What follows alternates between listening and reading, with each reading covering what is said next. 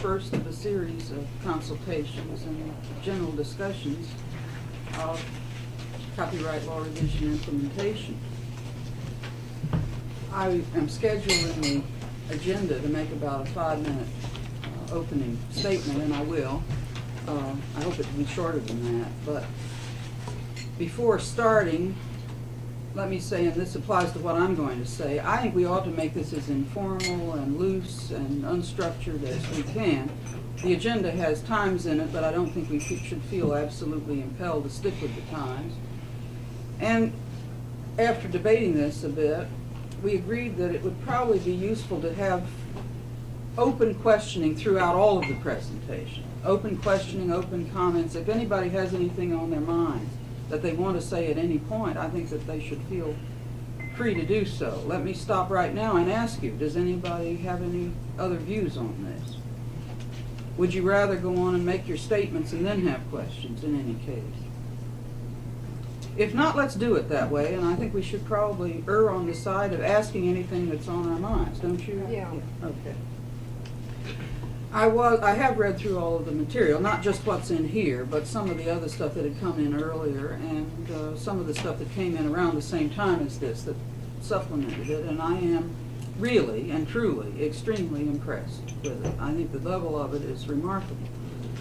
I knew that you all had the interest and commitment. None of that surprised me, but the depth, the level of knowledge, and the insight that the questions and the statements of assignments reveal really did impress me. I have tried to think, and I've asked the other members of the coordinating committee to think, if in all of this we're leaving anything out, if the sort of thing that does hit you sometimes when you come to this point, that, oh my God, we haven't really addressed this. If any of you have any feelings, you've all got copies of this, I assume. Did anybody not bring theirs today, because we do have some additional copies? Everybody has it, good. Let me say at the outset, in this whole batch, we're not including the extra added attractions, the performance royalty in sound recordings, which is Harriet Oler's special task. This is separate and in addition to revision. It's not part of revision. Similarly, this thing that we now got cooking on videotaping off the air, and the manufacturing clause, and the photocopying thing. These are extra, and they're not supposed to be included in here, although to the extent of revision implementation, obviously some of it will be. There will be an overlap. But let me ask the group now, before we get started, is there anything in this package that we've left out, that has hit you in thinking about it? Have we addressed this in terms of questions or comments? I'm not trying to pin you down that we have covered everything. I'm really asking for information. I think we'll know more after we've had each of the task group heads present. Okay, I'm going to ask this question again. I've had at the a end. question or two, but I'm fairly sure that Mike Shelley will cover it. If not, I'll bring it up then. Okay, fair enough. I am awfully grateful for the willingness of this group to pitch in, and really in many cases, in most cases, do two jobs pretty well full time for a while.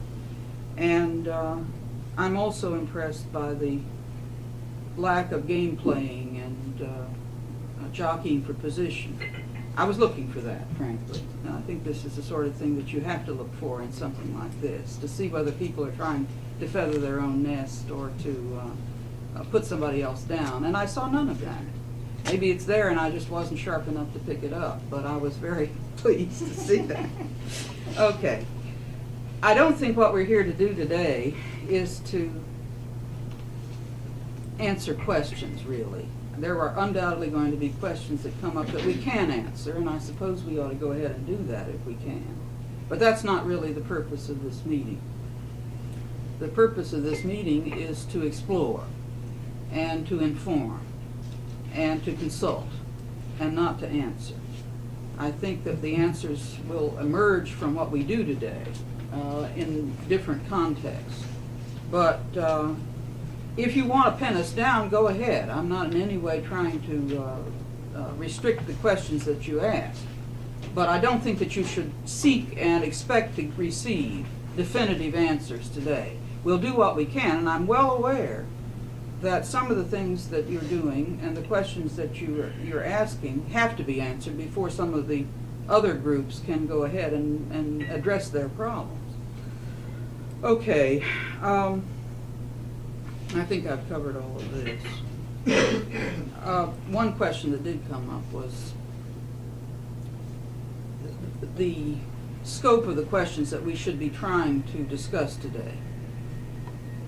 And I think that we are getting a lot of questions in the office, within the office and from outside, concerning the interpretations of the law involving things like rights, matters that really don't involve the office directly. And I have no objection to discussing these, but I don't think that's the purpose of this meeting. I think that we can, I know that a lot of questions are coming up, for example, from the training sessions. And we probably ought to know what these questions are in some organized framework and see if we know the answers or see if we should try to seek the answers. I realize that there are people in the office that have to come to grips with these questions in one context or another. On the other hand, I don't think that is really our function. I think we should be trying to address what we have to do and the questions we have to answer in order to do it. One other point I want to make, and it's a matter of philosophy and direction. And let me say at the outset, I'm not in any way suggesting criticism of what's been done, because it seemed to me that in reading these statements that they're neutral in tone. I don't interpret them in any way or one way or another. At the same time, I think it would be useful for me to make this statement and then see if you have any reaction to it. I do feel that it is the function of the office to serve the public. I've said this a million times, but they're not just words. We're not here to try to make our own job easier. We are here to provide the best service that we can. And it has a lot of impact on specific decision making, what philosophy you approach a problem with. For example, in terms of deposit copies, let's take that as an example. It's one that's in my mind because I talked to a group in the Library of Congress yesterday. Obviously, we have a dual function here. One is to provide the most efficient method that we can with respect to getting in the copies and accounting for them and getting them to the library. And that obviously is important both to the office and to the library. But at the same time, it seems to me that we should go at this with a really even more fundamental goal, which is to make the system work in the most efficient way possible without burdening the public. In other words, it seems to me that at every point that we have a decision to make, we should try to decide, is this useless for the library, or in balancing its usefulness to the library or the Copyright Office? Are we overburdening the public? Does the burden on the public outweigh the benefit to us? And it is very, very important to me and to the office in general. Greetings, Glenn. This is the one person who isn't a Copyright Office employee, and it's Glenn Zimmerman, the Director of Personnel, in case you don't know him. I'm very delighted to have him with us today, and you're on tape, Glenn. You're late arrived. Goes to show you that you let anybody into your meetings. Right. And I'm very, very grateful that you were willing to come to this today to get some idea of what we're doing. I'm just about to end up my spiel by saying that essentially what I want to do is to create a framework in a situation in which we serve the public to the optimum degree possible without burdening the public. And in every single decision you make, I hope you'll keep this in mind. Does anybody want to comment on this as a philosophical approach? Does anybody disagree with it?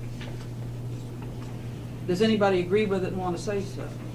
At the proper time. At the proper time. Okay. To the extent that we make ourselves more efficient, we serve the public better. And I Well, think of that's what course, of course. But you know, the bureaucratic image attaches to every single thing that we do.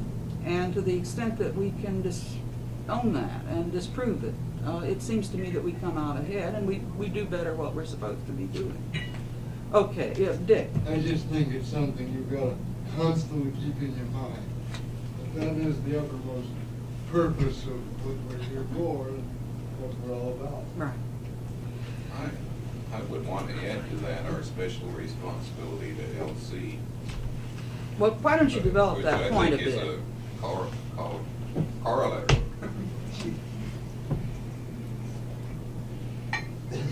Well, I confess the other day when Waldo was talking about should we or should we not catalog those deposits, my reaction was negative.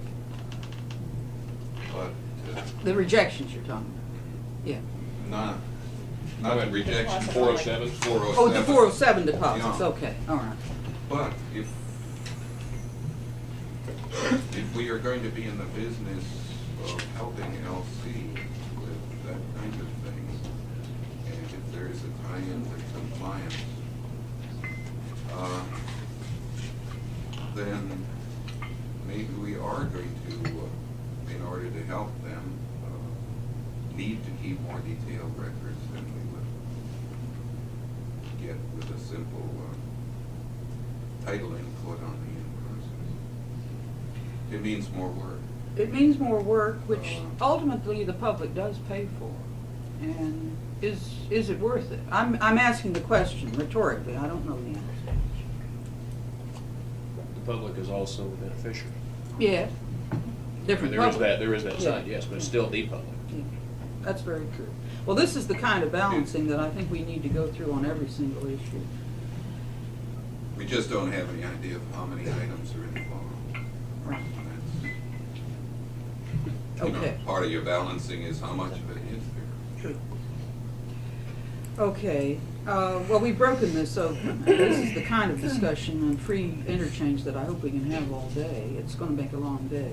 We plan to go to about 5. If any of you have to leave for carpool or any other reasons, feel free. I don't think you should feel compelled to stay to the bitter end. We'll see if we finish. We hope to have a little wind-up discussion at the very end. Marlene is thank you, Marlene, going to take notes. And we will try to get all the questions into the records of this meeting. The tape is just to show that we had this. I don't think it's intended for any substantive or cognitive purposes. And it'll just go for an hour, is that right, Dave? Yeah. I didn't arrange for it, so I don't think my wants are really very relevant.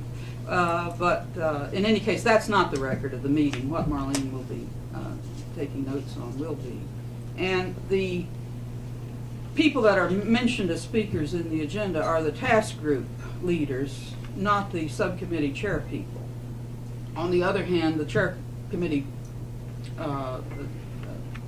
leaders, the four, well, let's see, Bob, Waldo, Marlene and John, should feel free to chime in all of the discussions that their task group leaders are giving. Are there any general comments or anything else that anybody wants to say before we break this up?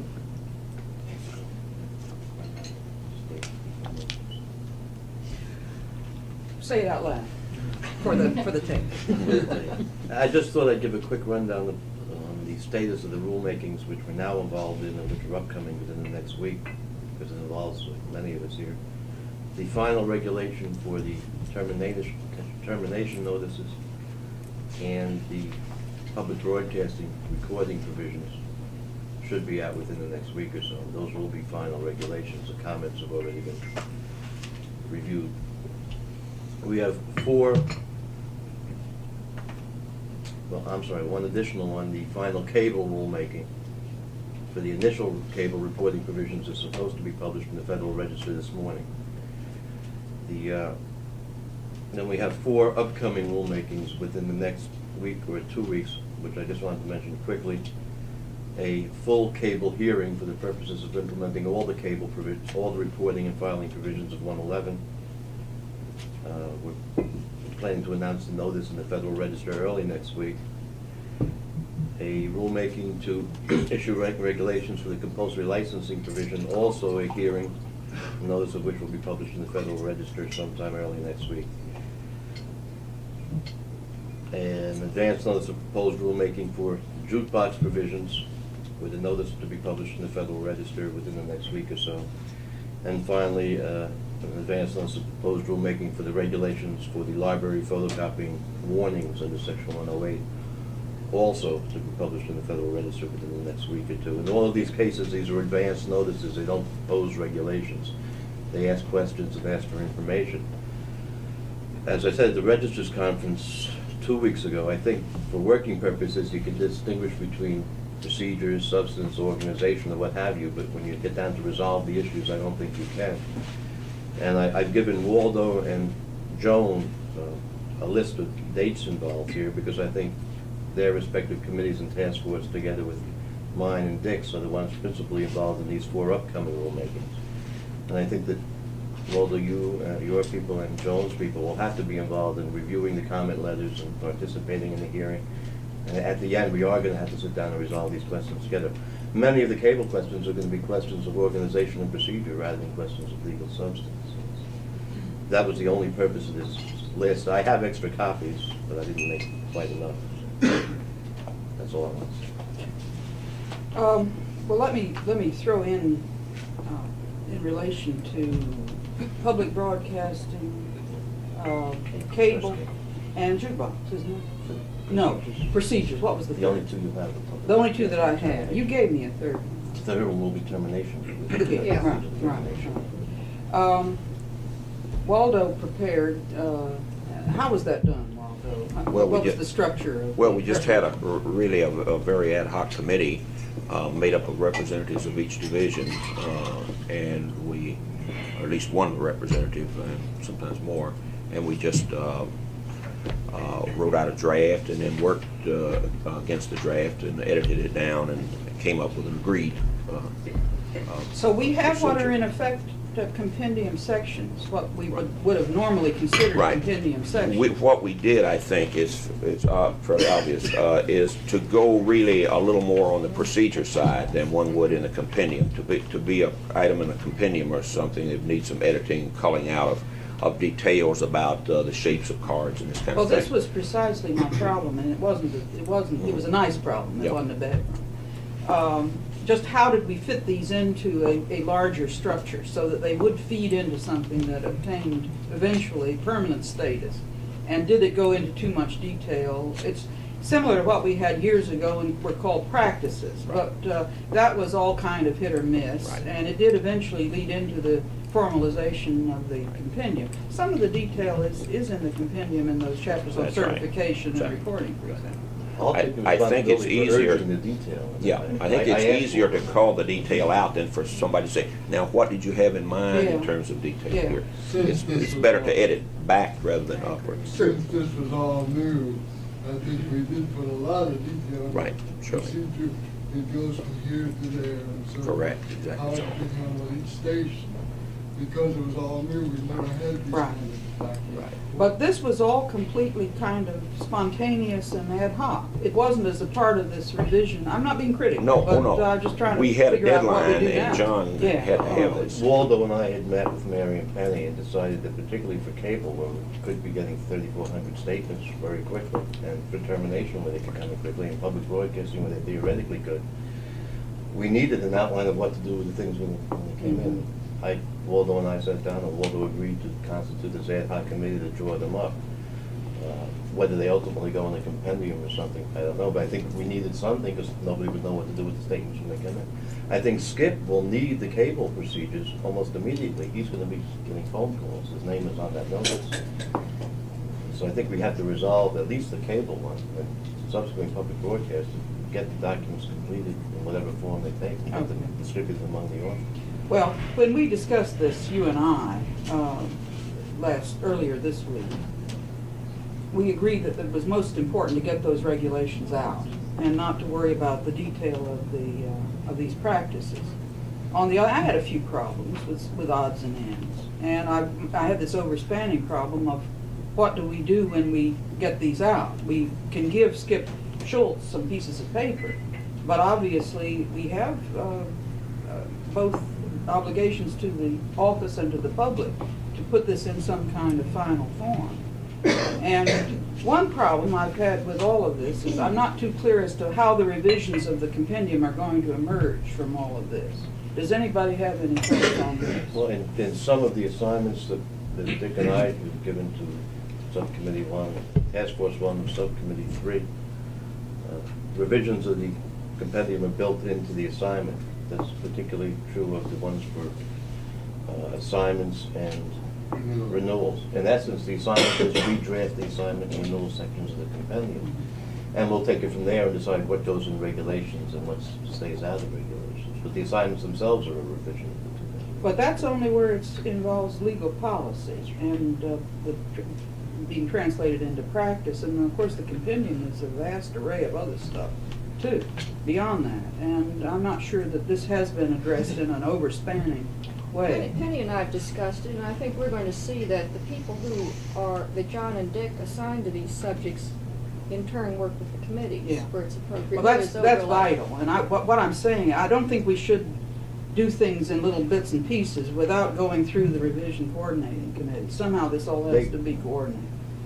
When we had this first meeting, Mary and Penny were both there, and one of the purposes of this was to try to get that same type of Okay. parallel operation going on. I might say we're trying right now to identify all of the documents of one sort or another, whether they be applications, statements, notices, whatever, that the Copyright Office will be receiving to record or register. And given the benefit now of this outline of the scope of assignments, we can see better where the overlaps are, and we're trying to get out to the group an outline showing what committees need to consult with respect to preparing the content of these applications and documents. And my own feeling is that we won't know really too well who should be responsible for preparing circulars or compendiums and so on until we see better where this overlap is and who would have primary responsibility Okay. in certain areas. Then I think we'd know better who ought to draft. Yeah, and of course, the issue about the compendium, that's always going to be an ongoing document. It's never going to be complete. True. And, obviously, if people prepare various position papers that could evolve into sections of the compendium, it's going to have to be reviewed in the various work areas for comments and additions. Do you have any feelings about what these first three papers that say in detail what the office does with notices of termination, cable stuff, and I'll be public quite broadcast? honest with you, I haven't seen them. I haven't seen all of them myself, but somehow or another this shouldn't be just done without some kind of larger context and also some consultation and cross-germination too. Bob? I think there's a real virtue in having that kind of document which covers everything that has to be done with any new procedure that we have. And I would suggest maybe it's not a bad model for what we need to do with other kinds of new procedures. I'm not sure they are too deep. I'm sorry, Bob. I thought you were trying to- As a, as a preliminary draft and a statement of what is involved. Because after that's done, somebody can take that and draft a compendium statement.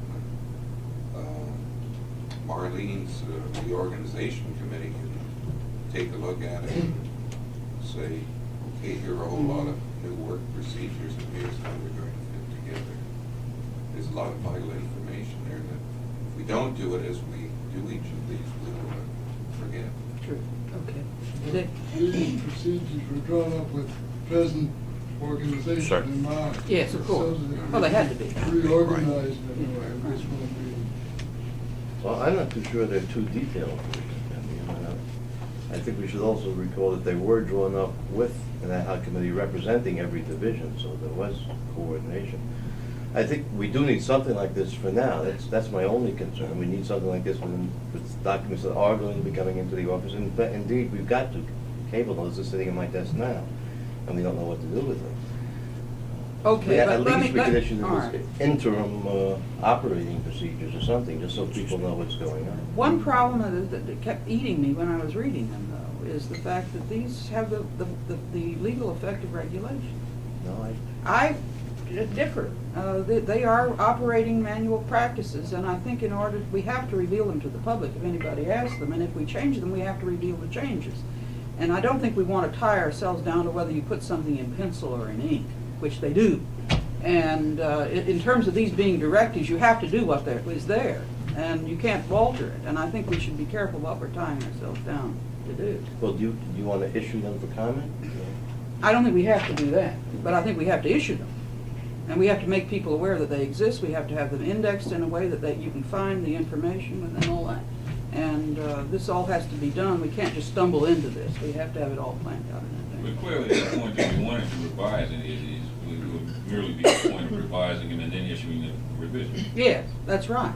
But this is a massive project, and if you in some cases, it's better not to go into too much detail in writing. I think if you want to leave yourself flexible as to how you deal it. And I use examples like whether you type something or write it or all that, or whether you call somebody or write them a letter, that sort of thing.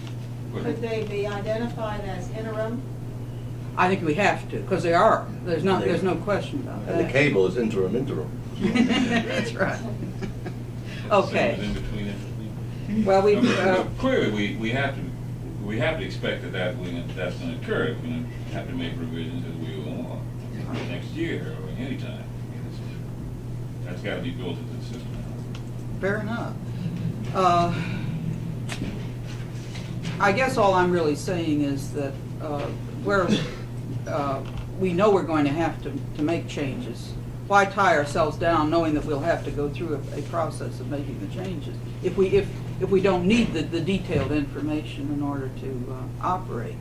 But admittedly, at this stage of the game, I know people feel more comfortable if they have everything in the flow chart spelled out in detail.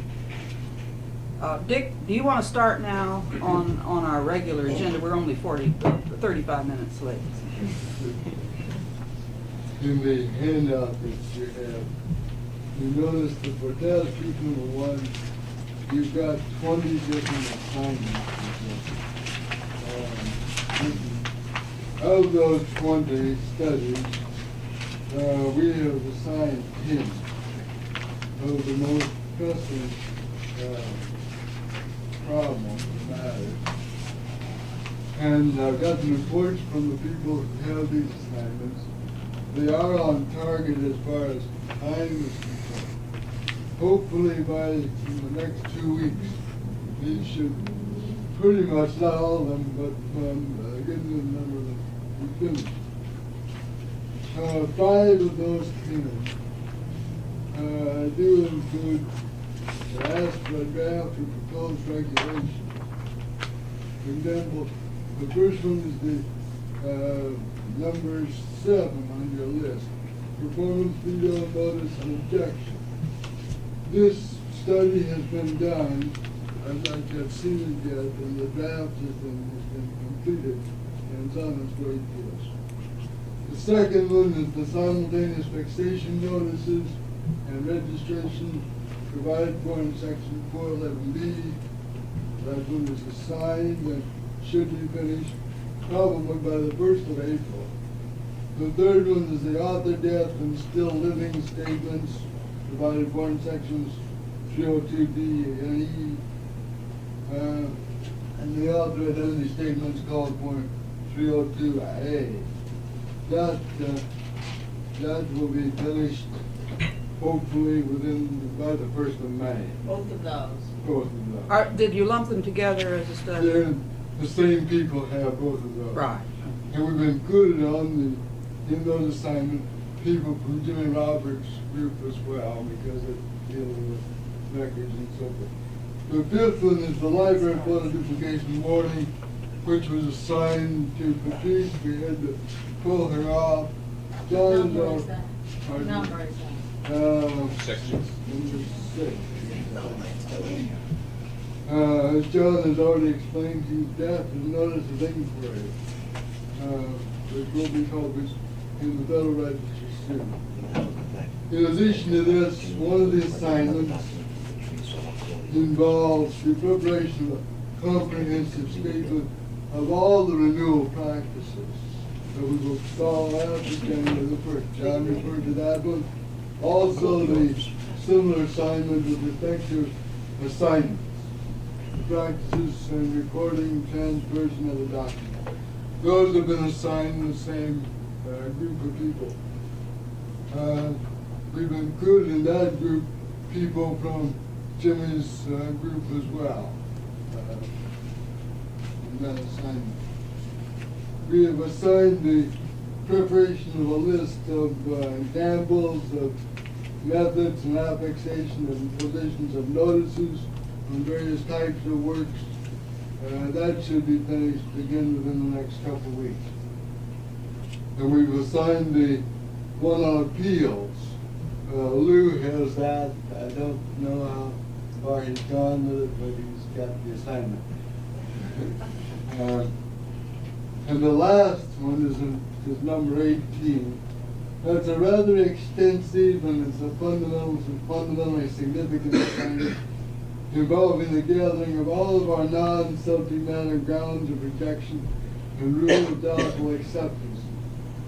We're going to determine how each of these should be treated under the new law and also listing additional non-subject matter grounds of rejection and doubtful acceptance under the new law, and discuss to the extent to which we should engage in correspondence under the new law where we can register, but the formalities, for example, are doubtful or have not been met, such as a faulty notice.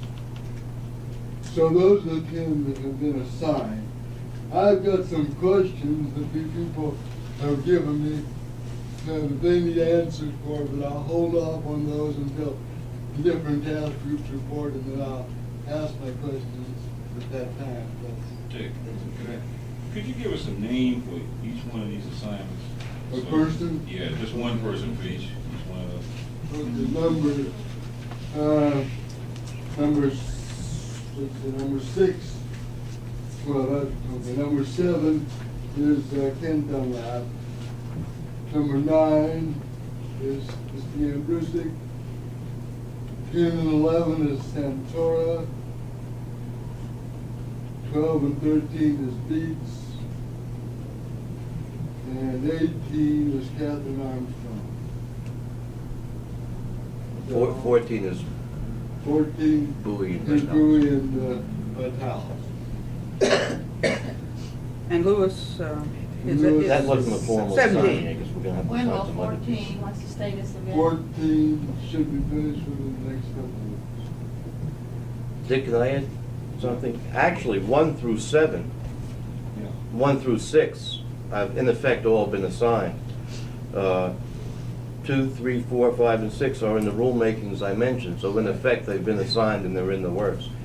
The assignment ended up being my assignment, that's simply the way it worked out. And number 1, for all practical purposes, has been assigned. There are various people in the offices working on it. The one other point on number 18, Dick mentioned the fundamental nature of number 18. It's a question of identifying everything we reject now on a non-subject matter grounds and deciding whether we should continue that practice after January 178, A, with respect to works published before January 178, and B, with respect to works published after, and the answers are obviously going to be different. For example, a notice of manufacturing clause. And there are going to be some very difficult transitional questions. 18 was broken up into various stages. Stage 1 has been completed, that is identifying all of them. Now the people are going to stage 2, which is deciding what we do after January 178.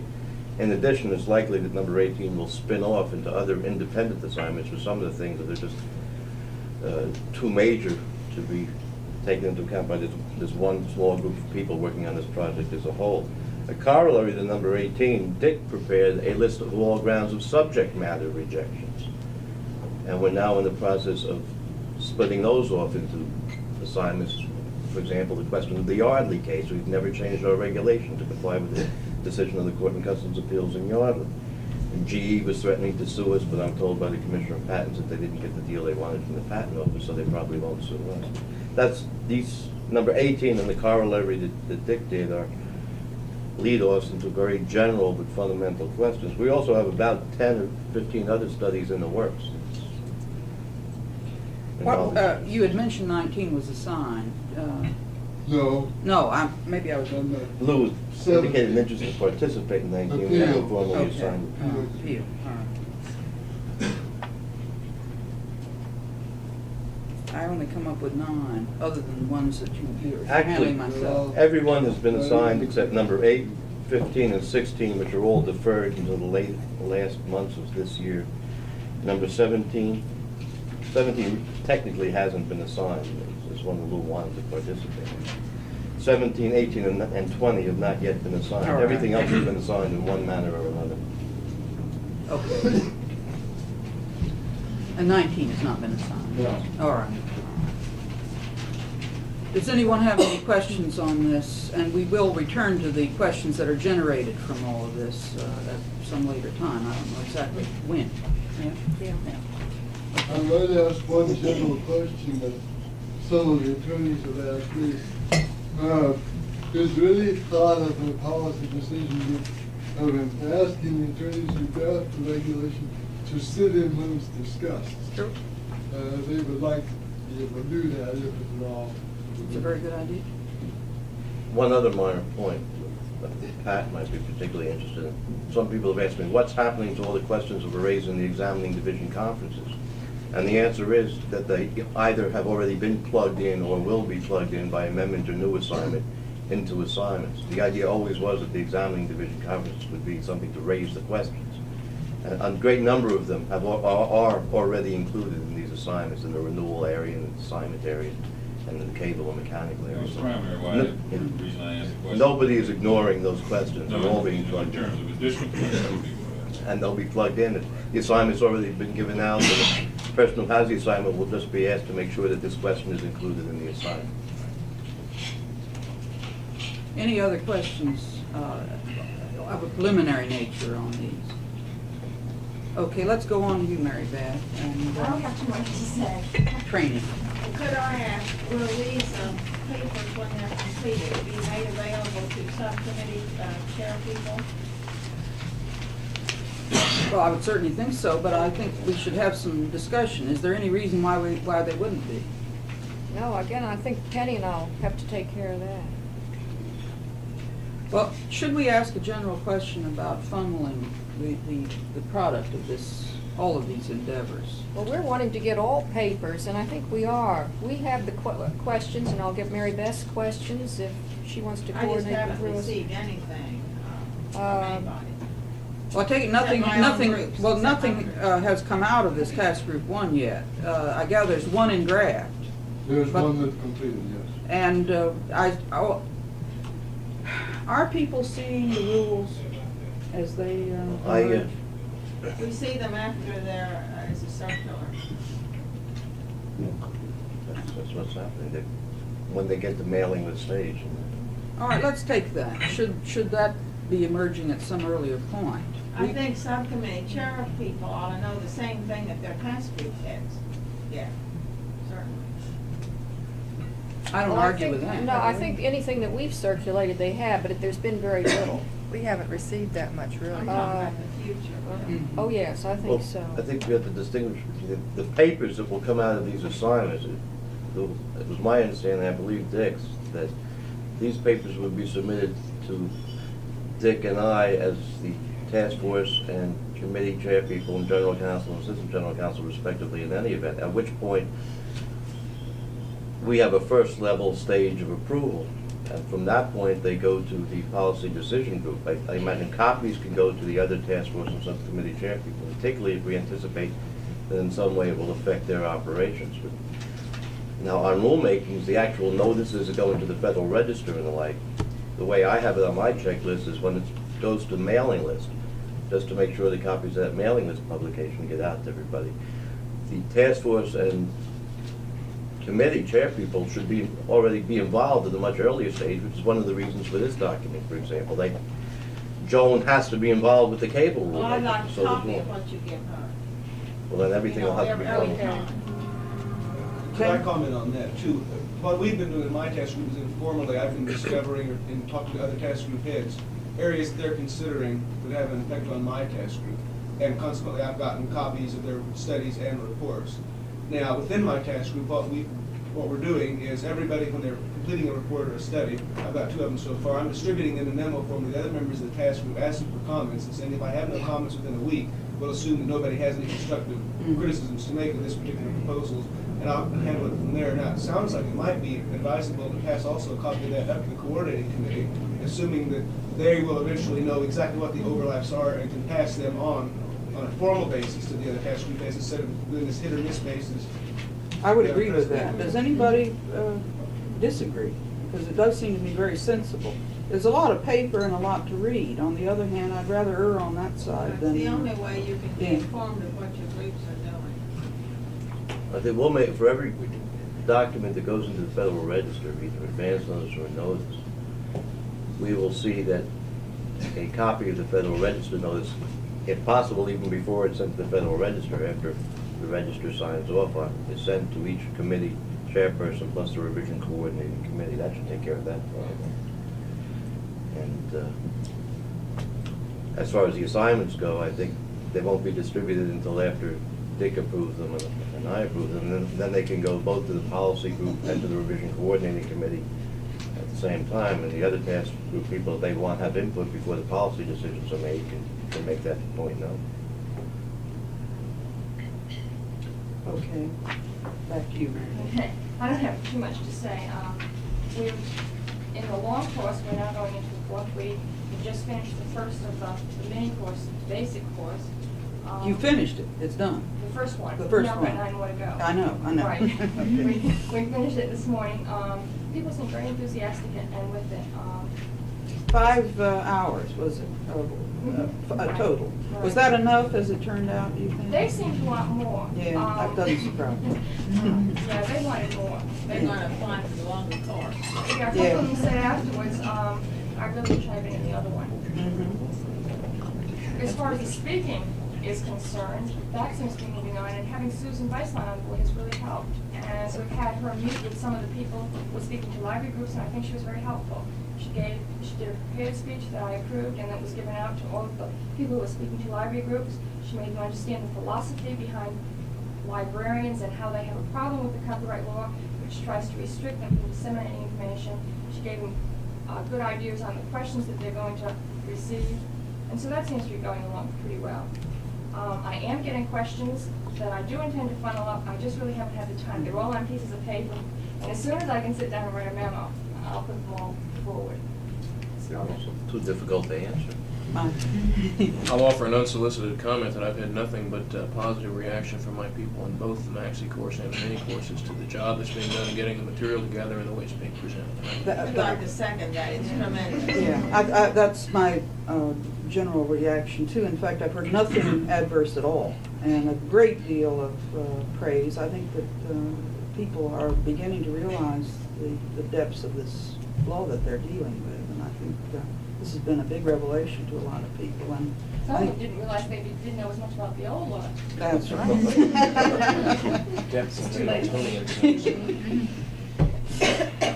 Does anybody have any suggestions or comments about how this is all marching along? Mary Beth, on 1D, I've spoken to AGAC, the Association of American Publishers, Recording Industry Association of America, and some of the Performing Rights Societies, and they're all very excited about the possibility. So are the employees of the Copyright Office. They're But really excited what they about have to understand is they're not being invited here to plead their case. They'll have Right. hearings for that. They would be invited here to explain what they do. what and- they do Right. and why registration is important to them and Yeah. why prompt action may be important. Right. But everybody that I've approached, including one I didn't mention was the National Music Publishers Association, are all very much in favor of doing it and have all said no problem in sending people down to the office. That's great, because the people in the classes are really excited. You know, they really think that it would be a very big help, not only morale-wise, which you mentioned, but to plug in with what they do that helps these people. What would you've got a very rigid, exigent curriculum laid out. Would you work this into that, or would you No. try to do it separate? We have to do it separate. Yeah. There just doesn't seem to be any kind of time. In fact, when we had a contour mix-up I in know. the room, we had to just put it off an hour and forget about lunches. We really don't have time to fit it in. The whole day seems to be pretty much covered with flexi time. So it looks like it's going to have to come sometime this summer or after June. Right. And we can probably just do it, after that. Your whole, Mike? go I don't want ahead. to interrupt, go ahead. Well, when do you plan to have this phase all through, the mini and the maxi both? The mini's supposed to finish sometime in the third week of May. Yeah. And the maxi, I haven't figured it out. I blocked 16 weeks, but it may not take 16 weeks, it may be 15, I don't know. But it will definitely finish somewhere in June, whether it's the third week or the second week. Right, okay. Just to express this thought, and then I'll get back to you.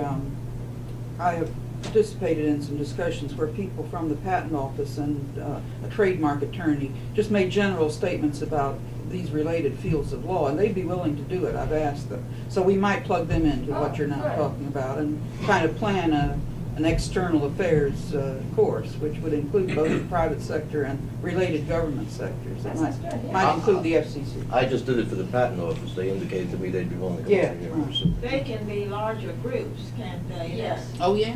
In fact, we found that out. Unfortunately, at Registrar's Conference, I gave you the wrong view, that only 6 people came to the makeup. There was a problem. Bernie Dees canceled the law class Monday, and he put a sign on the door that said, copyright law class canceled, and he didn't sign it. And I had a meeting with Susan Weisslein, and by the time I ran up there, Oh, everybody it had was come one of and those signs gone. on the door situations. And they didn't okay. understand that, that kind of thing. Okay, But the okay. larger groups do seem to work okay, too. They do. They really Especially do. for this other kind of Yeah. thing. It doesn't seem to inhibit people at all. They seem to just be able to talk Right. to you. It's a Fine. friendly teacher. Yeah, that's right. Great, okay. Now, About a month or so ago, I guess, at a Registrar's Conference, we discussed concern that some of us had about the forgotten group as regards training, and that appears to be the rest of the library staff, the other 6 departments of Oh, the I agree. library. Now, I know you spoke yesterday, Bob Stevens and Lou Flax and I have spoken to different groups at the library. LCPA has asked us to do a series of articles for its newsletter and that sort of thing, but I wonder if we ought to be sure that we take a good solid look at the overall job we do on behalf of the library, and be sure that we don't overlook any let's possibilities. discuss this, because I think it is an important question. I don't feel I was really talking to the right people yesterday, Bob. I don't know, but Well, yeah. It was a nice meeting, but I Who wasn't didn't. there who should have been? I thought they were responsive. A lot of certainly. department heads who should know this and weren't, and this and that. I don't, well, Vivian Schrader shocked me when she said that she was the only person in her department that was asked to come. You were there, she said it in your presence. No, I had left you Oh, maybe you did. when you were Okay. talking to her. I didn't know that. When she says her department, she must mean not her department. That's what she said. No, she's wrong, All because right. there was a whole Yeah, row of there's people a from group. E&G in order. There was, Yeah. okay. Gwen was there. Yeah, all right. Yeah, I saw quite a few. Well, do you groups. feel that this was the kind of group that I should have? I didn't feel that I was getting the questions that I should have been getting, I'll put it that way. I got a lot of questions, but I didn't think they were the one, they didn't go to the heart of that thing. Maybe so. I For don't know. example, what were you looking for in questions? Oh, a great deal more on deposit and that sort of thing. And how can we work this out in a structural way? But maybe it was too early for that. Yeah, it may be basically an ignorance of the law here. Could be. And- Could be. That's right. And how to ask the right questions, I think. The point is, you almost need to have an agenda for these groups and give them some information or key them into certain provisions of the law that True. identify those areas. Something very basic. Whenever I've spoken with a group over there, I've taken along a fistful of copies of the law and of R99, the highlights of the new law, and people just jump up and down with joy to get copies of that circular because it summarizes things so nicely. Maybe we should make broader distribution of that in an early day. Heaven knows that's easy enough. We can certainly do that. Well, I felt the need to pursue this. Have you asked that to be put on the agenda for executive session? What executive session? Yeah. I got a few things hanging. Oh, yeah, I know you do. But that's Okay, another. that's a good suggestion. I talked to Don, and after the budget, recognize that we're being somewhat remiss in having the meetings. I'll speak to him again. All right. Now, I feel very urgent about this. I don't want to misfire by going at it too early. I think we need to have our own ducks in a row, which is what we're doing now, a little more than we have so far. But at some point, I think we need in-depth consideration of this, not just formal speeches. I don't see training the library in the new law, not the way we're doing our own staff, but structure somehow a better framework where we can have consultation that we need, I think is very imperative. Well, I think we have some of that through the subcommittee groups, Barbara, who are already starting to work. You do. You're saying really in answer to Mike that maybe I'll we've tell you got about enough. that. No, I think we're talking about two different Yes, publics at the library. It seems to me that in a general meeting where you are informing a large number of people, you really can do no more than get them started thinking about it and asking whatever questions are topmost on their mind. But then you have to follow up, and I think that's what we are doing in a structured way. Well, I'm getting ahead of things, I guess, here. Up to a point, get ahead, and then we'll come back to this in your presentation. Lou and I have had a lengthy meeting with Alan Fern and John Finzi about how to proceed with the ANTRA, and Alan will be setting up an interdepartmental committee, and we will be working then with individuals who are going to be concerned with this. In the case of best edition compliance, the deposit question, we have already started working with the acquisitions committee on the photocopying question. We will have we've had a meeting with the professional group at which Lou spoke. This is the LP. No, this was the reference roundtable. Oh, right. Yeah, the reference roundtable. I did a thing for CRS. We have a meeting scheduled early Monday morning with the Photo Duke people, and we are scheduled to go on from there to get input from the reference departments and CRS whose needs in regard to photocopying may be different. My concern, obviously, since I'm managing these efforts that I was talking about, my concern is not for the near term. It's that over the period of the rest of this calendar year, we not forget that we have a responsibility to educate the library and to be sure that when we do it in an organized and complete manner. Well, let me and obviously a lot of that education has got to wait until we get our own house in order. To what extent should your endeavors be related to this? I don't really know. If it's the kind of, like education kind of thing, I don't see why we can't. But Mike and Dr. Stevens certainly know the needs of the library far better than I do, because I only was a non-copyright person for about 2 months. And I studied with processing. But I just don't know. I'm open to any suggestions. Well, I think what's emerging here is the need for some structured training once we have a clearer fix on what we're going to be doing. And I could see you being the focal point of this later on in the year. I do too, and we're going to have a planning for industry training, and we're going to start that next month. Dorothy Harris is coming down from New York, and I don't see why we can't plan for library training at that time. But this is for this fall. I suppose as in any training, there's always the possibility of peaking too soon also, as far as the rest of the library is concerned. If you hold it early on in the year, when you get down toward the end of it, and the day-to-day business of everything, people may tend to forget or not. So the timing of it might be pretty important. Fair enough. It's true. Yeah, it is. Fall is probably better because the kind of training we're going to be doing, I'll be coordinating, but I won't be doing most of it. The team leaders, the section heads, that kind of thing will be educating their own staff and what can we have to practice this. And I'll just be looking at what they're doing and auditing it, but I won't be doing that little trick. Any other further comments on training and the document? On training, we have been taping all of Mary Beth's maxi course. I don't know that we've done a mini course yet, have we? No. I thought about that. I thought maybe I'd wait till I got to the third or fourth one, since I'm Okay. still perfecting. I would think we ought to build in a mechanism somehow so that every new employee who comes in can pick up and listen to the tapes and then start the course at the point he arrives, and then we may want to do this with newcomers later on after Mary Beth has actually quit giving her course. Do you have any thoughts on that? No, we are doing it now. We are, what I do is I give David a little folder that says session 2 that has the outline, the material, and the hypotheticals, and the assignment sheet for next week. They can go and do that. And I'm working out with him right now because the material, videotape stuff is in catalog.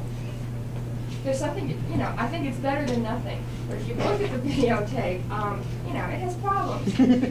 What you do in an open situation with a live class seems fine, but it looks terrible on videotape. It really does. Your arms and your movements all of a sudden. It looks terrible to the subject only. That's right. No, I think they're okay, and I think they serve a purpose, and they're a useful purpose, but I don't think they're the end all at all. Face-to-face is much better. Of course, but if you can't have face-to-face, it's at least something, it's a reasonable facsimile. And I think this is a step forward. I'm pleased with it. You wouldn't carry your remarks to the point of suggesting that we not use it in the way that Bob is suggesting. No, I'm just saying that, You're being modest, is what you're No, doing. if it's all physically possible, I think lifeline is better. I'm really trying to get better on the videotapes, to knock out the ums and not to rock and things like that. But something happens after the first 5 minutes, I forget what I'm not supposed to do, and I revert. I make all the faces and everything all over again. Videotape doesn't get the interaction she has. with No, the students, that's very which is true. part of the success, I think. Some of it David gets, he's been pretty successful in doing that. He's had a hard job, David has his time. One question I wanted to ask, if you have to schedule makeups and you can't work it out with the room, would there be any point in renting a room like this? I don't know. It's not all that expensive. The problem is that you've got 35 or 40 people, and I don't know Yeah. how big you can do it. And I know we've got a problem with the hearings coming up. And You do. they I've had seem- that in my mind. And then it seems that they're always scheduled on a Tuesday and Wednesday, so you can't really work it out. And you can't really take 2 days and put them into, 4 groups of days and to put them into 2, because the classes get way too big. Because we're doing like 260 students now, and that's a lot. I don't know, I was gonna broach that subject, I'm not necessarily here. But we do have to come up with an alternative to fit at least 50, or 40 people on those alternate dates. Do they have bigger rooms than this? Oh, yeah. Mhm. Oh, yeah, they've got rooms of all sizes, and I think it's worth the money. It would be about $100, wouldn't it? This room's $75 for all day. And I don't think, we're gonna have to have the room for those hearings, that's I know you obvious. are. And obviously, And I Contu really- has to have it too. And Congress has to somehow. have it, and I really hate to interrupt the momentum as it's going. Okay, well, I think rather than cancel classes or try to condense things that you know you shouldn't be condensing, let's try to find another place. Okay. If that's all on this, let's now go to what I think is probably the hardest of the whole bunch. It's a mess. It is, I understand, I understand exactly why. I must say that I'm very impressed with what you've done so far, and it's impressive in more than one way. It's impressive in terms of what you've done, and it's also impressive in terms of the difficulties that have been implied. This is the whole question of the registration system, including the application forms and other forms. And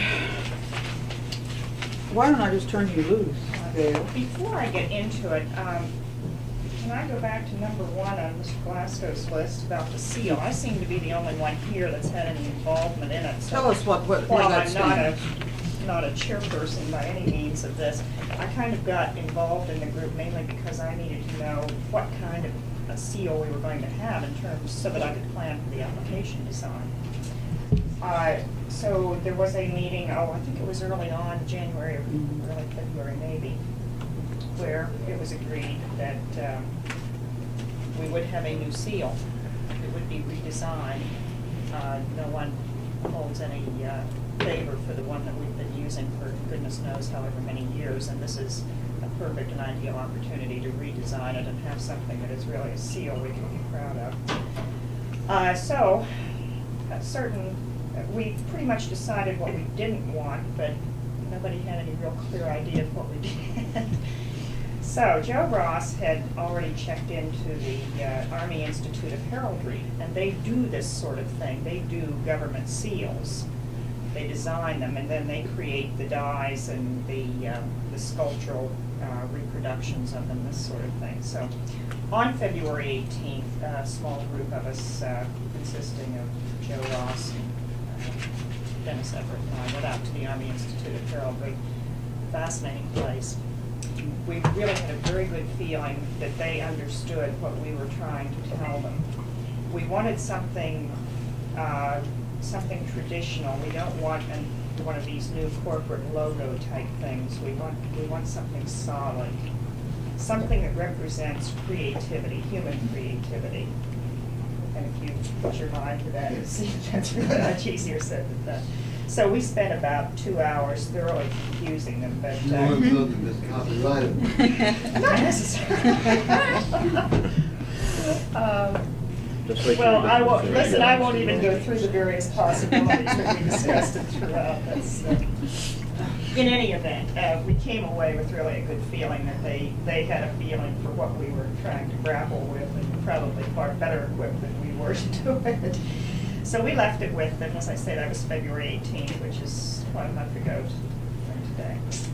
And we're promised a design within 6 weeks to 2 months. So that should be any time pretty soon, where they will give us 3 possibilities, and we will hopefully choose from one of them. Hopefully we're going to like one of those 3. It's going to save an enormous amount of work and delay if we just put our minds to liking something that they come up with. All right, that's the easy part of the problem.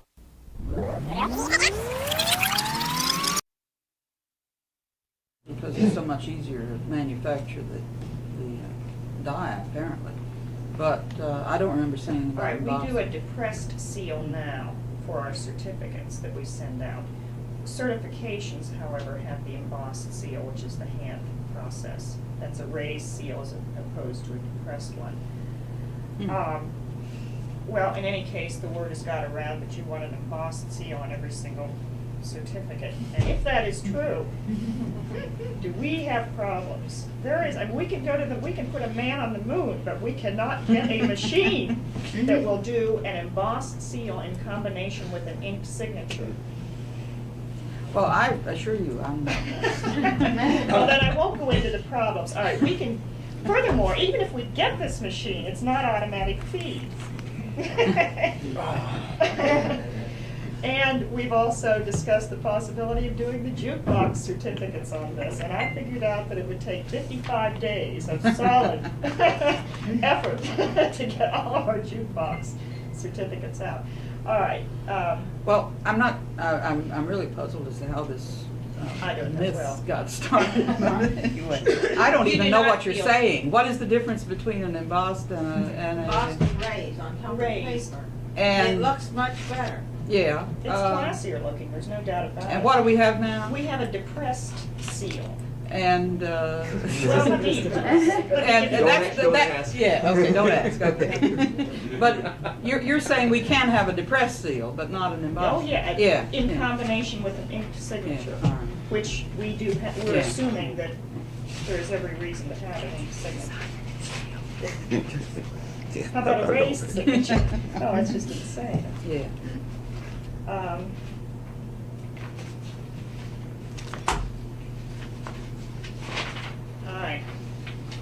that's depressed, this is raised.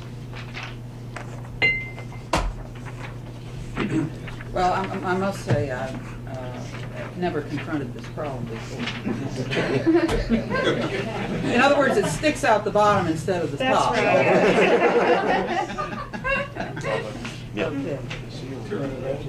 Well, it does look better. There's no question. On the other hand, I'm well aware of the constraints. I was assistant register among other things, back in the 50s, I guess, or 60s, when they did change over to a different machine, and I remember the problems then, and I don't see any harm. Is there any problem with a raised embossed signature? Does it have to be inked? Is there any legal significance one way or another? Does anybody have any feelings on this? Yes. Why do you want to do that? Well, we can do it with one machine. They can make an embossing machine that will emboss the seal and emboss the signature underneath it. The only problem is it's going to significantly reduce the size of the seal. That's one operation. Well, in essence, we have one operation now. Yes, right, with the ink signature. With the ink signature and the depressed seal. So if we merely change the dies, we can go ahead and use the same equipment we're using now, which has proven to be very reliable. Has proved to be reliable in operation, and I certainly would hate to have some equipment problems. Well, likewise, I'm well aware that we could have a situation in which if we decide to go with a new seal and we're not really prepared mechanically to deal with it, we'd have to do every one by hand for a while. And I just can't see burdening the office with that. The law was written deliberately in a way that makes the office seal, the seal that we are using on the date the new law comes into effect. So we really have to have it ready if we're going to change.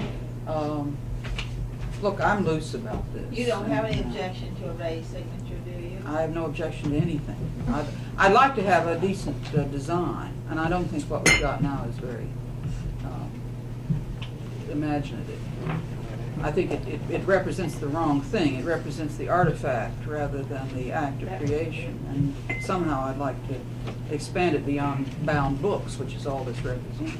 A query, if we get into the business of a raised signature, it would be raised but not inked, is this going to cause any problem for our clients when they start making Xerox copies and so forth within their own business? Because the raised signature, for instance, might not show. If it's not inked. Fuzzy area. That's about all, yeah. You think it would indicate that the signature was there? I think you pick up parts of it Yeah. depending on the photocopy. And you raise a point. I suppose. Well, what people do, they take a piece of carbon paper or something, highlight the thing. Mhm. I wouldn't make that a determinative factor, although I suppose we should consider Well, it. any determining factor is as good as any other. Yeah. Well, it weights one side or the other, of course. Well, we all want to live forever, but all of us are gonna die, and when the register dies, can you quickly make I sincerely hope I retire before I. Let's make it retire. Okay, all right. What I'm saying is, can you as quickly convert from a stamped signature with ink? Can't you more quickly convert that way than you could with a die? Because the die would have to be made by the die maker, which might or might not be a factor. There was a time, there was when the thing was actually printed on there.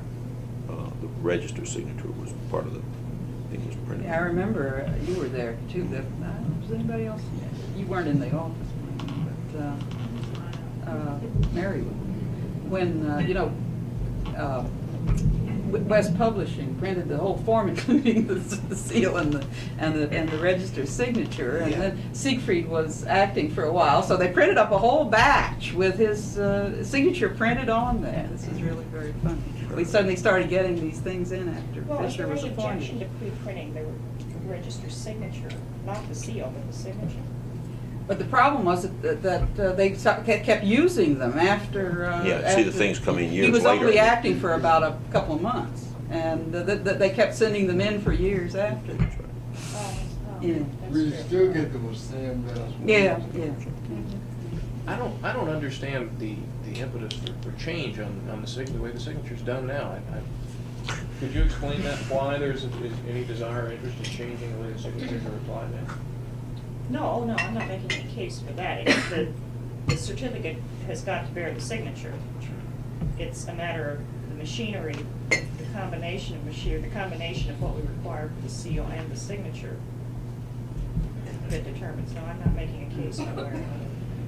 Pretty well said now. My feeling is that we should stick as close as we can to the system we've got now, but redesign the seal. That's all I've ever really had in mind. And if we can make it look better, fine, but I wouldn't mess up the machinery for that Well, we purpose. can get machinery for something like between $25,000 and $50,000, but we can use that money. Yeah, we can use it for something better. Something else, okay. However, well, let me not say this. It appears, well, if we go with the raised signature and the seal and the signature over here, we've got big space problems on the certificate, which I was trying to minimize. But if we go with the depressed seal and the signature together, that solves that problem. Fine. All right, moving right along then. To the registration numbering system. We presently have 57 different numbering systems. Do I need to explain those to anyone? No. Okay. We seem to have survived with 57 different numbering systems, but the question is, can we simplify any by reducing the numbers, and what are the requirements of automation? And alternative systems, you either have multiple registration systems, such as we do now, and whether you have 57 or 24 or 32 really doesn't matter. The question is, shall we have a single numbering system, or shall we have multiple numbering systems? Largely at the request of ISO, we began considering the possible problems in a single registration numbering system. And I'm glad to have here Dr. Stevens and our cameraman up there who will, I hope, chime in and explain to me or explain to the group how this is going to affect their particular operations. Basically, the single numbering system will begin on January 1st with works which are registered under the new law. There will be a classification, a letter classifier before the number, but the number will begin with 1 and it will proceed through 99,999,999. In other words, that's 8 digits. How many years will that take us through? We figured about 100. 100 years. Okay, now you can clearly see that Well, that would be positing less than that's a million a a year. year. I wouldn't bet on That we'll have more than a that. million? Could be.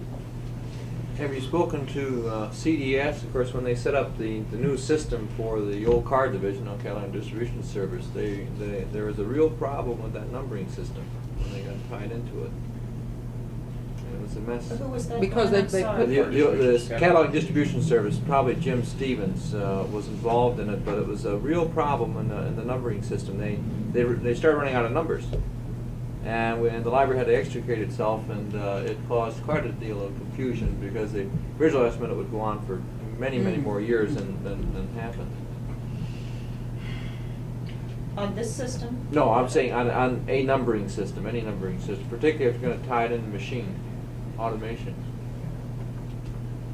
We're now registering about 400,000 a year. Right. Over that. 430, 30. 430. Yeah, that sticks in my mind. And you're saying it's not going to double, and I'm saying it sure as hell is going to double. I think you need another digit there. Oh, all right. That's all. Well, it's not going to, all right. Well, what did you thought in 100 years we'd start over again? So we start over. We start 50, over again, 50 yeah. years we start over again, and would be some way of indicating when we start I over. mean, Yes. we have always In other words, you go right on until you run out, and then Yeah, you then start start over over again. again. Yeah. Okay. All And right. at that point, you use some prefix to indicate it's a new series. You'd have to identify this series. Well, let me get this straight now. Everything would be numbered sequentially, but there would be an extra added letter indicia to indicate the Yes, class. Yes, we would have classification. It would be an A, 2, 3, 4. Yeah, right. And how many of those would there be? Classification? 57? No. No. Okay. I'll get to that. Okay, you'll get to that. All right, fine. All right, it would have to work, I think, this way. All right, well, let me point out first that Lee Foley is the one that has to deal with these 57 different numbering systems. And Lee, of course, is delighted that, with the idea that we could reduce the number of different sets that he's having to work with in terms of statistics every day. It's not without problems, but let me explain how it would work. It depends upon batching. Theoretically, you could have an A 1, 2, 3, 4, a B 1, 2, 3, 5, M 1, 2, 3, 6, etc. But it shouldn't work that way. It will depend on batching within the examining. When a work has been cleared in examining, I would hope to have technicians batch in given numbers, in an X number of copies or claims for the work. 10, 15, 25, 100, or whatever seems easiest. Lee would then be able, if he knew that we were going to batch 40 Bs in one particular set, then he would assign the next 40 numbers in the sequential series to one of his numbering clerks. That numbering clerk would do those 40 Bs with the numbers that he was assigned, so that there would be 40 numbers in a row, which would have B prefixes. Then we were planning to retain the batching until they got to cataloging, which was going to ease the cataloging burden. Now, there was a problem, and I want to ask Dave and/or Dr. Stevens to comment on all of the discussion we went through on how this was going to affect the CCE. Dave, well, why don't you state your problem with it? The biggest problem that I first saw was accountability of the records. Right now, you can tell at a glance where there's a missing number in a particular catalog because numbers are supposed to start with a certain number and go to a certain number. If you pull out certain ones all along for different classes, you have these natural gaps in there.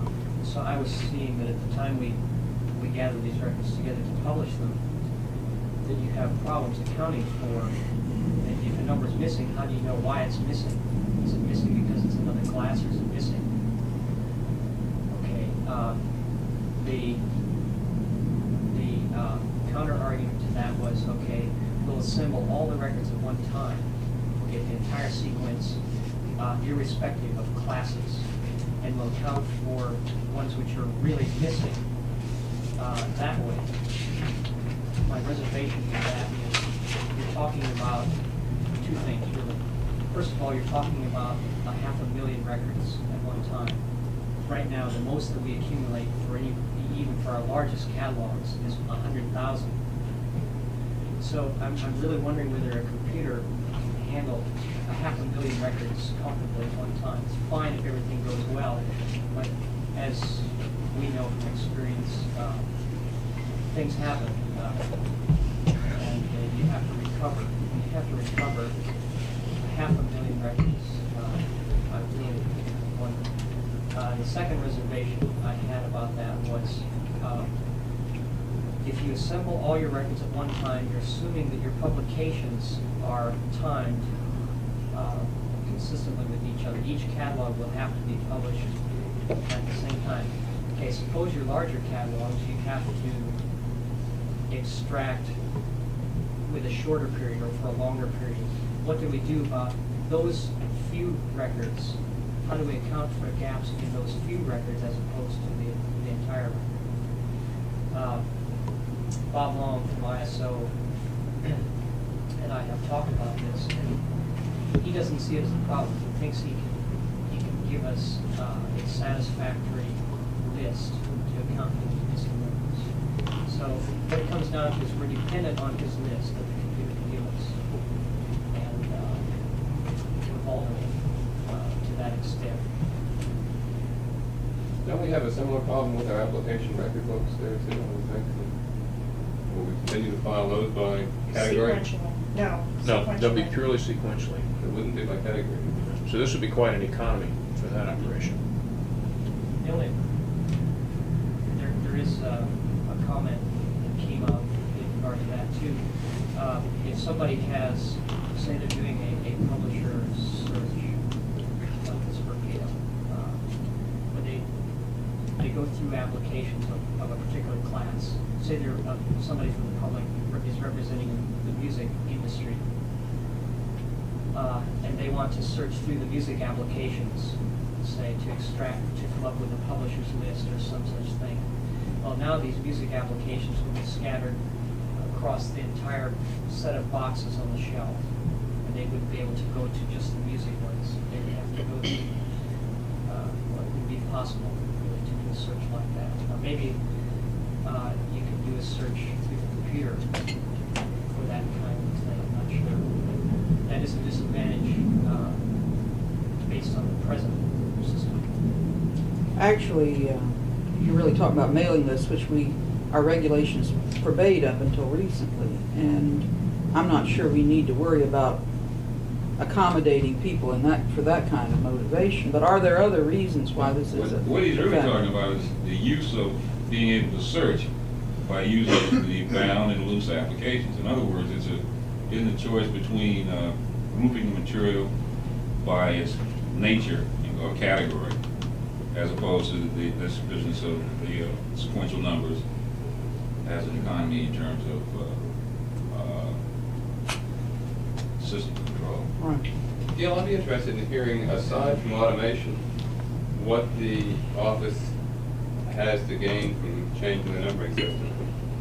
What is the impetus behind it? Well, you put your finger on it. Yeah, primarily it was, Bob Long makes a very strong case from his point of view for the simplicity of creating a system based on a single numbering system, a single series of numbers.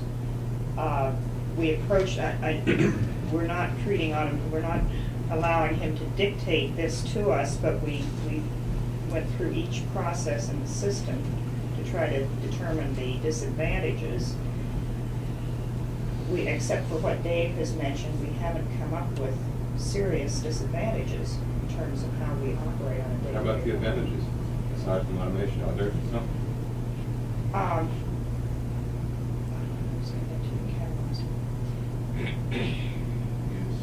Yeah, well, go.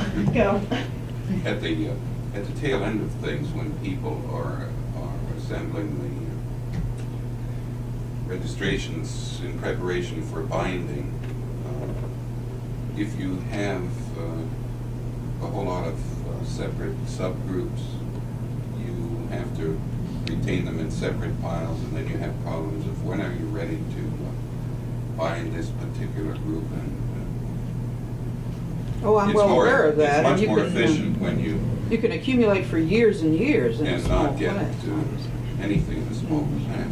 And when you do that, of course, you open yourself for loss. You lot, or not theft other of stuff the gets very application. dog-eared by the time it's been around. The damage is damage. Yeah. Of course, some of that could be solved by having larger categories, by changing our categories. Well, one thing. I guess what my concern Yeah. really is that I'm concerned from what I've heard, and is that we're letting automation take the leading role here. And I think, from what I can see, and I haven't talked to Bob Long in depth with this, but it doesn't seem to me that the numbering system is nice for automation, but it's not crucial.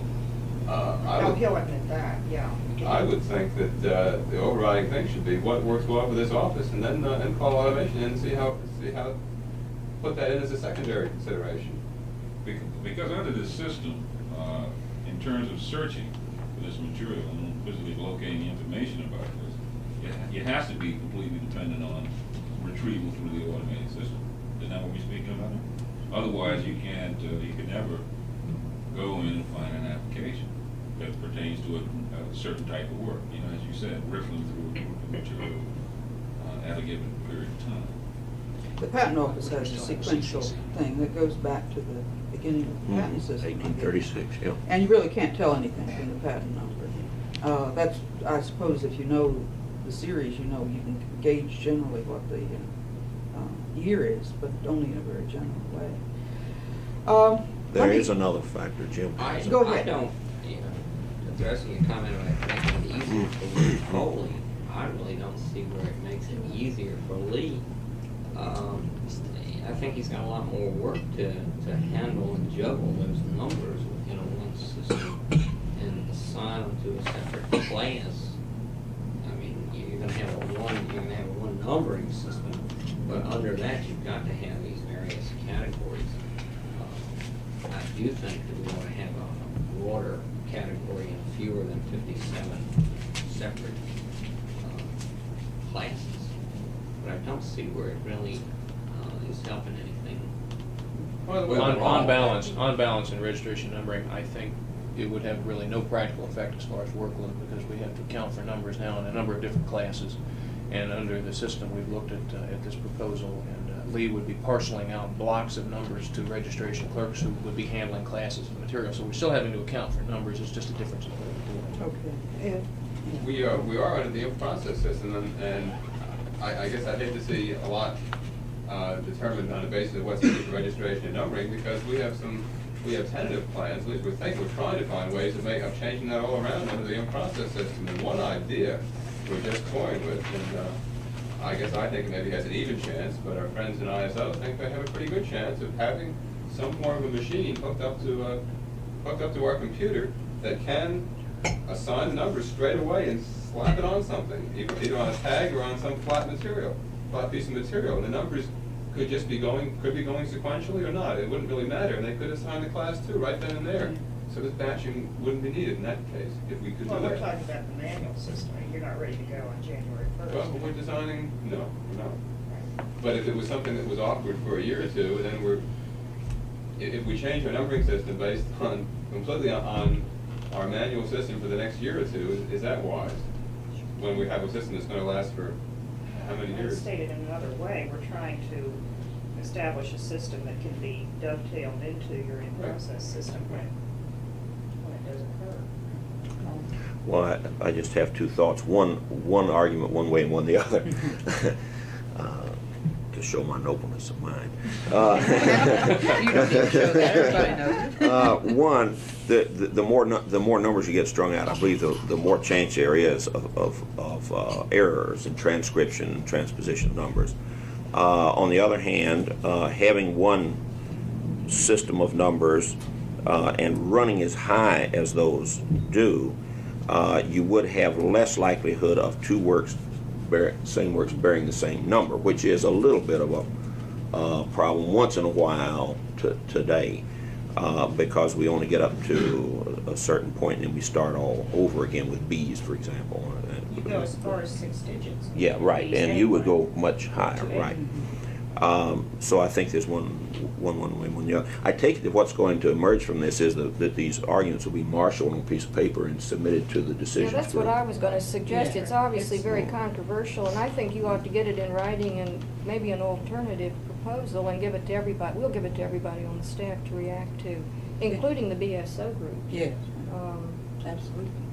Okay. Can we separate out things like the idea of having more digits? I think that's going to be we can make a good case for that regardless of whether we have continuous numbers between classes or not. I think those are separate issues. I think Gail's aware of this too, that any numbering system's going to have a strong effect on the storage and access to the deposit copies. Yeah, And so that, if we change the numbering system, it also involves changing the storage system. Tim, didn't you and Mike think that what she was going to propose would aid Pickett Street? I think that mainly Mike, and I think you'll talk to Neil too, since I'm not that familiar with what's going on in Pickett Street, I kind of deferred that to people that actually work down there. And we did have one discussion with Neil about it, and he seemed to feel that it wouldn't be any big problem, but it would involve a changeover of the system. Right. I have talked with Bob Long at some length about this, and he has prepared, based on these discussions, a proposal that would help us in inventory control. Really? in determining what is there. Not only that, but in determining its locations, letting us track with, I think, a very small amount of difficulty where copies are that have been withdrawn from deposit copy storage. And so, but his proposal can operate independently of the type of numbering system that is set up. Sure, it's going to involve some changes out there. I was going to make this very point. The one thing that we're going to have that would be essential would be an accurate listing in sequential number of all items by class, so that we can know what we do and don't have and what we should and shouldn't have. Well, I assume that this would be easily obtainable from the in-process record. But again, since the point was, well, I'm not talking about in-process, of course, we're talking about next January and February of next year. Yeah, that's true. And he assures me that it could be available at that time. But we are, again, at the mercy of the computer. He being Bob. Bob. I mean, you would have a retrieval system on the copies by the end of the year? When we also have some problem even getting the whole copies up as it is? This is Okay. why I think we need to get it in writing and let them react to it in writing. Yeah, I think this is quite urgent, Bob. You said the word urgent. I would urge a deadline. Could you establish a deadline for Gail and a deadline for? Well, we talked about deadlines this morning and agreed we really shouldn't. I think we're in but, agreement that Gail's got the most urgent problem. You don't want to establish deadlines in the matter of. Well, I don't feel confident off the top of my head to I establish think a Gail would have deadline. to say if she's ready to put it in writing. Oh, yeah, And you get me a typist, I'll have it by Monday. That's the hardest of all. Right. Mark? Just one thought to Gail. In your investigations, or were you able to determine the registration delays that might result in this batching procedure? In other words, the batching is basic to this new numbering scheme. So what about the delays that might be encountered in registering? If you had to set aside a group of numbers for small categories? Well, we would simply set aside smaller groups of numbers for small categories.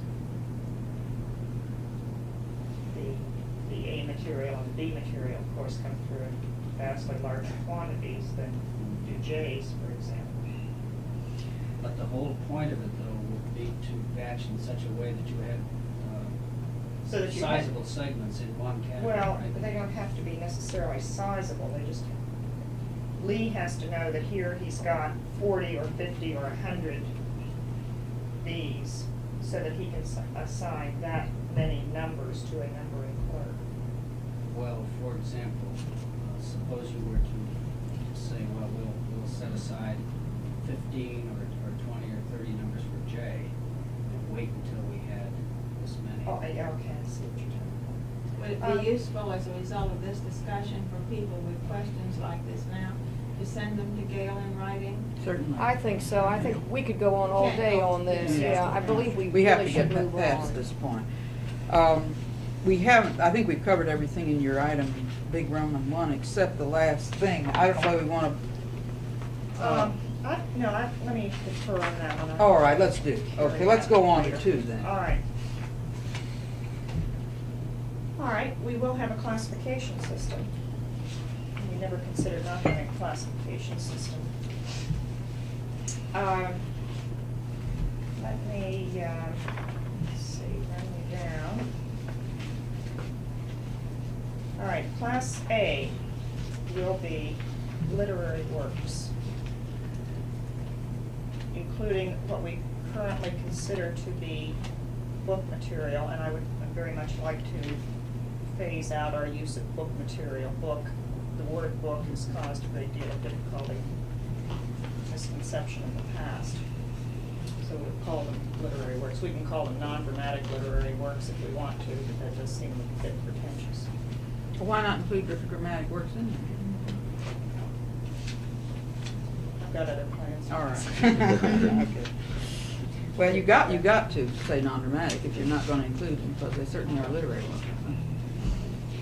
That's a fundamental semantic difference that's drawn throughout the statute, and I think we couldn't ignore it in what we do. All right. Class B will be serials, which include periodicals. And And this is done at, well, not at, but with the approval of Dr. Stevens, who has ideas of combining in a single catalog serials and periodicals, which are serials. Would you like to sketch your reasons for that? In 3 sentences? Yes. Yeah, in the first place, there are economies in cataloging and there are efficiencies. One of the problems that Lila Beth has pointed out recently is the same serial title appears in the CCC in a variety of forms. If we handle serials as we do periodicals, this means we will set up a standing title and the new registrations get listed under that title. If the title changes, of course, we have to change it and make cross-reference. The second reason is to get us compatible with the rest of the world. LC Serial Record handles both serial and periodical material. All of the major union listings combine both. There are standard definitions, and those are reprinted in the House hearings, in fact. So it's efficient for us. It's more efficient for the users. Waldo is nodding his head. He has thought a lot about this. And Well, for the how helpful it would be. For the sake of the general discussion, could you give an example of a periodical that's not a serial or vice versa? Time Magazine is a periodical. That is not a serial. What is it? Well, no, wait a minute. Serial is the generic term. All right. Okay. Periodical is a Time species. In other words, every periodical is a serial, but not every Right, but serial not is a every serial. serial. Who's Who in Right. America is serial. There has to be some regularity to the publication, but it doesn't necessarily have to be issued on subscription and through the usual. Regular yeah. periodic intervals of less than a year. It can be annual, it can be biannual. Right. There's an implication of continuation. Right. Would you do law books in this area, something like that? Because we know that they focus on wetlands. Yes. Because of the fact that the elements are repeated. Loose leaf services, the whole range of that kind of thing. You do get into some problems with things like travel guide that's, is it a serial or isn't it? They issue a new edition every year. Doesn't the ISSN and the ISBN enter into this? Well, of course, that enters too. The serials, oh, wait a minute. At the moment, they aren't assigning ISSNs to annual publications. Ultimately, they may. But there is that natural routing. Librarians are trained to make the distinction between serials and non-serials through some serial decision process, aren't they? To which everybody can advert to make a decision in a particular case. Well, I don't mean to bog us down on this. I think it's kind of interesting. Why don't you go on? Class B, Form BB, I've always found very distressing. We've had this problem of is it a BB, or if it's a drama, should we register it in Class D, or if it's music, should it be E? If it's a poem, shouldn't it be A? I'd really like to do away with contributions to periodicals altogether, except that we didn't have this little problem in the law, the group registrations. I would like to make a subclass BB applicable only to multiple contributions to periodicals. If we have a single contribution to a periodical, it would be registered in the class that it would normally fall into, regardless of its form, of whether it appeared in a periodical or not. Reserve this one particular subclass for dealing with the multiple contributions, and therefore we can design a special form for that subclass that will allow for the group registrations. Makes sense? Yeah, within reason. Whether you put it under B or under some, or A or some other category, it doesn't seem to me all that make that much difference. You do have to deal with it separately, there's no question about it.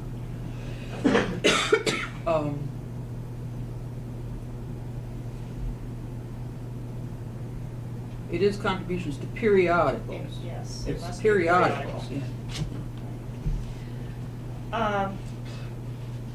All right, before I go on, I will say that we attempted to keep the classifications, the letter designator, as close to what the public is accustomed to as possible. However, here I come to the first change.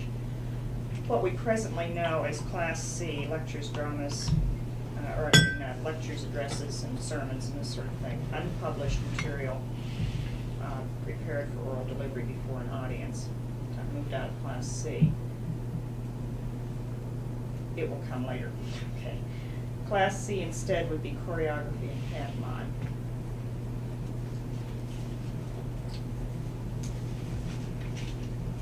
Class D. When the other material now comes from C, would that be in A? Well, it could be one of two places. It could be under A, or my Class D includes dramatico-musical, and oral works. It's a performance work, primarily. It is non-dramatic literary text also. I guess that's just a trade-off. We put it somewhere, and I don't see really strong reasons for one place or another. Well, the rights are different. Yeah, they are. The rights are different for like, things like dramas, performing kinds of works as opposed to non-dramatic literary. And you may want to stick them with the non-dramatic literary so that the rights will look a bit clearer. I don't know. I would be inclined to agree. Let's not make any decisions, but. You would put them with non-dramatic. I think you, if you're going to make classifications at all, you have to follow the framework of the law, and it's quite radically changed in some areas, and I think this is one of them.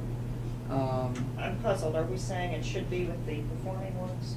No. No, No. it's With not. it's non-dramatic, and It is the non-dramatic, distinction is that's right. between non-dramatic and dramatic literary works. And I would say, I also have some question about the necessity for a separate class of choreography and pantomime, although I'd be Well, willing. it's not a dramatic work. I mean, we're no longer concerned with the dramatic elements. We're considering it separate and apart from. Or why not from the just have dramatic, a larger class and just lump it all together?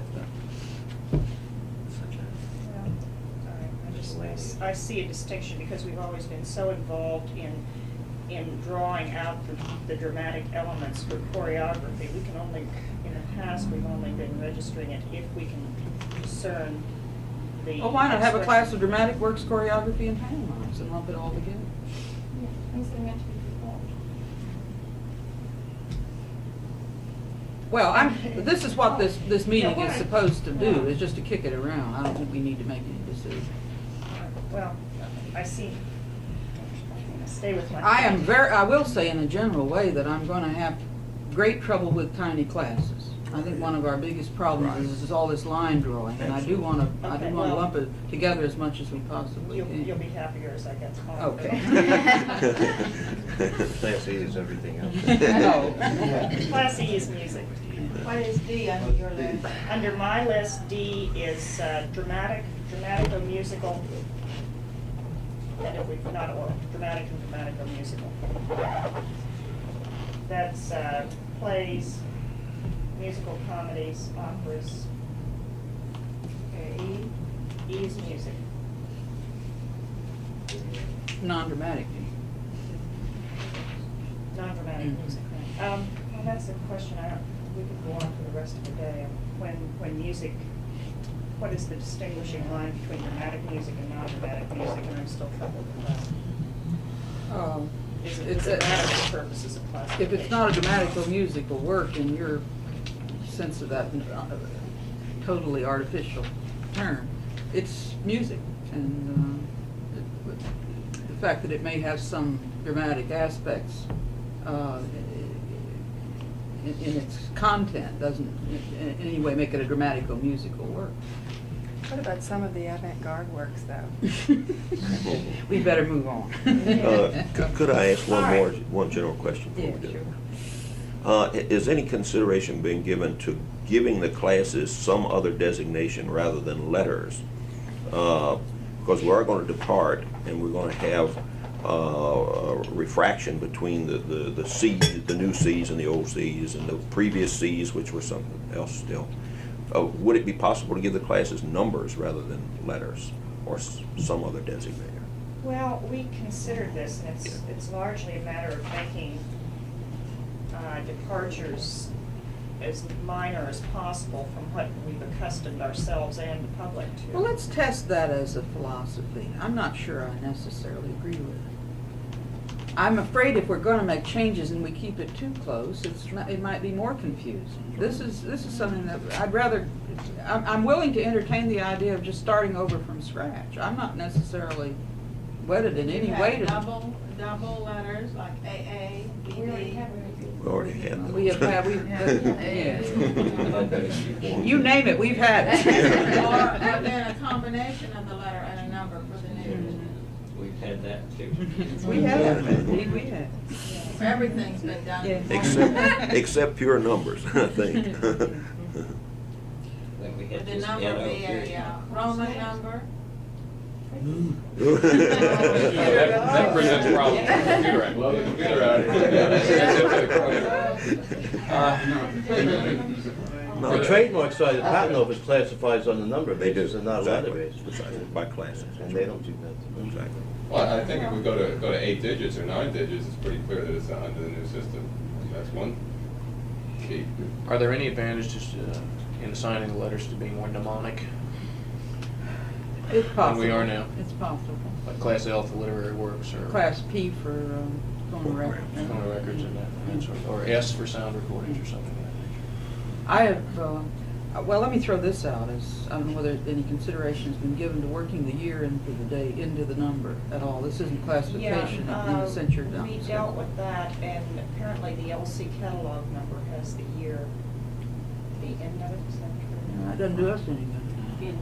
At the beginning of it, at the beginning. It's Well, in any confusing. case, Yeah. We did not want to confuse with the LC catalog number. My objection to the L for literary works and so on was the education of the public.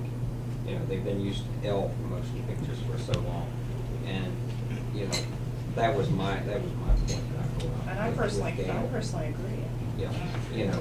Yeah, but you some have- stuff is gonna be,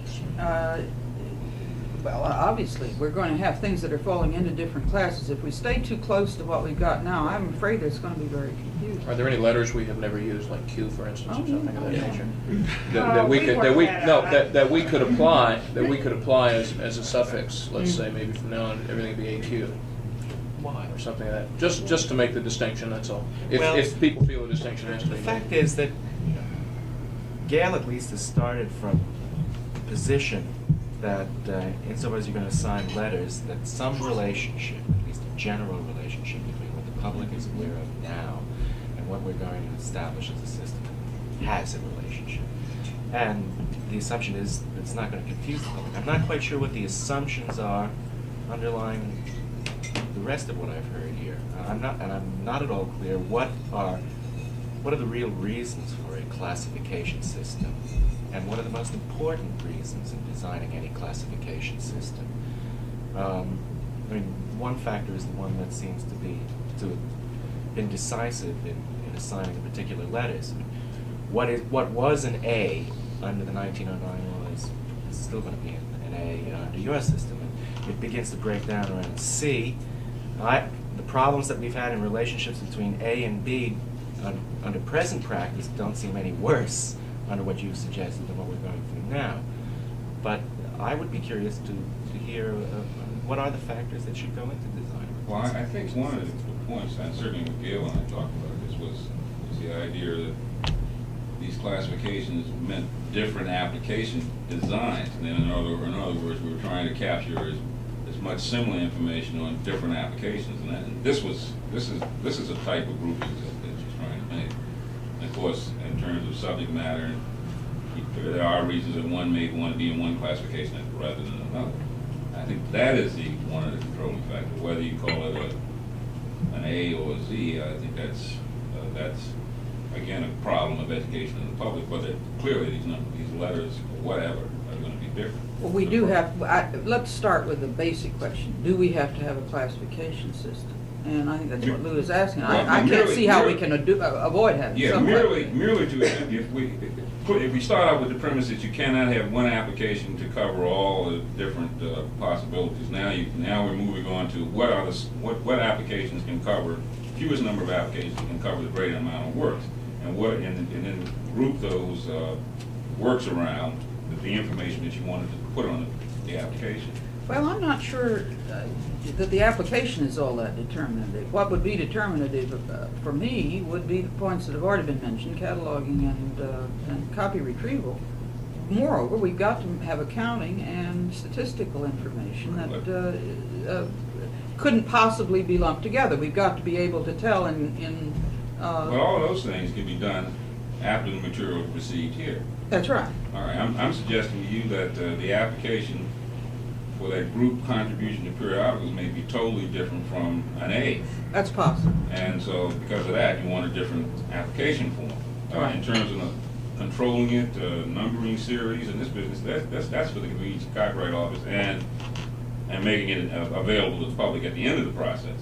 But initially, the question is, how do you direct the public to choose one application rather than another? Has the early concept of a single application form without any classification and classifying it only for internal purposes when it comes in the office been abandoned? I don't know. No, it's not been abandoned. But this is certainly what this is leading toward. I mean, in other words, if you have a single application, obviously, or a few, you place a greater burden on the individual to explain exactly what the nature of his work is. And Well, I think you could have problems on the other side, Pat. Section 102 sets out certain categories of works, and the House reports is very clearly they can be overlapping. Somebody has a piece of choreography that's fixed in motion pictures. They submit it as a motion picture or as a work of choreography. That's exactly one of the problems. Well, in a way, the application that you submit with the copy is the starting point of determining what's being registered. It routes the material. It routes the material. Exactly. Do we want it to continue to do that? But think the problem if every piece of material that was received had to go to some classifier who would classify what it was and send it to the appropriate section. But maybe it's easier for us to do that than we have to do it. Half It of would it. mean on some sort of preliminary type of examination, whereas we ought to be able, as you mentioned, we ought to be able to cover the situation in which there are several different types of claims, different types of works that are being protected on a single registration. Obviously, applications have to be able to accommodate that situation. But in the vast majority, a work may fall into one general area. So if we have a system in which there is no indicator, that means that someone has to sit down and make that determination before you even do the rest of the examination process. I would certainly feel that would slow everything down tremendously. Look, let me try it this way. I don't think it makes that much difference whether you call something A or E. I think to try to single in on the groups that we're going to decide to divide our workload up into is more important. And I don't have any problem with what you've been suggesting with some minor variations. You're saying literary works are non-dramatic literary works.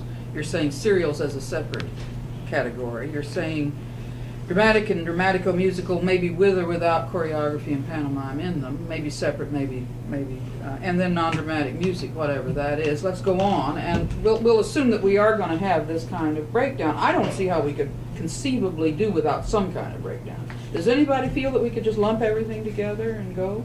Well, I think there's one thing we have to know from my angle anyway, is when we provide this information that's in the file or whatever the end product is that we work with in reference search, I think we've got to know what it is that we're reporting to the people, because they're going to ask, if there's no class designator or no way to tell, they're not going to know whether this thing that we're reporting to them that appears under the name or the title or whatever is a book or a piece of music or a drama or whatever. So I think that has to also be taken into Well, I think I'm really, what I'm saying is that I agree with you, Yeah.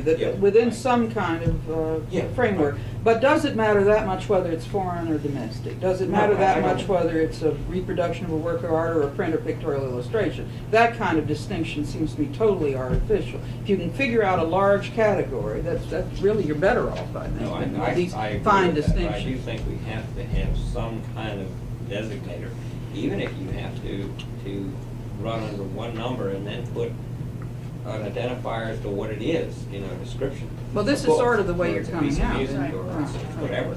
May I clarify one thing? Gail, does your proposal take care of subsisting copyrights? You're not suggesting that we continue the present system for subsisting? No, Okay. that's another. I know. No, I'm Okay. not. Basically, and I can go into this in a little more depth later, we had just simply got to Right, I chop it agree. off on January 178. And everything will go into the new classification. So a It's work just published, insanity. a work published before, we come in under the new system. Under the new, yeah. But the application may have to be different. May not. No, it may not. The thing is that the What new about the application, manufacturing? the new application will contain all of the information that would have been required on an old application. It will contain, in some cases, more information than we would have required prior to next January 1. One way to handle it, the one that strikes me as most obvious, is that if information on the new application that did not, if we have an omission in information on the new application that did not appear on an old application, we would not require it. Did I state that correctly? If there is an element on the new application that would not have been required for registration of a work published earlier, then we would not, Well, we can, we could. huh? We could if we wanted to. We're getting over the wouldn't hold up application registration. form. No, no, Do you we mean- want to? You mean that its omission will not Delay prevent its registration. registration, but if it's filled out. Oh, yeah, you're yeah. sure. Let's save application forms until we're finished with this other. Dick, did you want to say something? I just wonder, if someone wants to register as dramatic rights, non-dramatic work, could we register in A or D? Because we're gonna do the visibility now. Yeah, now that. No, it's not a dramatic work. That's We have to the go on the basis conclusive of the thing. work. The We work would- itself is not a work. dramatic work, and Yeah, we I- register it in A, or whatever you. Even though the rights is registered in dramatic. Well, you're raising another question that we You're haven't raising the resolved, question and that of is, whether- are we gonna register multiple claims in the same work? Assume that. And I don't think we are. And that's not something we're gonna discuss today, okay? We gotta move on, okay? All right, Class F. Yeah. Yeah, Class F are maps, including atlases, globes, celestial maps, projections, and this sort of thing. We have got to be able to identify F material separately because, correct me if I don't state this correctly, the one, we published the one collection of, the one catalog for maps in the world, country, whatever. We have subscribers to the catalog who want only Class F material, present Class F material, map material. That is not conclusive as far as I'm concerned. No, I mean, you could determine that at the end of the process. Yeah. This is Right, the so point that there- Gail and I have disagreed So with. there are two, well, there are two ways of handling it. If, as long as we can pull out what our maps, so we don't have to call it Class F precisely, but as long as we can pull them out for purposes of identifying just cartographic material in a catalog, we can do it, we can lump them together. Into Class G, which I would like to call, having been through, I think, every conceivable combination, I would like to call it fine and applied arts. It's not graphic arts, graphic implies two-dimensional. Why not use the statutory phrase, pictorial, graphic, and sculptural works, and lump everything together? That's what I had in mind. Okay. All right. And this would include possibly maps, works of art, reproductions, technical drawings, photographs with the exception of film strips, prints, and commercial prints. We'll call that all Class G, and we will not make any distinction on these. It would be one application form. Save an enormous amount of work. Right, okay. Okay. All right. Motion pictures and film strips. This again, this we would, I think, call Class L. There were catalog considerations for putting motion pictures in combination with film strips only. I believe, am I right? Right. They would prefer to have those two together in one catalog, and there's no reason why we can't. They're images in the same, a film strip is basically the same as a motion picture. I'm waiting to hear what you do with multimedia stuff. I would, well, okay. N, I have skipped M. All right, N are sound recordings, which we will continue to handle separately. All right, back to M. Multimedia is a problem.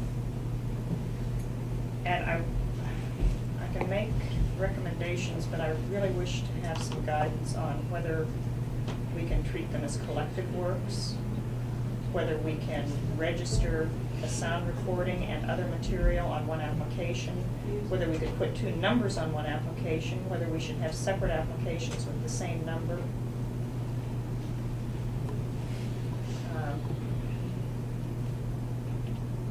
Have any ideas? I think you're asking for trouble if you start treating them all as collective works just because they're published by the same kid. Shall, On your film strips that you've got now, you're saying that they're not accompanied by any kind of a soundtrack kind of thing? They're just straight film strips? they can be stripped. But if they are, you would put them in another class?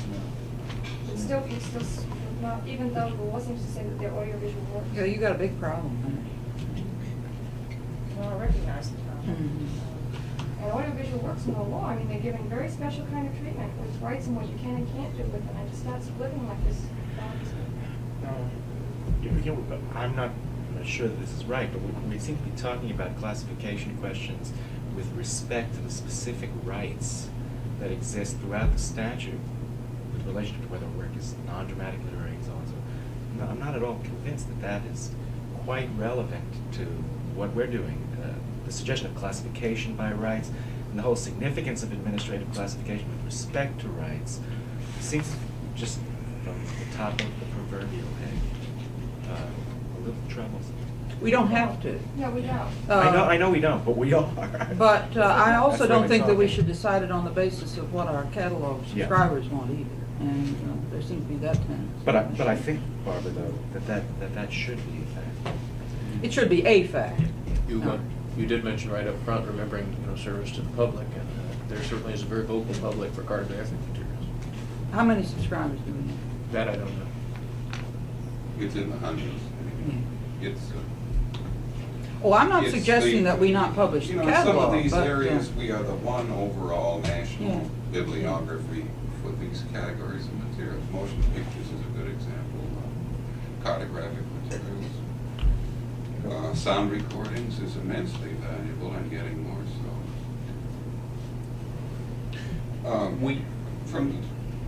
Just a quickly related comment, if we lump certain of these things under larger classes with an attempt to sort them out at the end of the process, we run a risk of omission.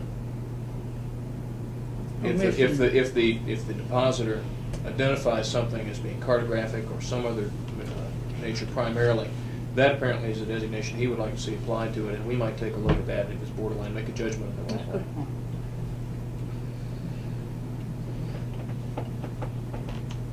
But we broke this off in the middle of discussing multimedia works. Do you feel you need more guidance there? Yeah. Well, frame your question. Well, my mind was leading toward treating them as collective works.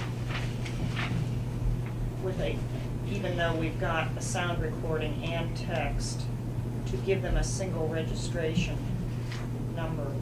Well, are you thinking of a separate class for collective works? No, not necessarily, but Well, I don't know what. all right, a multimedia work would be a work, is nearly always a work with a sound recording and with other material as well, either text or graphic or this sort of thing. Can we treat that as one single work with individual parts? Could I frame, I think this may be the same thing. Do we treat a multimedia work as a single work, or do we attempt to identify its part, around the various rights that may obtain for the It's various just parts? 102, the way it's spelled out 102, which has a single, you should decorate. Well, that's the question. In other words, for the convenience of the individual who wishes to apply, you have a single application, he identifies all the parts. Now, for the purposes of a pure record, do you, for our records, do we identify the A part, the textual expression, the non-dramatic literary part, the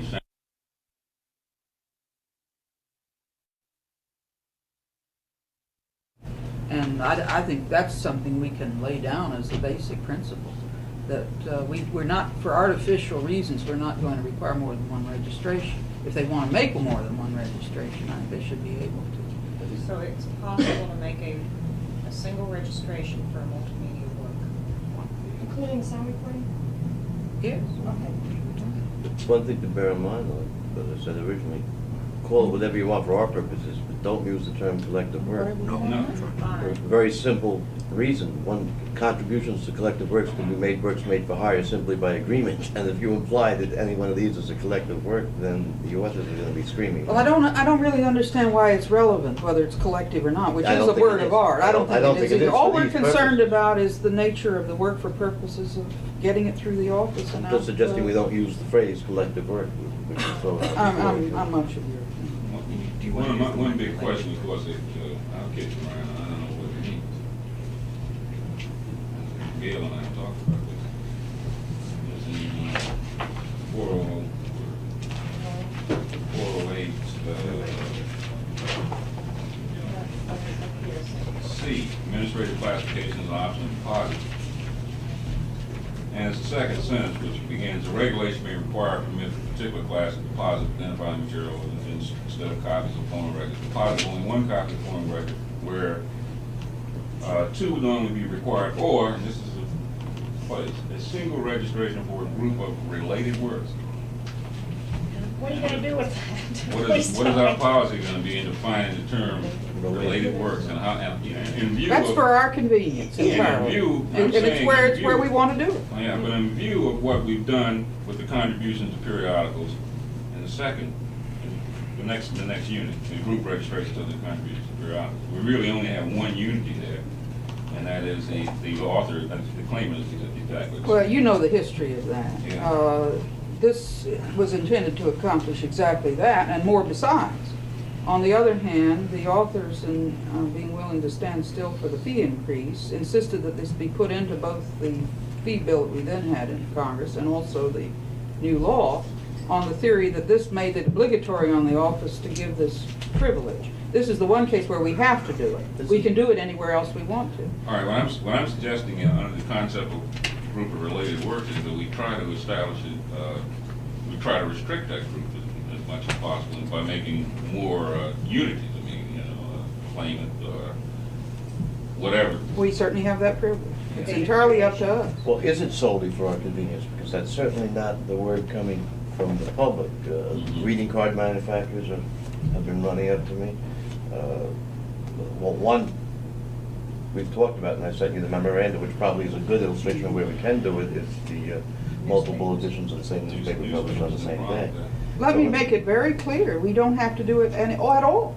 The only places in which we have to do it are those that are identified in that the renewal and the group registrations for contributions. Would we handle it on a case-by-case basis?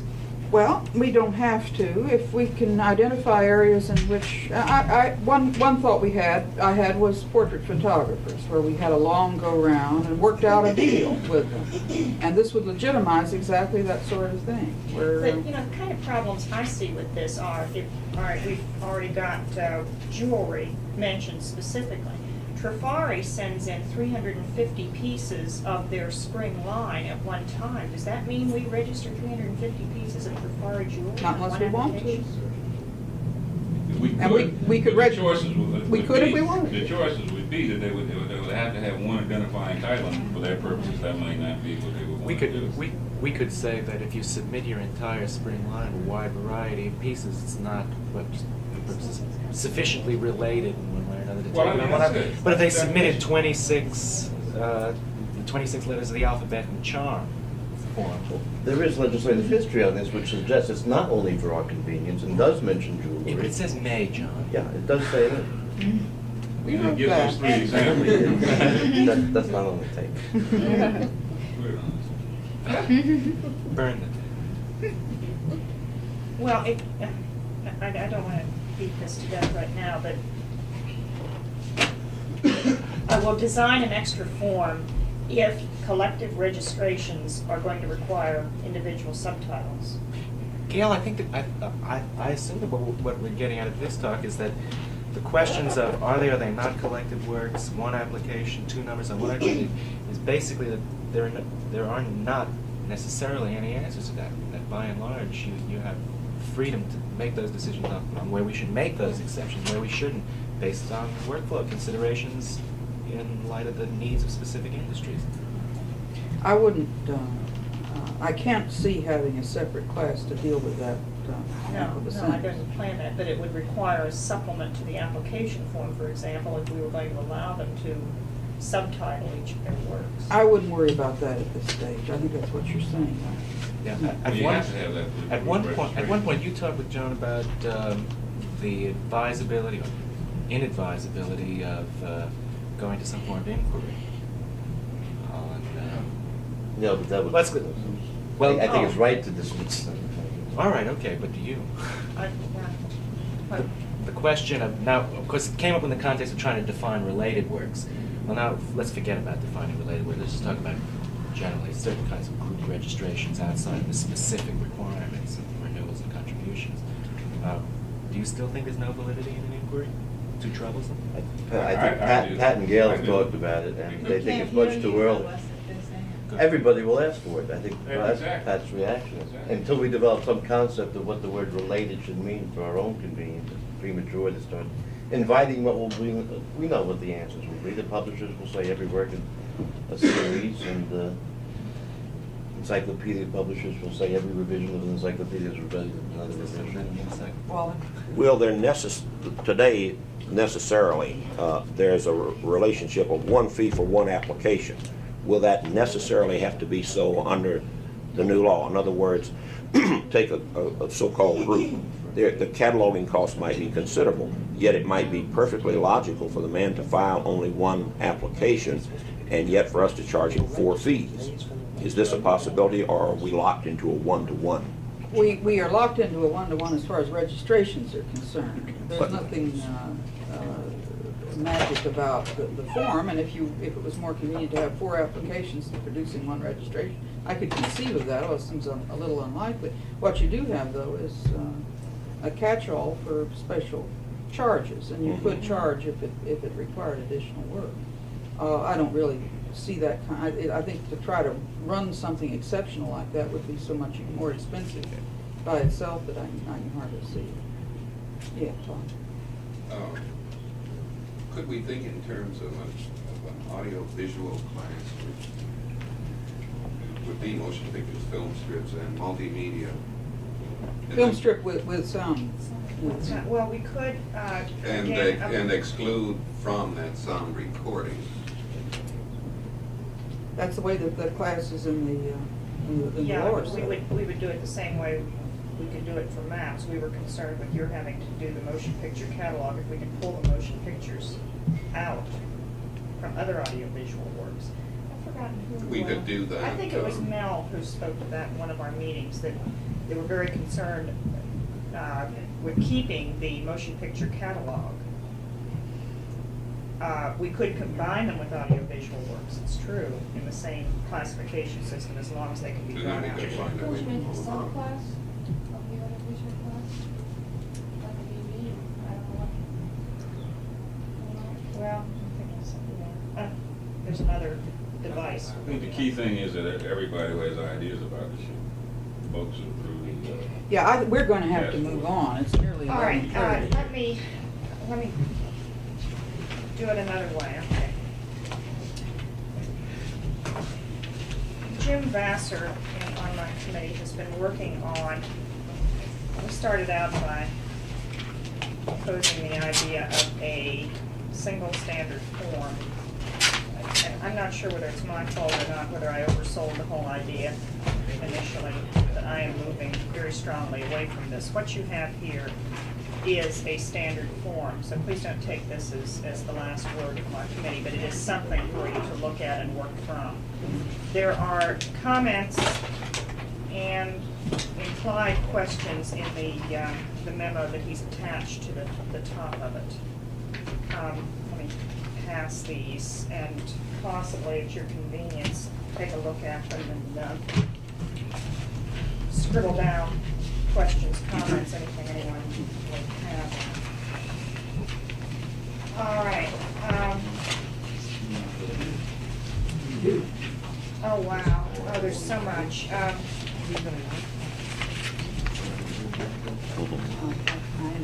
Maybe just let me outline what I consider the most important questions. We don't even perhaps have to discuss them right now, but these are things that I would like some guidance on. The date of creation, when we've got a work that may have been created individually, how do we define the date of creation? Should we allow for multiple dates of creation? Is there any significance one way or another? How do we handle works made for hire? And I think that's in one of my questions in this thing. I've asked John about this already, but I'd like some sort of a definitive answer as to whether we ask for, on the application, an indication that the work is either joint or there is divisible authorship here. And I said no. You said no. Group registrations we've already handled. Foreign works, and this kind of spans both all registration, the classification, and the application. I think we can do without a separate foreign classification per se, but somebody brought up yesterday the problem of whether we're going to still have to retain foreign options because of some Iron Curtain countries. Oh, is that Ellen? Yeah. You were the one who's talking to Yeah, I was wondering what was going to be done about the option Bs that we have existing at the present time. It's my understanding that there are several Iron Curtain countries that are not allowed to send currency outside. And if that's the case and we don't retain that option, it will be severely crippling. Yeah, but the law doesn't retain the option, so I think that's settled. And they can make the arrangements. There are ways of doing it. Okay. All right. And then, I'm concerned about optional deposit provisions for things like the works of art, and whatever is decided on that aspect may have ramifications for that part of the application that deals with optional deposit. Depends on what's decided there as to how we set up the application form.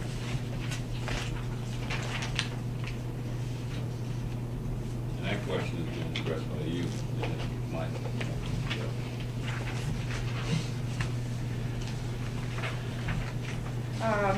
All right, there's another, well,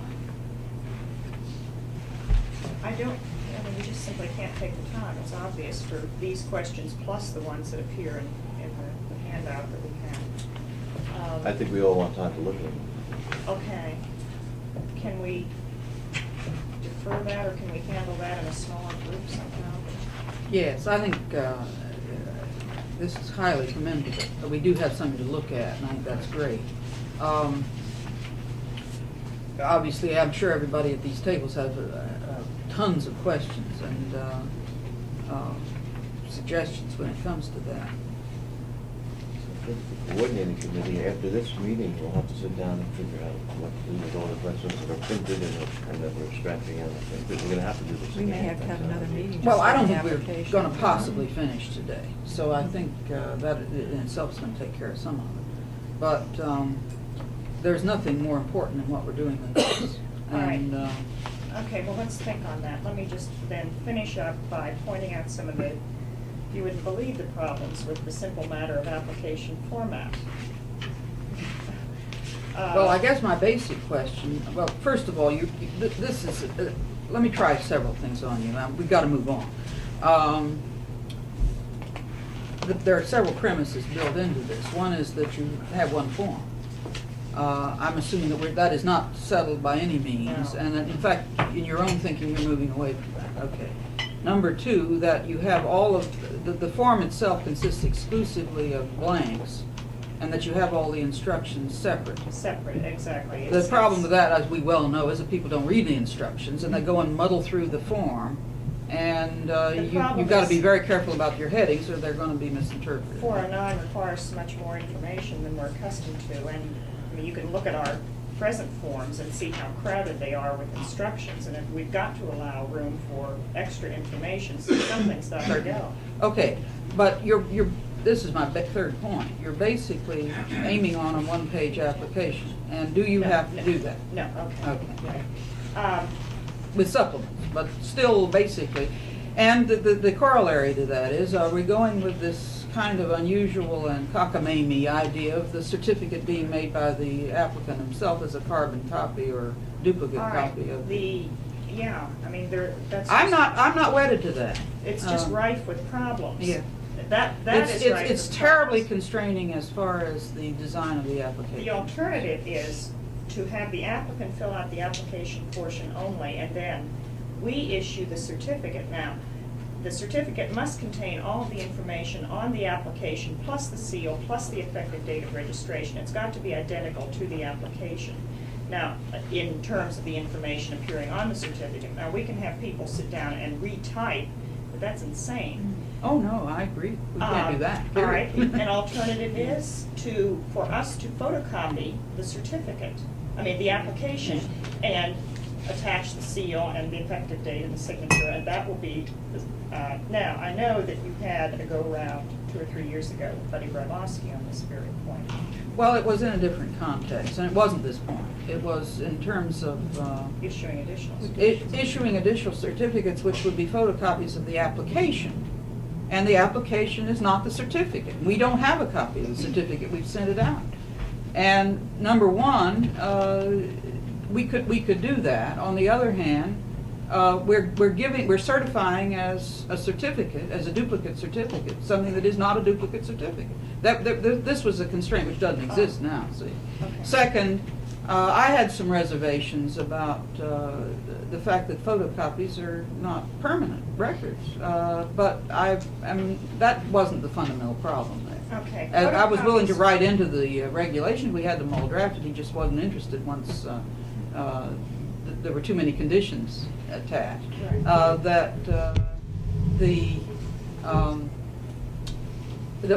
We would say we're not passing judgment on whether this is valid. I mean, if all the electrostatic stuff falls off the page, it's not our problem. According to library experts, specifically Norm Schaefer at PhotoDupe and Robinson at Preservation, a photocopy is as good as the paper that it is printed on.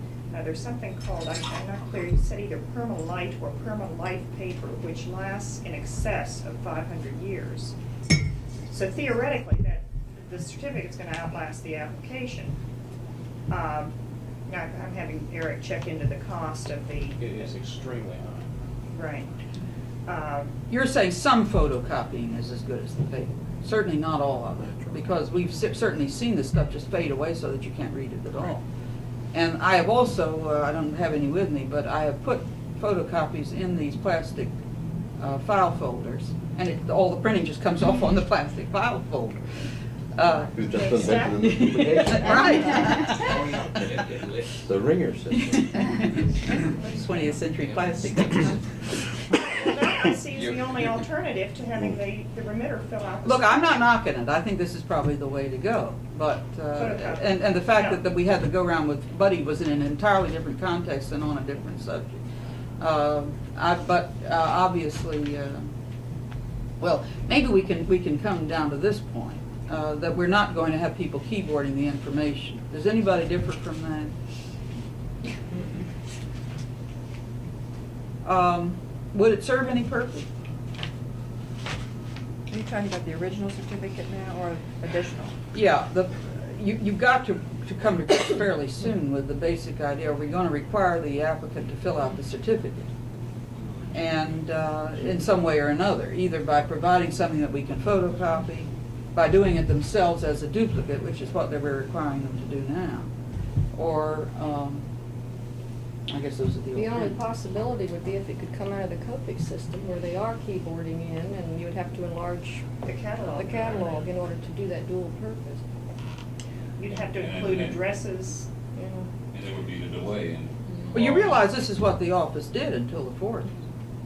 We made up our own certificates from the application. Yeah, but we've got a million Yeah. things coming through. Yeah. I think every one of us who's been an examiner knows the problem of having the applicant do the application and the certificate, where you have all kinds of little inconsistencies between the two. And you have to not only examine the application against the copy, but the application against the certificate. And the make- certificate. And the certificate, yeah, and you make Well- all kinds of adjustments and annotations. And Well, I think there's much to be said for just having the applicant do the application and our finding some way of preparing a certificate for them. One of the solutions to that, of course, is to have carbon or that, what is that paper called? NCR. NCR, It doesn't work very it well. doesn't work. It doesn't hold up, but at least carve it between that and the instructions A of the snap last out. thing. All right, a snap out. Brilliant idea, right? Just like our stationery, okay? With a, As soon as we go, huh? It can only be one-sided that way. Well, that's one problem. But as soon as we move away from anything, move away from the standard design that we have now, which is 2 pieces of paper folded and scored down the middle, we void our contract with Merkle Press, and we have to put the whole thing out for bids again. Well, I think we're going to have to do that. The reason, I was talking to Ed and Bob, and we were worrying about what we're going to do with the little IPN label, and thinking of having this snap off. I mean, the sheets would be either on the side or on the top or the bottom, whatever. Yeah, the snap-off strip, you know what I'm talking about. The IPN label would go on that strip, which would follow around with the application until it had been registered and gone through the entire system. Then it could simply be torn off and disposed of, which is much easier than they're talking about now, removing the label. Well, I can't see our bothering to worry about what Merkle Press is going to do or not do. We've got a much more basic problem here. Joe Ross and I and Vince are going to talk to GPO, who handles the contract, of course, on Monday, so that we'll have some information about it. Well, get information, but we're nowhere near a decision on this yet. Well, And, I feel like I need to know now what our options are and what are the disadvantages in each case, and I want to do what we want to do, but I want to know what the disadvantages are before we go ahead with it. Well, although I understand, I think you have to do it too. You had, I remember years ago, thought about an application form design that would involve not having the lines, the instructions written into the lines, but have something that you could That's spread right, out so that you exactly. would key directly That's right, into it, and you wouldn't right. have to go to a separate piece of paper. Everything Right, would be right. hooked together. It'd be hooked. And that has always appealed to me. This was your basic thinking. You forget about having the certificate as a copy. What Penny is suggesting, I think, has a lot of merit. But somehow or another, they submit the application, you provide the certificate, and you use machinery to do it if Yeah, you can. right. I think I would agree. We can't. The amount of keyboarding to duplicate that information would be wasteful. You could, I think, have a fold-out like our present thing, where you could conceivably mix and match in a way that the instructions would jump right out at you. And people seeing date of publication, see page 3 of instruction book, they're not going to look at page 3. And many people who have once looked at page 3 are never going to look at it again. I think you've got to have it right there in front of them, and you've got to provide a format to do that. That's my own feeling. That's right. Also, the majority of applications stay right on the typewriter. That's right.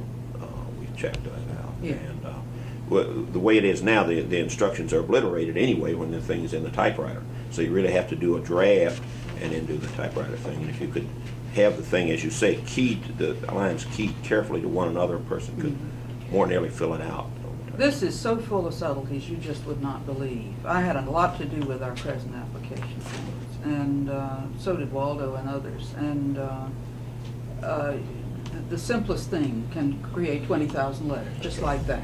And I look here at yes/no boxes. You know, in Europe, they're not used to that. That's And right, they'll they scratch strike out the the wrong wrong one, one. inevitably. German You have to cars be do. very careful with any little thing. Have you looked at the Canadian system? No, do you have any? Oh, you got 'em. How do you? Have some someplace. Yeah, we have some around. That's Right, another question yes. I'd like to ask. It came through Mary and Penny that we were to check into English-speaking, other forms of English-speaking countries. Well, how far should we go? I can't think of any that have such a system except. Well, you I- don't want to use the Philippines. No, no. Because it's our form, essentially, which is. Well, the Canadians do have a form. Canadians Yeah. have form any classification system. It's very simple, isn't it? Yes, right, it's a small system. I wasn't thinking so I much. wasn't thinking of copyright forms either, Well, just what? any form. Immigration, anything, Yeah, yeah. And we did dig up a man who's supposed to be the world's greatest consultant or something like that on forms. The man you gave me. Yeah. I held off on even Sure. contacting him until we had some Oh, sure. clear Yeah. idea of what we were Isn't there a doing. basic question of whether the certificate needs all the information that the application has? The law says so. Well, no, it says it has to have the same information, but the question is, does it have to have the identical Same form. information? Well, no, not the form, the identical information. Well, we're in trouble on that already, because the catalog, the CC, the catalog cards sometimes paraphrase. Yeah. And Arthur Levine, amongst others, and other applicants have complained about the paraphrasing of certain statements on the application, on the catalog card. The idea being they don't follow literally. And you're one more step into that. Well, the catalog isn't given prima facie weight any longer. The No, I certificate understand. is. Yeah. And I think that was the invention. I think it has to be pretty much. That's my own. I take it one avenue we ought to explore is the technical side of making good photocopy that'll hold up with time. In other words, we do know that standard xerography, unless the machine is set perfectly, does fade out. But there must be some other means, like laminating by a spraying process, something. You want to take on the workman's compensation for the people that die of Well, that no, process? it'd have to be a subtle thing. It couldn't be a little guy with a, no. But this does appeal to me as one of the most fruitful avenues here, is taking the thing and photocopying it, putting a seal on the photocopy and sending it out. The problem with that being the permanence. But if this could be overcome, it would seem the best of It's got to possible be more worlds. permanent than a carbon copy of the application. Oh, yeah. No, it I isn't. think No, it I think it would isn't. be best, but it's not really with us yet, is to have the capability of reading this all in through an optical character Yeah. reader. And I'm hoping that will eventually. the problem is, we have to have our remitters or our applicants send everything in a designated type font. And you have Make No. it. No, not necessarily. Or Not necessarily. some. You get, I think CDS is something like 50 type fonts or something like that recognition. Some range, right? Yeah, there's a range. It is getting better. On top type Oh, fonts. yeah, we're not going to discuss type fonts at this meeting. Okay. I think this is great, Gail, as a first cut. I think all the questions that we've got to ask are embodied in this. And, It's very good. Do you need more right now, because we do have to move No, on? no. But don't forget me. Well, never fear. Do you want to comment I on want, that? as soon as Gail gets something up to us, I want to get it out to the whole staff. And outside, people like Buddy Well, I Gillespie can and Art. do numbering system. I can do a proposal for numbering system and classification right away. I can do possibilities for the application form right away. Would that make sense? Do we want to go outside yet? I don't know, to Buddy. But it could generate within, Go outside, let's go outside. Yeah, I More guess people there's- and more. That's right. Even for the So numbers. I'd say you use residential. You don't have to, you can make some reasonable degree of informal contact. Bob and I discussed it a little bit, but you've got to be a little bit careful. Just some very quick questions, Gail. First, Dick mentioned the question about, which is essentially divisibility as applied to registration. We're going to handle that by an assignment, so you'll get hopefully the answer from our committee through the policy decision group. I don't think you have to look for the answer. Second, a lot of the questions you raise, there may be answers in the code legislative history, but legislative history going all the way back to starting with the 1961 Register's Report. Well, Are you having somebody go through that list I gave you? Yeah, me, and I'm finding material, but nothing that I consider really gives me But definitive answers. But it is being checked, that's the Yeah. only thing. What, do you need more legal support than you have? Right now, you've only got. Oh, no. Yes, you bet. Yes, you bet. On the task Yes, force. yes, you bet. Because, I mean, that's a specific task that you just mentioned that someone should be doing. Well, that didn't require an attorney. But a lot of the questions you get coming up with, the ones we haven't discussed today, do have legal. We have decided, I take it, that we will not have separate kind of forms for the things published under the old law and We registered. haven't under the- really decided that. I No, think there's that's a pretty. whole nother transition, a conversation on transitional considerations, and I just summarized what I think, and I think we have to treat works, well, we'll start the registration system. There's going to be a certain amount of overlap, and we're going to be dealing with two different things for a period of Enormously several at months. first 6 months. Yeah, but I think we cannot concern ourselves with continuing old classification and old forms simultaneously, indefinitely, with new classification and new forms. We just got to make some cutoffs. Gail, two quick questions addressed to that, and not for answers, only to confirm some assumptions. First of all, my assumption is that works published before January 178, but registered afterwards, we will still require an affidavit of domestic manufacture. Oh, yeah, sure. So provision will have to be made, but not if the work is published after January 1, 1978. So there will be that difference. Second, the thing you mentioned before about works published before registration applied for afterwards and not requiring the same information, I think it's entirely within our authority to demand the same information under the transitional and supplementary provisions. We might not want to, because they might not have records of creation, for example, but I don't think we're prohibited from demanding. Will people be able to demand that their claim be registered in Class D or something like that? No, I don't think, under the statute, I think it's for our convenience. The danger is we have to give concern to what we do, because no matter what the statute says, the courts, in an area of doubt, will look to the classes registered in. That's what they do today. What I'm fishing for is what can they disregard in their future planning? Can they disregard anything about continuing the present class system, January 1, even though they may have to have a special application form? I don't think we know the answer to that yet, until we decide what the classification is. Okay. I think what comes out of all this is a necessity for a very early decision with respect to the numbering and classification. A lot of stuff is riding on that, including the application form and the whole registration process in question. And shall we come back and end this with some discussion of deadlines? Are we ready to talk about deadlines on this? So that people will have some kind of idea? I think we would need to get Gail's feeling on this. Well, I think we can defer that. Well, we can talk about stages, though, which is what you just said. I think you can devote all your attention to one stage, like numbering and then classification, and worry about applications after those two. Gail indicated that she could get these documents up to you all fairly quickly. I would think that we could set a deadline for consideration that ought to be hopefully fairly short. Is a week enough? You mean after they are in the After Mary hands has of- received it Oh, and yeah, and right. sent it out. That's and- fair enough. And say, unless we get a response from you within a week, we assume you don't have one. Don't say well, though. If you don't do something like that, you have problems.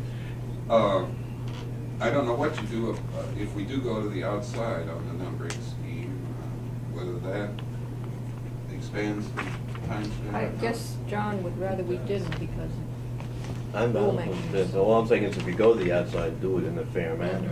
Well, we can't just go to Buddy, obviously. We'd We've have to go the whole already, route if we were gonna do it at all.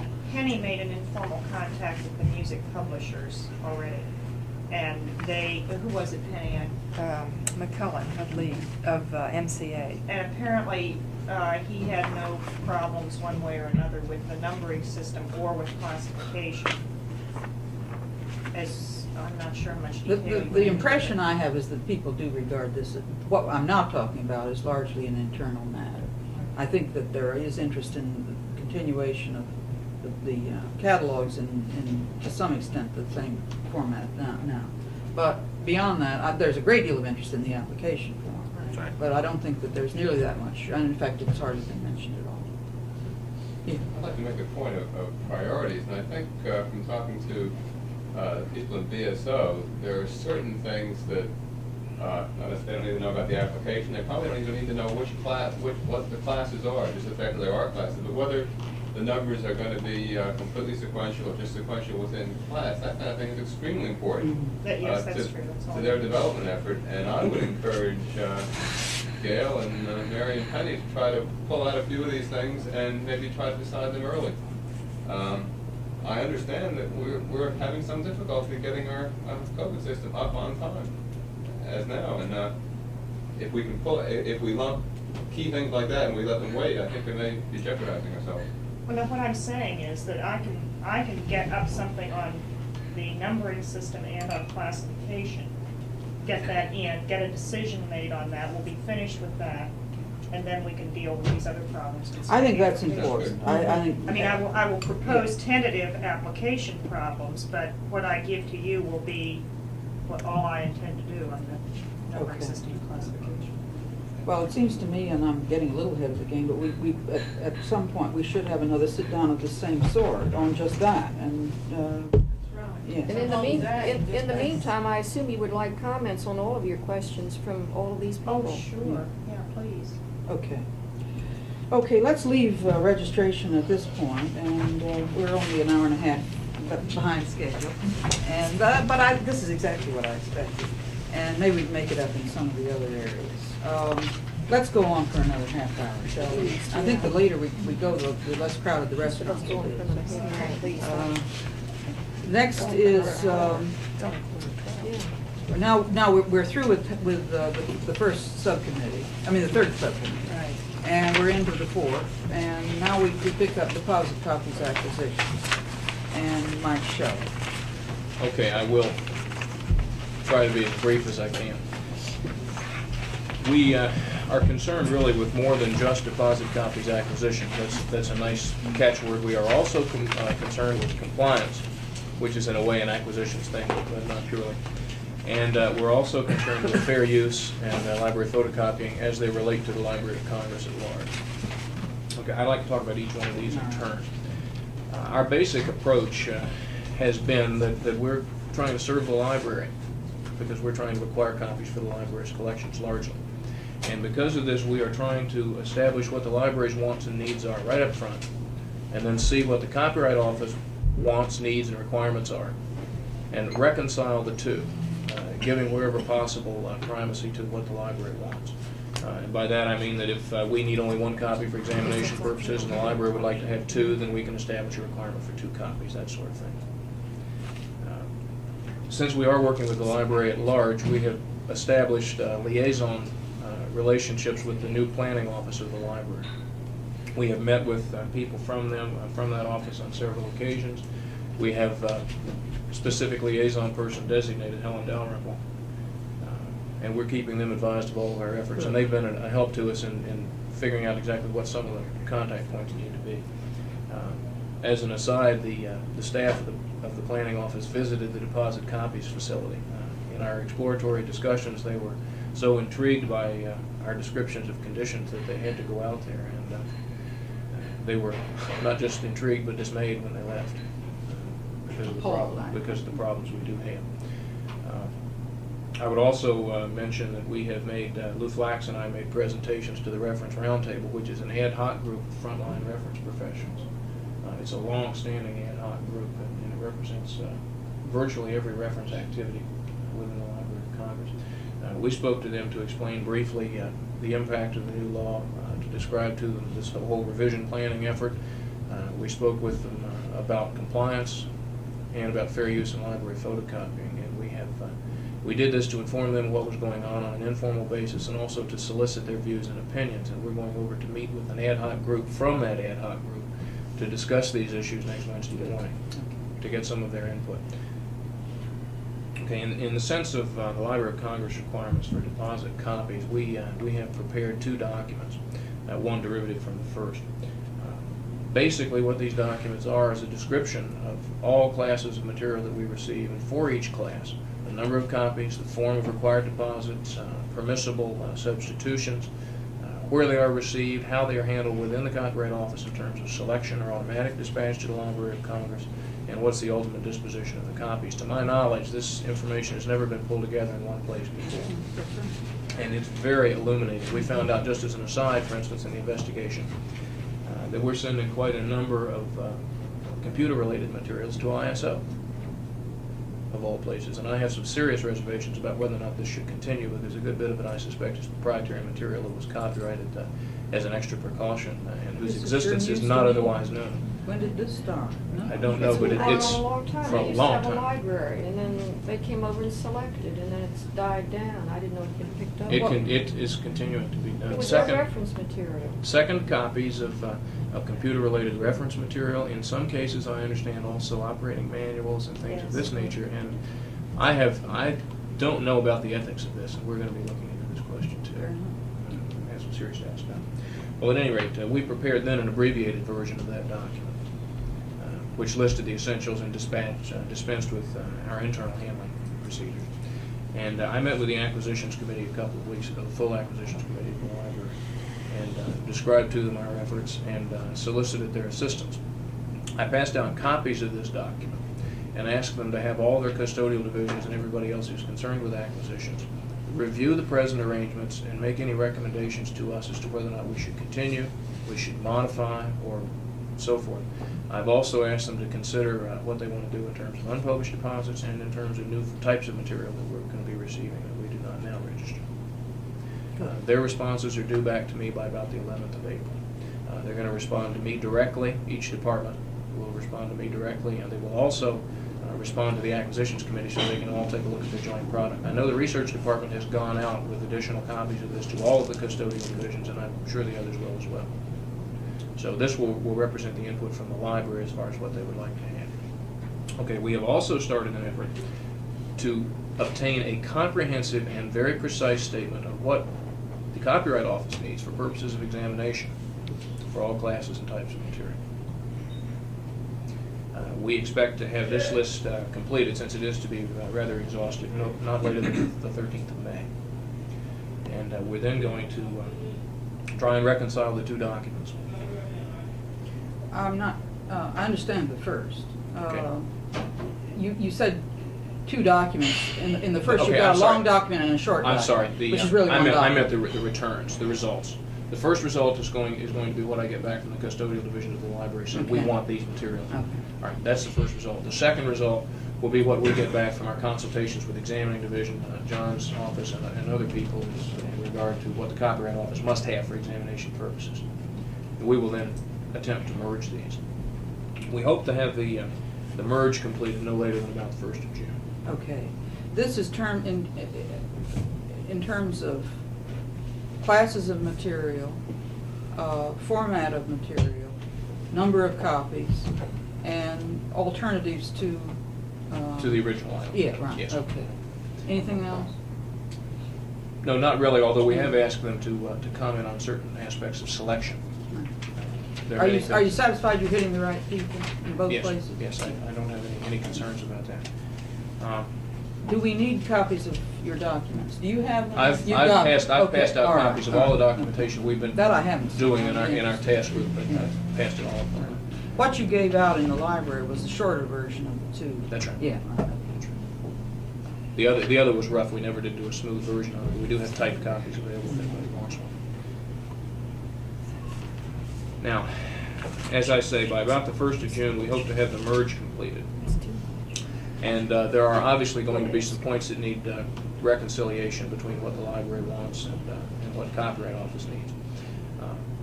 Governing, of course, the bedrock of this is going to be what we need for purposes of examination. And then what the library wants beyond that. I think we should be able to give them. One of the things that we're proceeding with also is the assumption that wherever possible, we should demand the minimum of the public. So that under Section 407, for instance, mandatory deposit, we should exempt as much material as we possibly can. And then under 408, when we're talking about deposit for registration, if we do not need 2 copies, and the library doesn't want 2 copies, we should not ask for it. One notable thing that's going to come out of this is the motion picture agreements, which are going to have to be overhauled, I think. Yeah. The criteria that the only criterion that you've mentioned with respect to what the Copyright Office needs is examination purposes. But what about storage in terms of? I mean, there is an assumption that we will be keeping a fairly substantial record here, in addition to what the library takes. Is this a criterion that we're plugging into? Preservation considerations are, yes. Okay. Very much so. And size? Yes. Yeah, shape, the whole bit. Well, that's part of it too. The examining division, for instance, doesn't want to get the 1,500-pound bird bath moving through the offices. Well, if they can help that's it. that's the most obvious case. Yes. But well, let me give you one example, which is live. I've talked at length with a woman from Xerox and the University Microfilms. They are perfectly willing, and I've expressed a similar willingness on our part, to try to sit down and work something out in a way that would benefit the office, would benefit them, and would benefit the library. And what triggered this in part, well, they had made the overture to me, but about simultaneously. The library is asking for processing, is asking for $130,000 or something, no, it's more, I think, for fiscal '78, because Xerox University Microfilms has stopped giving us a free copy of all of the dissertations that are not copyright. So that there did seem to be fairly major opportunities here to work something out, and they were most receptive, indeed, and I have talked to them about it. One thing I thought was that they could send some people out there and to Ann Arbor and see what would be feasible in a way that would get for the Library of Congress everything that they publish, would not, and could very well ease our examination burdens. Handling and examining of university microfilms is obviously one of our more beastly problems. And it seemed to me that there are probably a dozen opportunities to make our job easier that would probably benefit them too if we just sat down. Now this thing just happened to arise, it's kind of an obvious one, but aren't there other areas in which, and I'm now talking about going outside the library and the Copyright Office before we get too deep into this and get locked into something? Part of the question, I think, is what we're gonna have at the end. I don't know how much we're gonna have to go out in the sense of rulemaking or anything of that sort. You know, with publishing proposals on regulations. We've also talked about, I don't know if you've been in touch with Jeff, about approaching Contour and the questions that IAA and others have raised in the context of both software and database. How do you register those things? Has Jeff been of any help to you? He hasn't called me yet. I haven't gotten around to calling him. Yeah, this is another area. Another example would be daily newspapers. That's I'm right. sure the library would love to have the microfilms, but they're Yeah. not going to keep the paper copies except in a few instances. But it'd have to tie in with registration on a timely basis. I think in some ways it's a little premature for us to be going out. On the other hand, it worries me a little bit that we're going to be frozen into something that would not allow us to do the kind of flexible case-by-case adjustments that I think would be beneficial and were certainly intended under this law. I think that sort of approach needs to be made to the outside. What we're looking at for a finished product here is a proposal that will reconcile the minimum requirements for examination purposes with the library's want list. Those are two sides of what I think is a triangle, and the third is obviously what the public wants, and it's very or needs, and it's a very adjustable situation.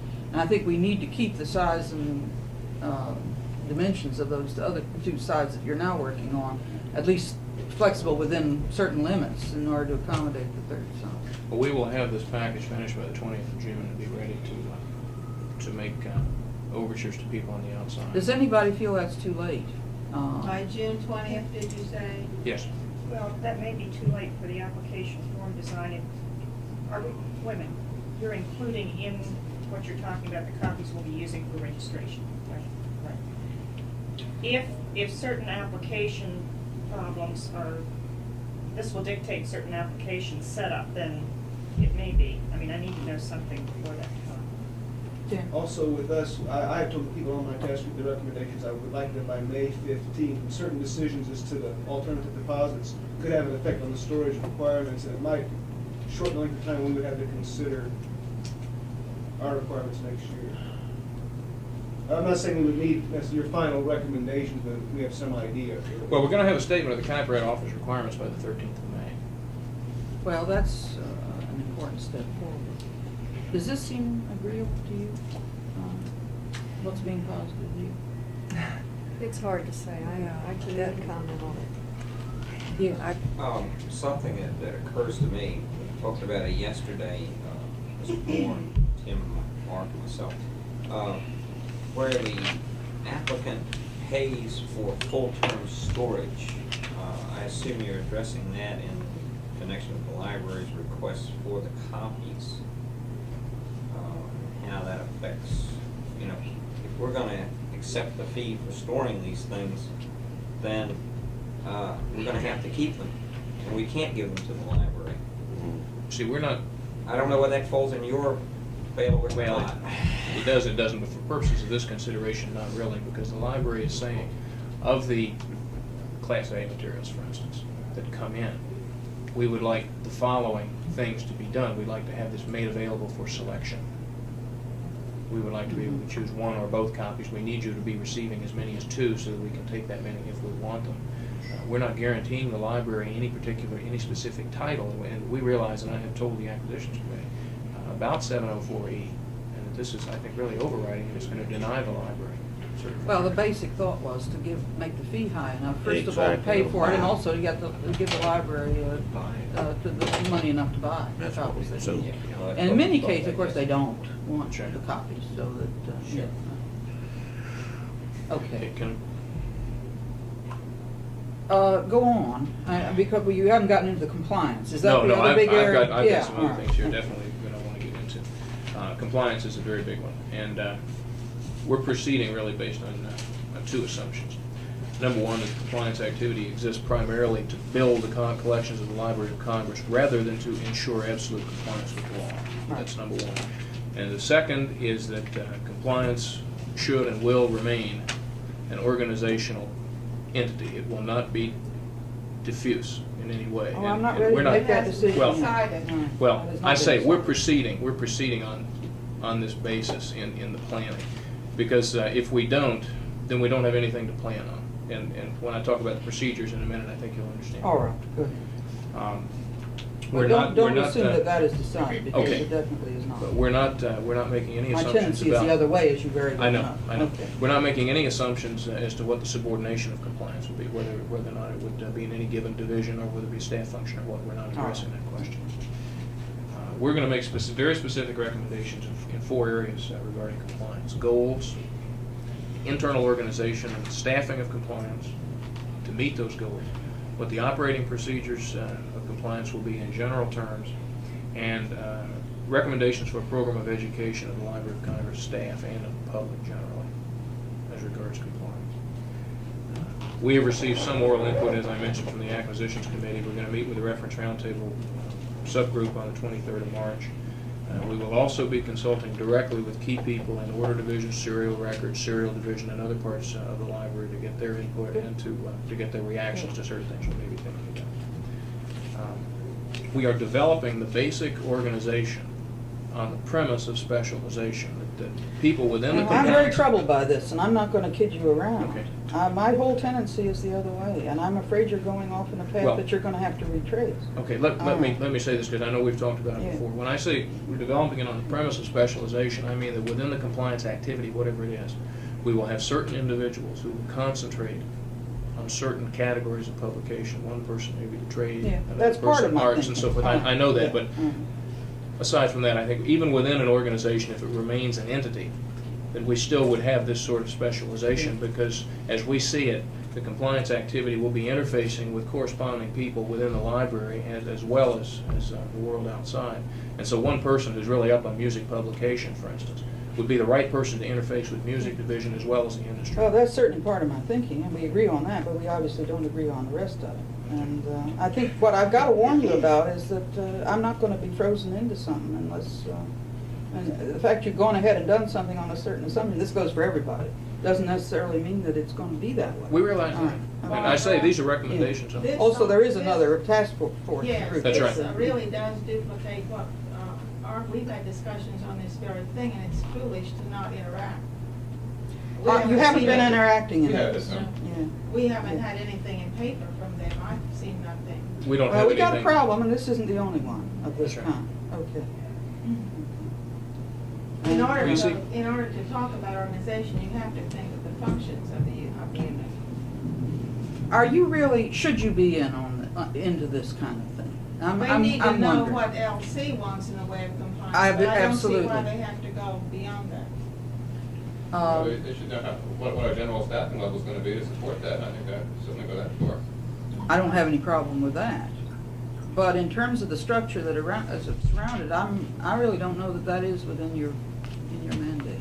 I don't know. I don't mind you considering it, but I think it has to, the main mandate of this kind is in the other task group. I've participated in those discussions with respect to compliance, and I think, just as bearing witness, that the assumption that Mike is making is precisely that.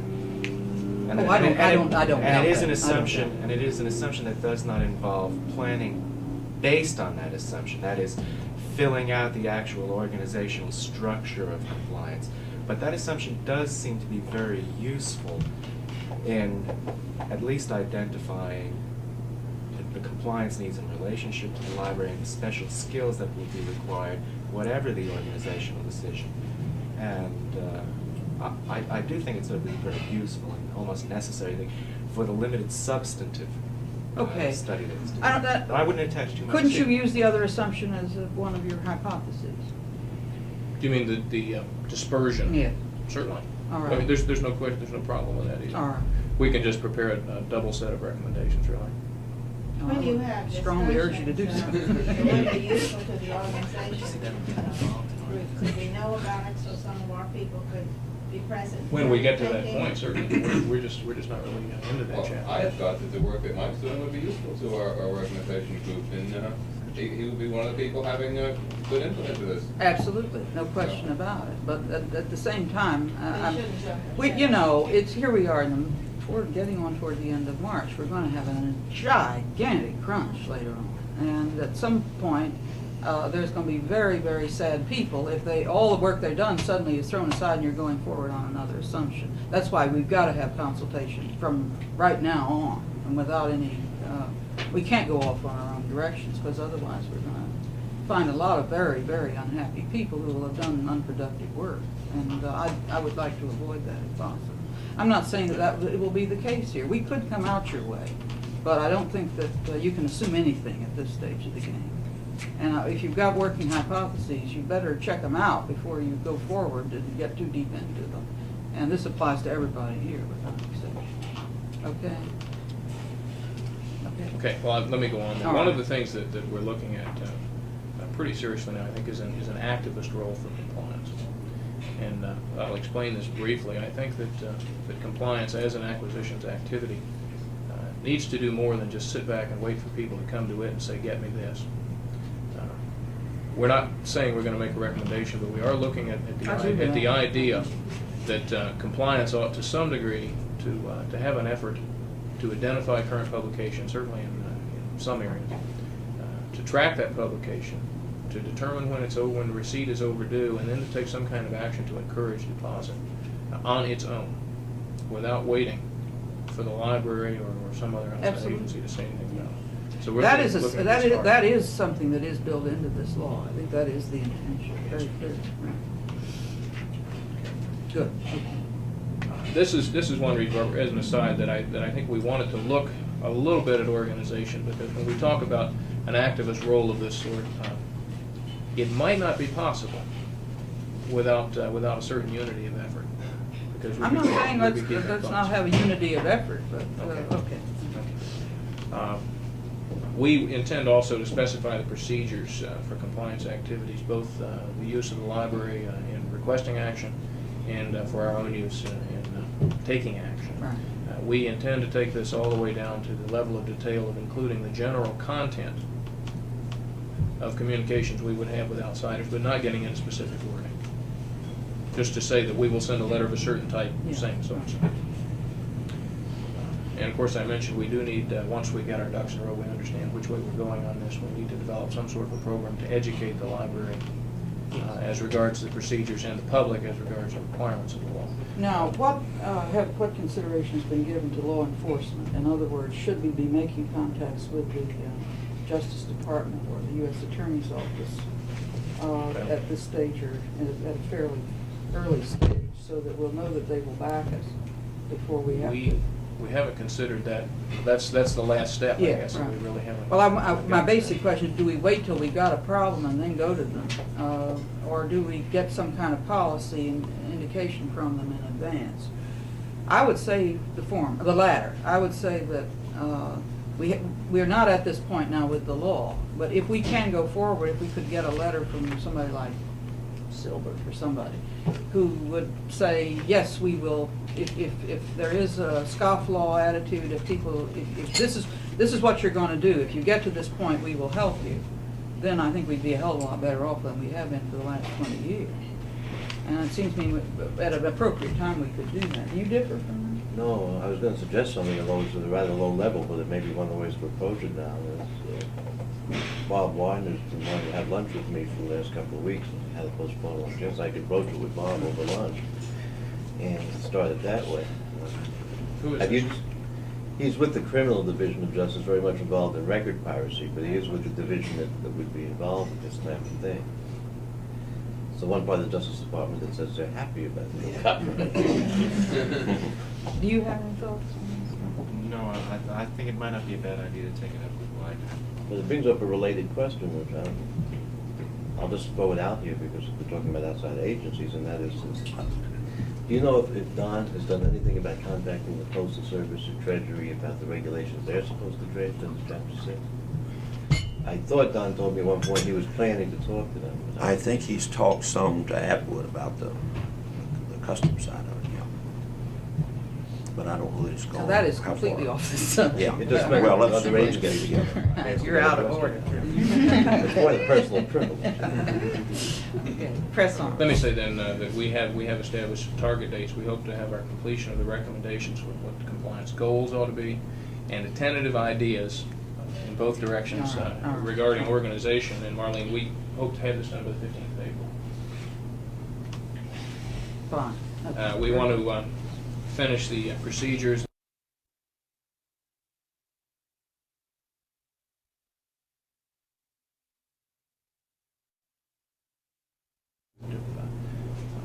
Our own attitude for how hard-nosed we're going to be in certain cases.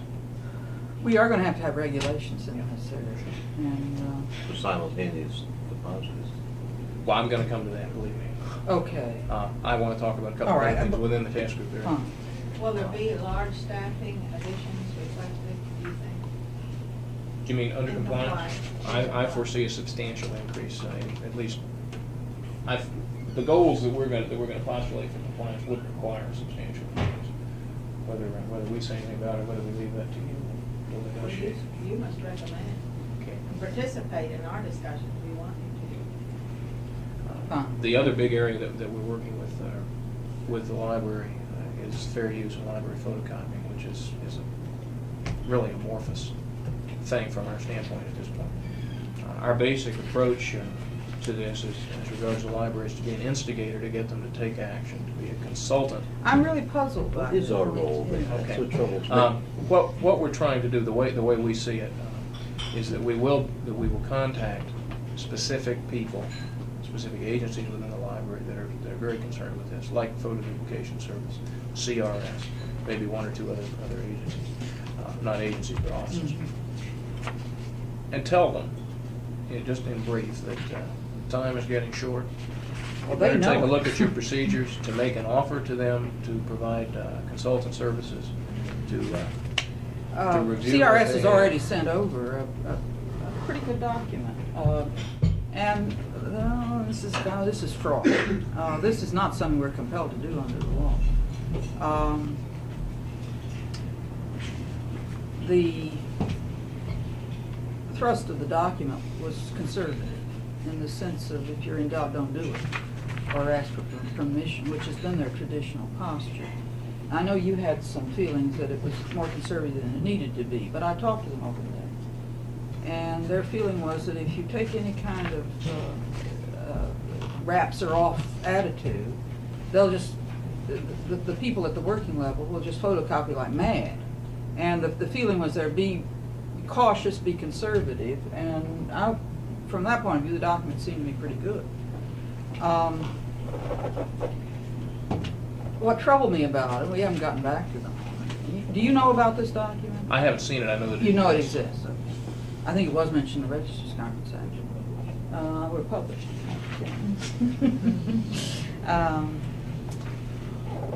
The date is 1977, not 1976. I sincerely trust. Okay. Under 111F, the office has an oversight and reporting function. 108, what did I say? 111, oh, yeah, we got that too.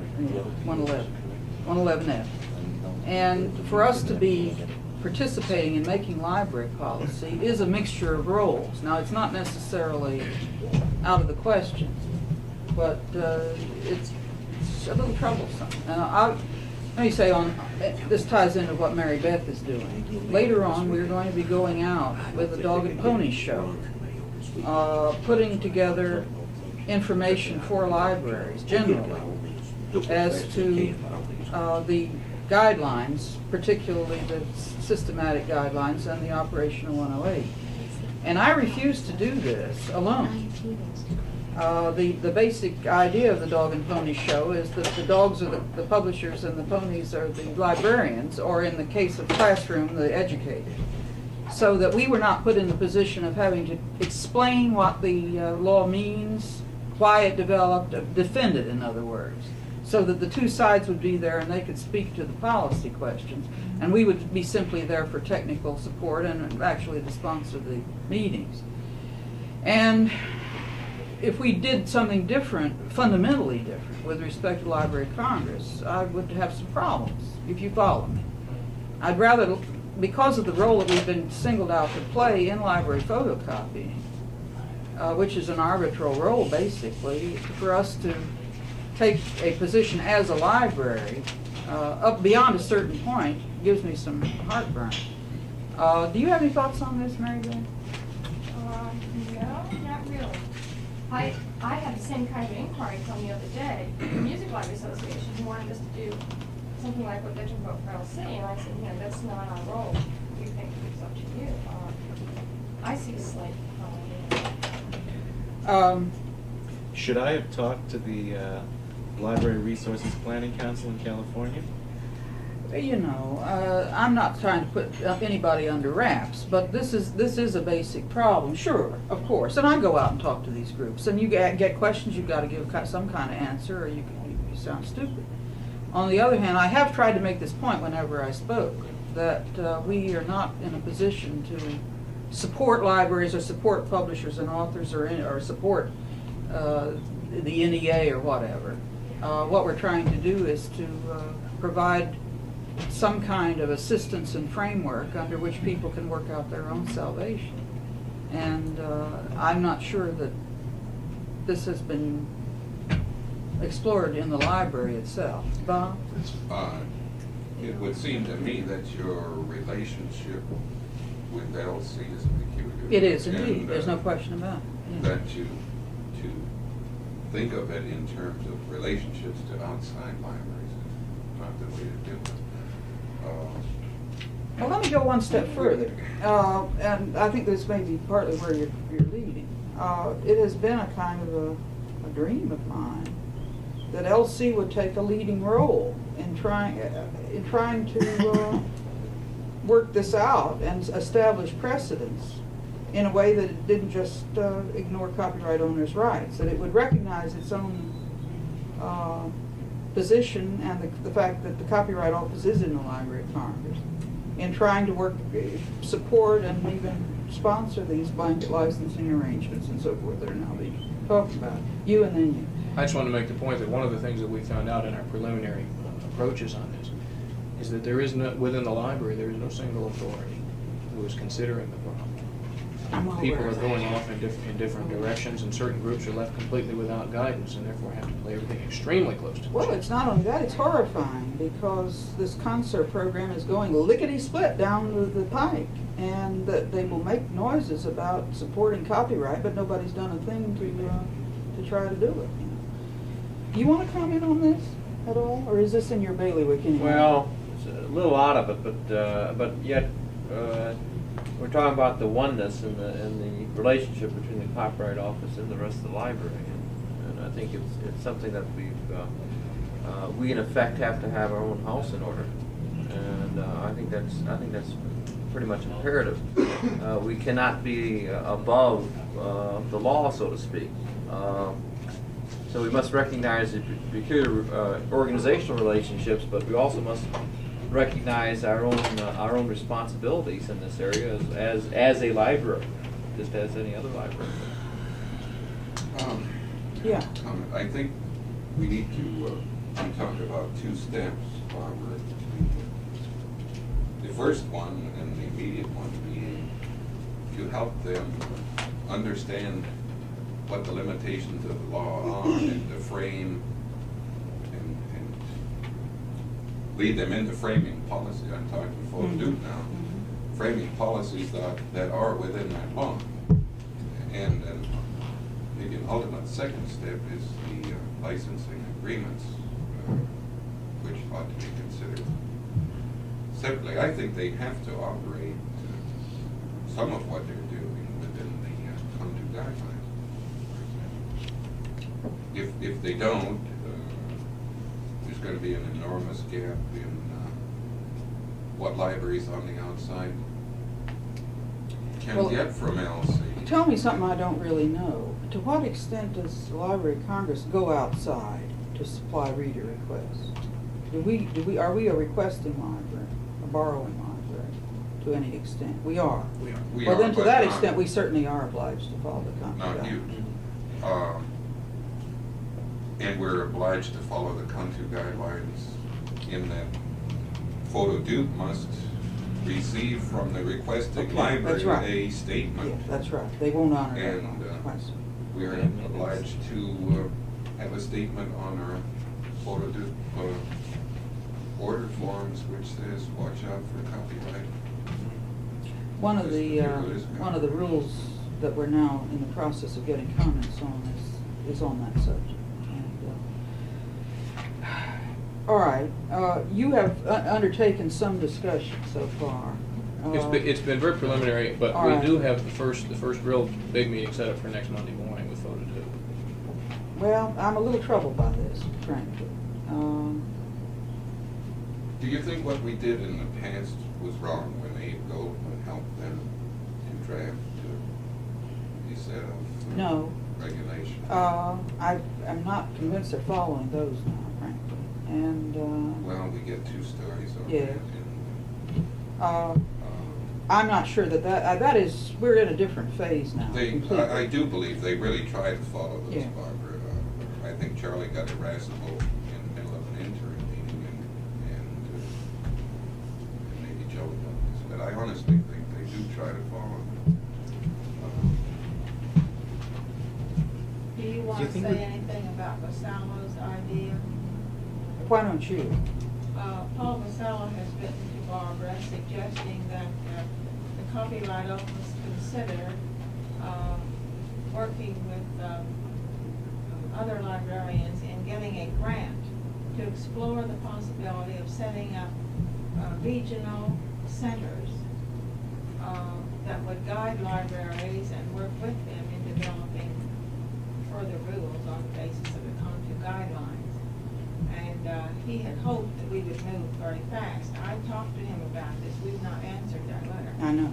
But I talked to him about this when he was here for ALA, and I told him that this seemed a little bit premature since we were working on our own problems now. But he thinks we should be getting a grant and moving, that the libraries are all going to be having questions and they need to have a central place to send them That's and get answers. a valid point. And that this would be helpful to the register in her 5-year report. Yeah, I think it would. And the assumption is that the copyright office will be giving answers to some of these. No, Helping to get a grant no. to set up an The librarians would help each other, and that their help would then help the register. I don't say, there's no harm in you meeting with Photodupe, as long as nothing definite is decided. But it frightens me to think of something coming out of this that would be coded around as the register said this or the copyright office said that and so forth. We're not That in certainly a has never position to been do the that, intent. I realize. On the other hand, stuff gets misunderstood very easily. They've been overly scrupulous, in fact, in what they've done with the previous guidelines. One problem is the rest of the library doesn't know what they are because they regard those as confidential documents. So I think we can put some trust in them. I'm not sure that Photodupe is the real place to go to set policy here. What about the administrative? Obviously, Applebaum is the key, not the hood and so forth. Yeah, but we do have to do some preliminary with them. We do? I think, to understand what their the specifics of their problems are as they see them. Or would you depend on it, Applebaum? No, I think that's probably valid. Barbara, when you said that in the past they felt the responsibility of warning people because the copyright office was here, that has been fulfilled simply by a warning on a machine. And you're saying they've got to go far beyond that now. Oh, I'm not talking about warnings on machines. I think one thing we have to accept is the fact that they can put coin-operated machines around the library and they have no obligation about what's done with them. It's the request that they get themselves, and particularly what they do on both ends of this interlibrary quote loan unquote arrangement that is. Do they have a special responsibility on the coin-operated machine? No. I think that point is something we can make. This is spelled out in section 108, and it clearly reads in salutations. You're here for the afternoon session? Right, okay. Well, there is a warning on the machine. Yeah, they will have to put warnings on, just like every other library, but... Are we going to tell librarians what to say in that warning? I've interpreted it, no. We have to. No. I've interpreted our only regulatory authority under that to be the warning notices on the order forms. And at the place where the orders are accepted. And at the place where the orders. Well, will each library make its own wording, or? I suspect they'll follow the warnings we come out with for the order form. They want to have some help, to have uniform wording. Yeah, I think it'd be very helpful that way if there would be uniformity. Look, this is something, whether the library is interested in it or not, my observations are exactly the same as yours, that the problem hasn't been addressed at any high level. They've got to. I mean, this is something they're going to have to do. I have tried to interest people in this, not recently, but over the years. I had a long talk with John Lorenz about it before he left the library. But hit or miss ad hoc contacts of the kind we've had so far with CRS and with that Photodupe are just not enough. Is there some way we could set up a structure in the Mr. library? Applebaum has interested in meeting with some people here. Would this be a subject for that agenda of a meeting with him? I think it's too important. He's interested in coming, or he's guilty about not having come over here and toured around because he is the administrative department. That's his problem. But I would say no. I think this shouldn't be just Applebaum. I think it should He has be. also invited us to suggest agenda items for you to meet with his people Yeah. at any time. Yeah. At This would be we have a item. Tuesday morning meeting. Well, this is special just- meeting on that. Well, it could be, the way we've done it so far, we've had a couple people from the process department and I think research department. But if there's something that you want to put on the agenda at Ed's meeting, and of course photo dupe and preservation and some of these other areas are there, I think he'd be very receptive to that. Yeah. I think what we need is an interdepartmental group here, which is what you're saying. It really is. And lacking a librarian's regular conference, maybe we need to set up a meeting with the department directors. It's the first. You think we could get away with that? Well, a couple forms. I said, Don, I'll talk to Don about it, but we were supposed to have that bi-weekly meeting. That would do. That would probably. And do. With the executive session perhaps taking on a little bit different tone, or continuing pretty much the same tone it has now. But the bi-weekly meetings, that would be, in a sense, the informational and the problem solving. Get around a table and looking at it from the whole point of view of the library, rather than just departmentally. My problem with that is that he was approaching it very, very cautiously, obviously. And as I interpreted what Don was saying, this was strictly just for exchanges of information. This was not problem solving. I thought that came through pretty clear to me. I think he was concerned about setting up a subgroup that would kind of preempt. Well, okay, It's a problem, I know. I'll talk to Don about it, but if we don't, the last meeting we had was December 9th, wasn't it? December 13th? And that's going on 3 months, and it presents some real grave problems if you want to involve all of management and take a look at the oneness of the library. It's a little difficult to work that way. If the bi-weekly meeting, if we get those established and they start evolving at least to the point that the blood has been let and there have been some at least some tentative agreements among the department on courses of action, and then take that high level decision making, not really decision making, take that high level of thought rather to the executive session, and then saying, okay, we've discussed all this, and then get the decision making. That would be fine if you were having these meetings regularly. Well, that really presents a problem. Let me suggest, Barbara, that we think about going through Chuck Goodrum in the planning office and say, here's an overall library planning problem. Would you help us set up? That would certainly an be logical. interdepartmental How does that meeting go? and Take it from there. Would you want to undertake to do that and try to set up something that would involve meetings and dates or something? Yes. All right. I think we have to do that. Go ahead and have your meeting, but let it just be a preliminary and an information exchange type of thing. That's all it was intended to be. Right, I understand. Okay, fine. Yeah, moving right along. I hope these will be brief. There are 3 areas of major concern to my group, and I think to a number of other people, where a decision will have to be made at some time in the future. I'll go no further than that. The first of these is what is to be the ultimate disposition of the non-selected Section 407 copies. Oh, that's that separate now. Yeah.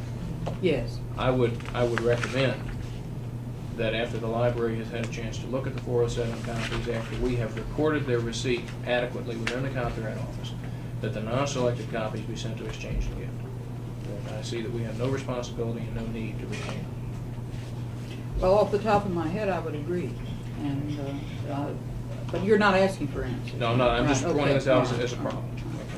The second problem, and this is a real biggie, is under Section 408, there is a requirement that the copies submitted for registration be accompanied by the application and requisite fees.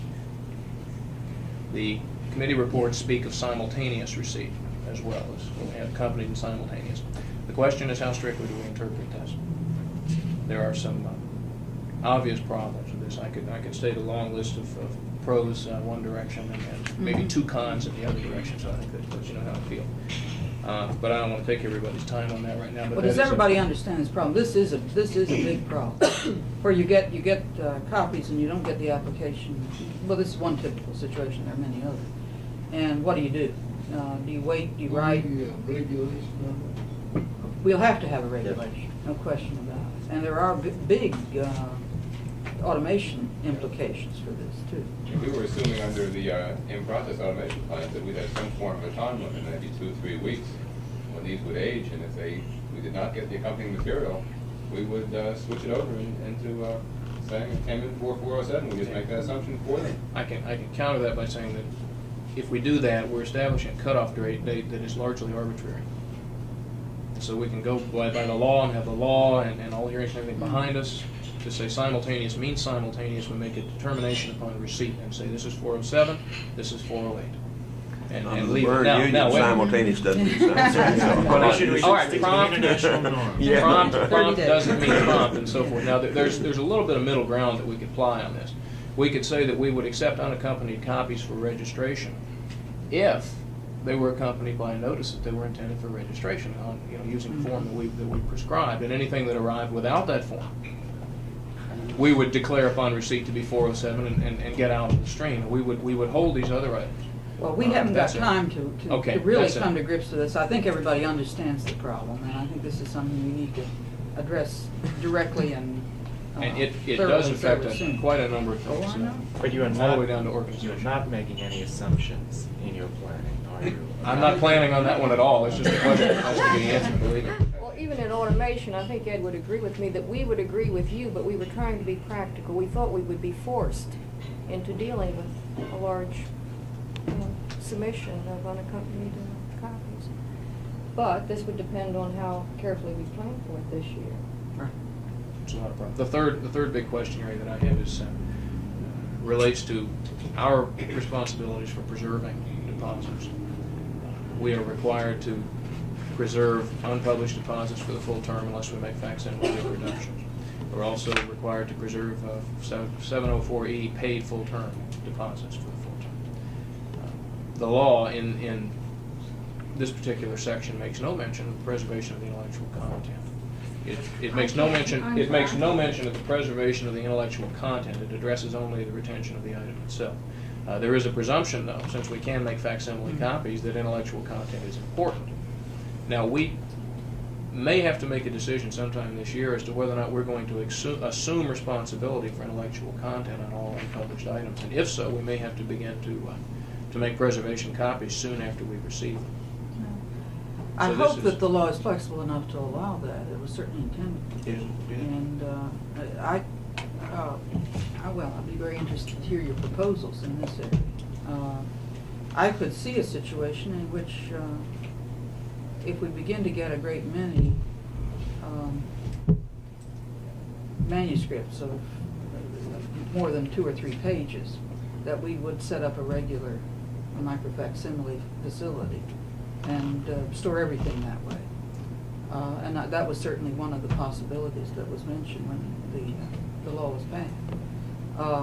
My own feeling is that in music, for example, where the bulk of the unpublished material isn't that bulky, that it probably wouldn't be necessary, although maybe there are different views on that. Bulk is not really my consideration. It's In case of really a matter of physical preservation. physical preservation. Because we're talking about such long terms of protection.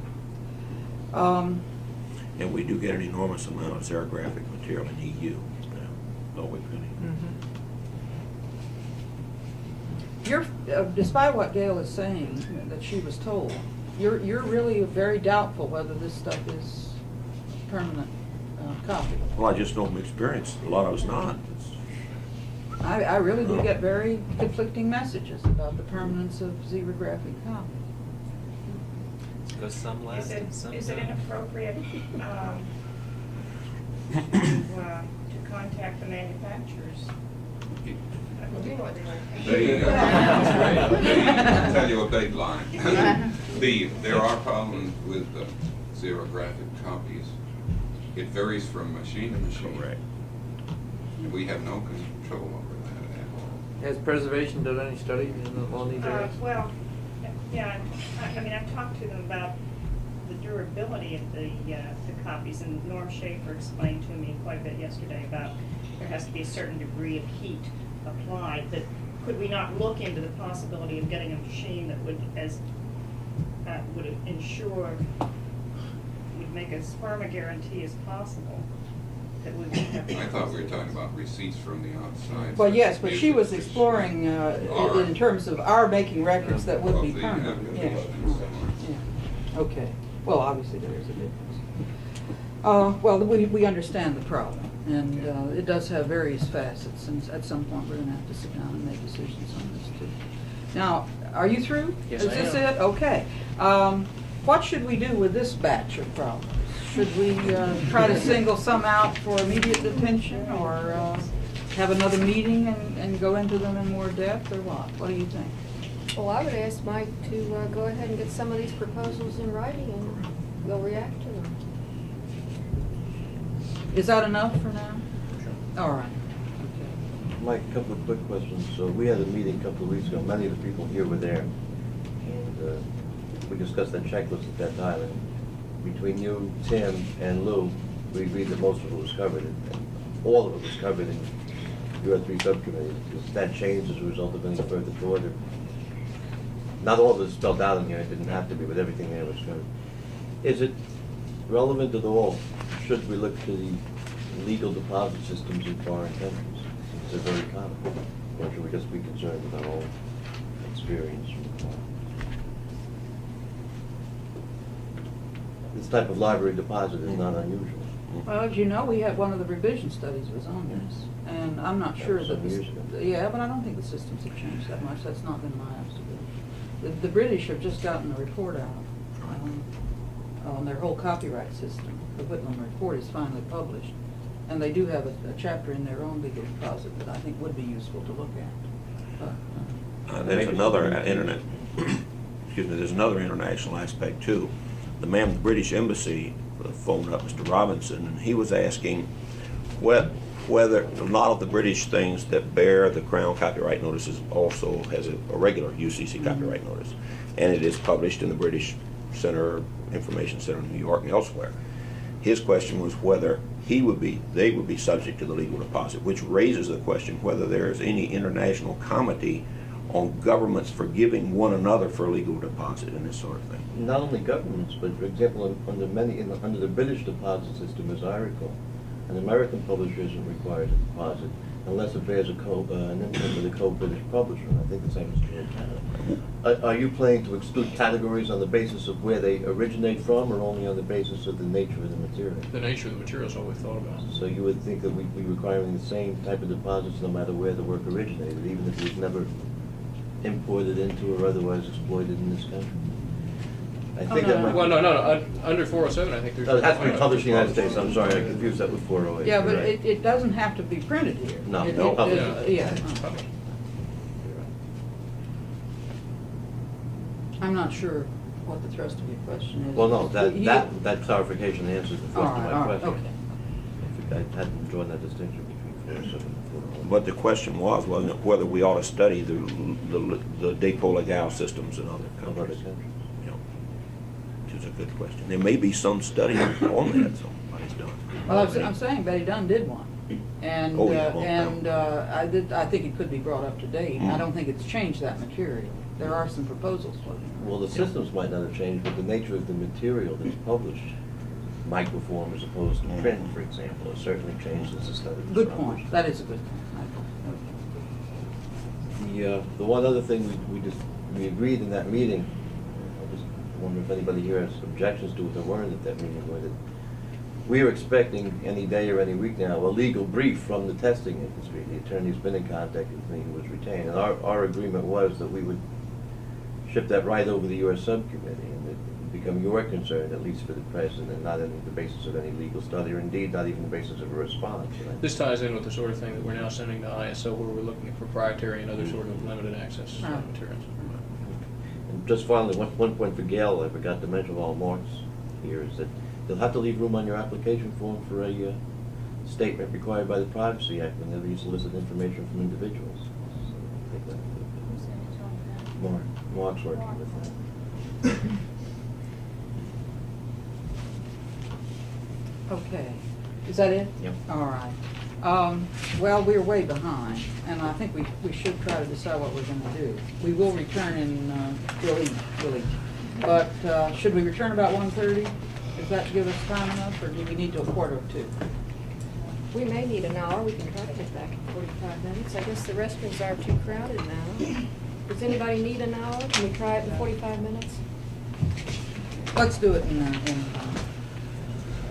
we'll resume shortly after. 1:30? Shortly after. I'd rather have two meetings and have a free discussion. That's my own feeling. Is there any, yeah, that, I detected that, okay. I was gonna make a suggestion, maybe Marlene disagrees with me, but it seems like the records area ties in a lot with what we've been doing before, we might switch the order. All right, what is your suggestion? Go straight to records. Go straight to what we're doing now, but put I think, well, speaking for myself on the organization things, I don't have a lot to cover. I think the jukebox and cable area don't touch a lot of areas. And I We'd think like to hear about it. Well, my feeling was, and this was based on discussions with Mary and Penny, that we probably ought to have a separate meeting a little later on, entirely on organization, or reorganization.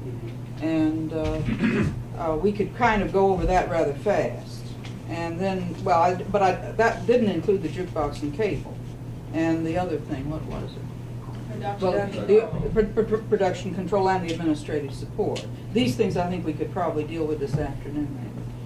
But is your suggestion that when we come back, instead of going to Lou, that we go straight to Mark? No, I would suggest we go to Lou and keep going in the area we're in. All right. Could I ask that Mark would put on a little bit earlier, because I think I might need to leave early. He got a message from his wife that it's snowing in New Jersey and she wants him to leave early. She suggested. She suggested. She ordered it. Ordered it, okay. Let's break this up. Yeah. Okay, so we'll go with you when we're starting.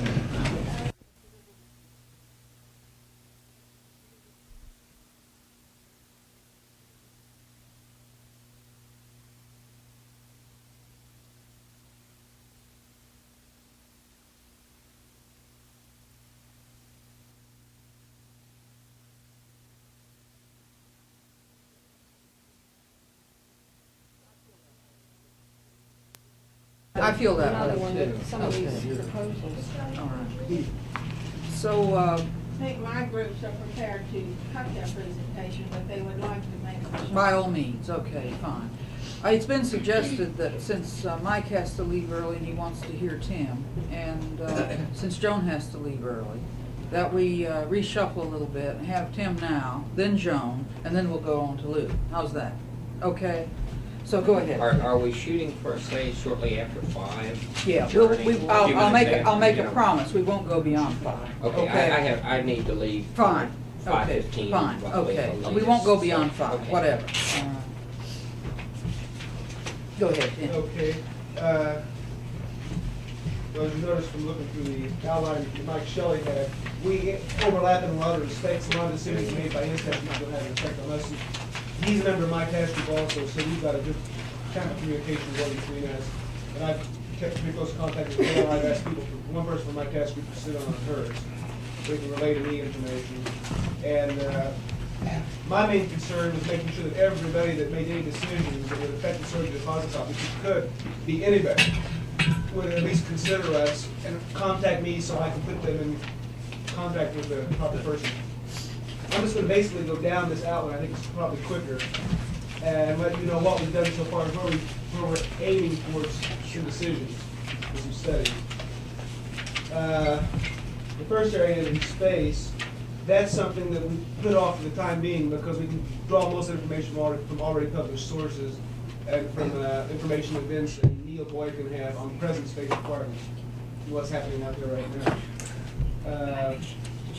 First area where we come towards, where we're arriving at a conclusion is the disposition and record-keeping requirements of section 12 copies. I gave an assignment which I got back last week, and a recommendation, this I haven't distributed yet to the task group members for their comments, but they have suggested that if we are responsible for keeping those copies, and it's not been determined yet that we are, they've recommended holding them for a period of time. And they haven't determined a time limit yet. And then we'll have to consult with the acquisitions task group if it's determined they are going to be our responsibility to see if the library will eventually want a selection process of these non-selective materials again or not. Of course, also we're going to have to consider the possibility of holding them to see if we're going to get a 408 application. Well, this is the question we were talking about just before the Yeah. break, and it's just, we're looking at it from the other end. Okay, fine. Okay. D, we've had several discussions about the possibility of establishing our own records center. Now, I called it a federal records center because that was what was used in the law. The title itself isn't necessarily important. The thought seems to be basically, from what we've been able to determine through looking at the hearings that were held and comments made by various officers of the library and the comments made by the librarian's task group about the preservation of copyright deposits, that the Copyright Office should have an archival function of some sort. And the basic idea seems to be to hold the items as long as we possibly can. And we were throwing around the possibility of having our own records center so that we can maintain the proper control over them as far as security, climate control, all these various items that have to do with preservation. We haven't reached a decision on that yet. Mike was meeting with GSA people to see about their requirements and their possibilities of assisting us, and I just... This Mike, not this Mike. Yeah, this Right, Mike Shelley. okay. Actually, both mics did. Right, okay. Confused them too. And I don't have any, I don't know if you have anything finalized on that yet. but I Nothing haven't yet, heard we're still working on that. Okay, but we are considering that project. Now, E, the need for these definitions. We've sort of come to the conclusion, which we're, unless we hear from other people that they don't think it's a good idea, we're just going to recommend in our position paper that this definition of identifying portions of reproductions might be put off for the future because it seems like the law was written so that this is a possibility if it's ever necessary. And we feel like there's no need to make an inflexible statement right now, rather make an indication in our position paper that we're aware of this problem, that sometime in the future these decisions may be made, rather than binding us right now to a decision we might regret 30 or 40 years from now. I've got a paper just Monday, a study that was done concerned this for the longest period, considered practical and desirable. And this basically comes to the same conclusion. Again, looking at the whole history of the hearings and the basic attitudes that we've uncovered through statements and documents. I think I've got a quote written down here somewhere. Yeah, this study feels that the spirit of the law tends to keeping our deposit copies as long as possible. It would be inappropriate to make a recommendation at this time what practical and desirable is. That's something that will be done in the future. Well, this was addressed to both the identifying portions and the practical and desirable, or Right. just both? The identifying portion was not, this was reached a consensus, just a discussion. I around see, the I see, table. okay. The practical and desirable, there was Vince did a study on that, and he's got supporting documents from Senate and House hearings and reports. Right. And when he came to that conclusion on the basis of that, plus I think it was a statement by you made at one time, and he had a copy of a memo that Mr. Stevenson sent to you. We have a copy of the librarian's task group report pertaining to copyright deposits, and it all seems like a pretty strong case for maintaining control of these. Well, certainly for not setting Right. arbitrary dates now, I think that's undoubtedly right. Now, are these papers flowing in somewhere, or are they going to? They will. I've got them both Okay. now, and I haven't. I distributed one to some of the task group members, but I haven't. They're coming to me, and I have to run down and Xerox them, and then put them together and ship them out, and wait for the replies. And the second paper, Vince's paper, I haven't had a chance to do that yet. Fair enough. Okay. And we're waiting for replies and comments on that. And now I will also send them up to the coordinating committee as a result of our discussion this morning. Is that agreeable? And then I don't think we have to make a decision now as to whether or not anybody else should see them, or do we? I would rather not make that decision myself. I would prefer. Yeah, to we'll. You'll make yeah, it. and All we'll- right, We'll see fine. that that's Okay. done. All right. Fair enough. I think we really do need to have all the working papers, though, that you're sending to your committee members. I'm not sure that we're getting all of those. And if our function is to see that other task groups concerned get the benefit of what's going on in your committee, we really need to see those. So if you've sent anything, if any task group has sent anything to your members that you haven't sent to us, we'd appreciate getting some copies of those. Okay. And as far as F1 goes, for the paid short-term deposits, we've tossed this around in meetings, and we've come to the conclusion that a separate storage and security and preservation requirements are probably going to be necessary for paid full-term deposits. What does that mean? The paid full-term deposits? No, I mean the separate, Well, the basic attitude was that if they're paying for storage, they're entitled to expect a higher degree of control and security over the materials, and also the certain preservation policies might have to be instituted. We haven't gone into that too deeply, and we're sort of waiting to see if we were on the right track. well, I certainly wouldn't say you weren't. It seems to me that there's a great deal to be said for what you are now proposing or hypothesizing. But it has to tie in, obviously, with what we charge and so forth and so on. And it's, well, it gets into a very complicated area just as far as the actual physical storage goes, and we have to separate paid full term from non-paid full term. And how we make the charge, if it's periodical, we might have to pull this out of paid full term and put it into regular. So it might be possible that we're going to come up with a recommendation that because of all the variables involved, it might be better to go ahead and store it. Yeah, okay. If we do that and people find out about it, nobody's going to ask for paid full term storage. If they know that we're storing it anyway. True, that's right. Okay, fair enough. Okay. I asked some members of my group to do a study on the red file that exists and the possible uses of it under the new bill. And I got the response from that at the end of last week. And they had come up with specific recommendations. I didn't bring a copy of them here, but I sort of briefly got them in my notes. They recommended that the no replies and published copies for which registration has been refused, that are presently in the red file, when they get to be more than 5 years old, they be transferred to the Library of Congress or made accessible to the Library of Congress for selection. If there are no legal aspects involved. We haven't investigated the legal aspects that may be involved with. Wait a minute. No replies, and what was the other? No replies, and the published copies which have been deposited for which registration has been refused. Rejections. No. Rejections, yeah. Published I'm sorry. rejections. Okay. Also, of all classes, no matter what. Of all classes of what? They brought out the point that there could be a problem because we have no time limit for appeals right now. And if we dispose of these in some manner, or they get selected by the library, and 2 years later we have an appeal coming in, there might be a very strong problem in satisfying them until we don't have copies any longer. They felt also that the all unpublished copies in the red file, unpublished material should be retained, should not be disposed of, because very often that's the only copy extant, or the only copy we're ever going to get a hold of. And they asked for the possibility of getting a policy decision as to what the red file should contain and a disposal program, such as necessary. Let me make sure I've got this straight. Someone would read the files, presumably, after 5 years. And would transfer to the library any, no replies or any rejections in published or ostensibly published. Right. Obviously, there are borderline cases. That may be the reason we didn't register. It wasn't clear whether it was published. Are there any thoughts on this? Well, I presume that if the library doesn't want them, that we're saying get rid of them through E&G. Isn't that the presumption? Because we certainly can't force them down the library's throat. We have to preserve something in case of rejection clearly to show what the nature of the... Yeah, that's why I'm surprised nobody is picking up on this. I would have thought there would be more feeling along that line. That's my feeling. Well, that's the biggest problem, I think. I always agree with Louis. One area I don't think we've That's why you covered always get is so much this trouble. rejection index or catalog that we've discussed ever so briefly, and maybe it should be tied in with that as a special assignment. Well, now, whose task group does that fall under? We're considering that also. That's under yours too?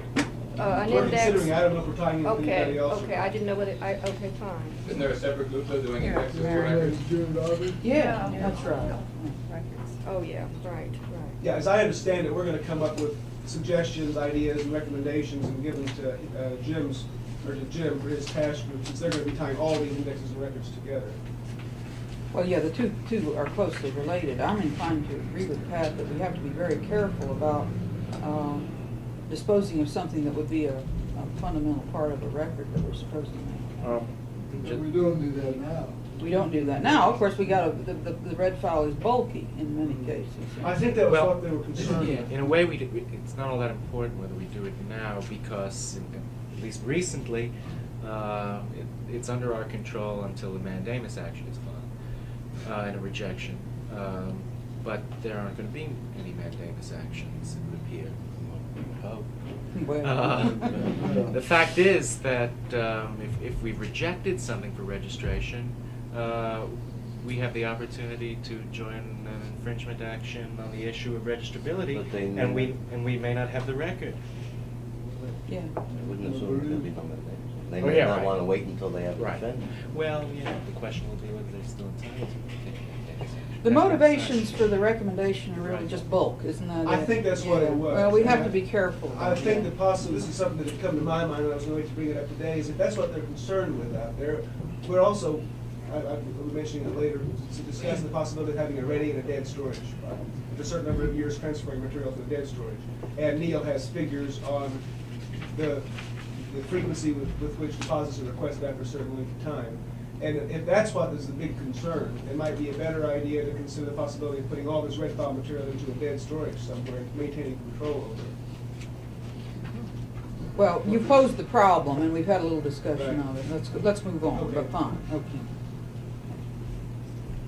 Now, Mike Shelley mentioned this problem, the 407 copies that are selected, Mhm. and not, if 407 copies are selected by the ELC and not automatically transferred to them, what do we do with them? If they're our responsibility as deposit copies, and not as deposit copies, but storage copies, we're gonna have to be concerned with that, and I suppose he'll be in contact with us once the decision is reached as to what to do with those copies. He mentioned, I think, the very end of his talk. Right. Let me ask, is there anyone here who feels that we should retain 407 deposits? Now, this is not something that's coming in as part of the registration, and it presumably is something that we know is a 407 deposit. And the library, as it turns out, doesn't want it. I guess this would probably fall into categories like I suspect we will be registering Vanity Press stuff, but library doesn't want it, although it would fall into a category that they would say they did, I guess. Does anybody feel that we should retain that for record purposes? Well, not particularly retain it, but I do think we have to address at some time how it's going to be indexed, and two, who's going to look at it and see if the copies are bound in upside down, or if it states on its face that it's a paperback and states on its face there's a hardback edition, this kind of thing. In other words, what's going to be done to examine these copies as they come in, if anything. Now, you're talking about everything, not just Yeah, stuff that the library doesn't want. that's right, yeah. Yeah, well, that's a much bigger Necessarily. problem, which we haven't really addressed Yeah, yet. okay. no. But obviously, this would tie into that. Any other thoughts on this point? You've made your feelings I think the plain. better the catalog, the less necessity of retention would be. Under what circumstances, assuming you did have a Assuming- catalog, under what circumstances would you want to retain any of it? Well, suppose the guy at some later date, he sent a compliance action and he says, I've already deposited this particular work. Oh, yeah, Well, I if we said don't, if you if have we the don't have it and the catalog. library doesn't have it, and if it's not cataloged properly in some Yeah. identifying way, then it's, But if Is you it have not a the good question? catalog, do you have to do any of it? But we're not thinking really in terms of cataloging, in the sense of Indexing. cataloging anything under 407, I didn't think. Well, we're gonna have to make an accurate bibliographic Exactly. record of the items. otherwise For it'd be purposes asking of- for some Otherwise known reference as a and catalog, deposit. Yeah. To call it that, yes. But the cataloging data and as far as extent need not be as great as some other types of catalog. Well, what is emerging here is an issue. We're going to have to come to grips with how far we go. And what you're saying, I think is true, is that if we go pretty far, then we don't need to worry so much about retaining. Okay. Yeah. One brief point, if we get in the habit of holding on to 407 items for any length of time, then I wonder if we would be able to resist someone who came in later at seeking registration and would say, well, I've already given you the copies, you've got them on hand, why don't you apply those for registration? The answer is that they did not accompany. Well, that's another issue, isn't it? Right, Mike and I briefly discussed the possibility of having a kind of application form that would be, we would encourage it, but it would be entirely optional, containing the name of the remitter, the title of the work, and minimum other bit of information. And on that form, we would ask the remitter to sign a statement to the effect that I understand I am submitting these copies for deposit only, not for registration, and that the Copyright Office has the authority to dispense with them in 6 months or so.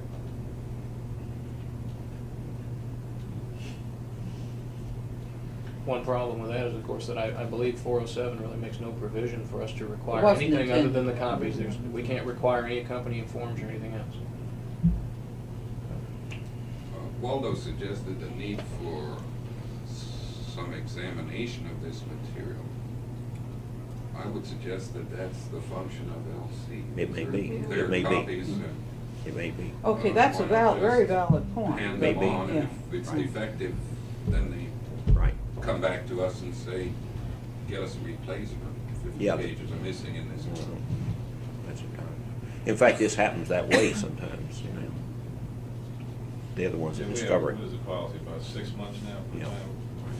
Is it? I don't know. Well, it used to be. Compendium has some Yeah. date on Mark? Yeah. What about the requirement that it be the best edition? I was in your test report, determined with the library what the best edition is. Sure. it. No.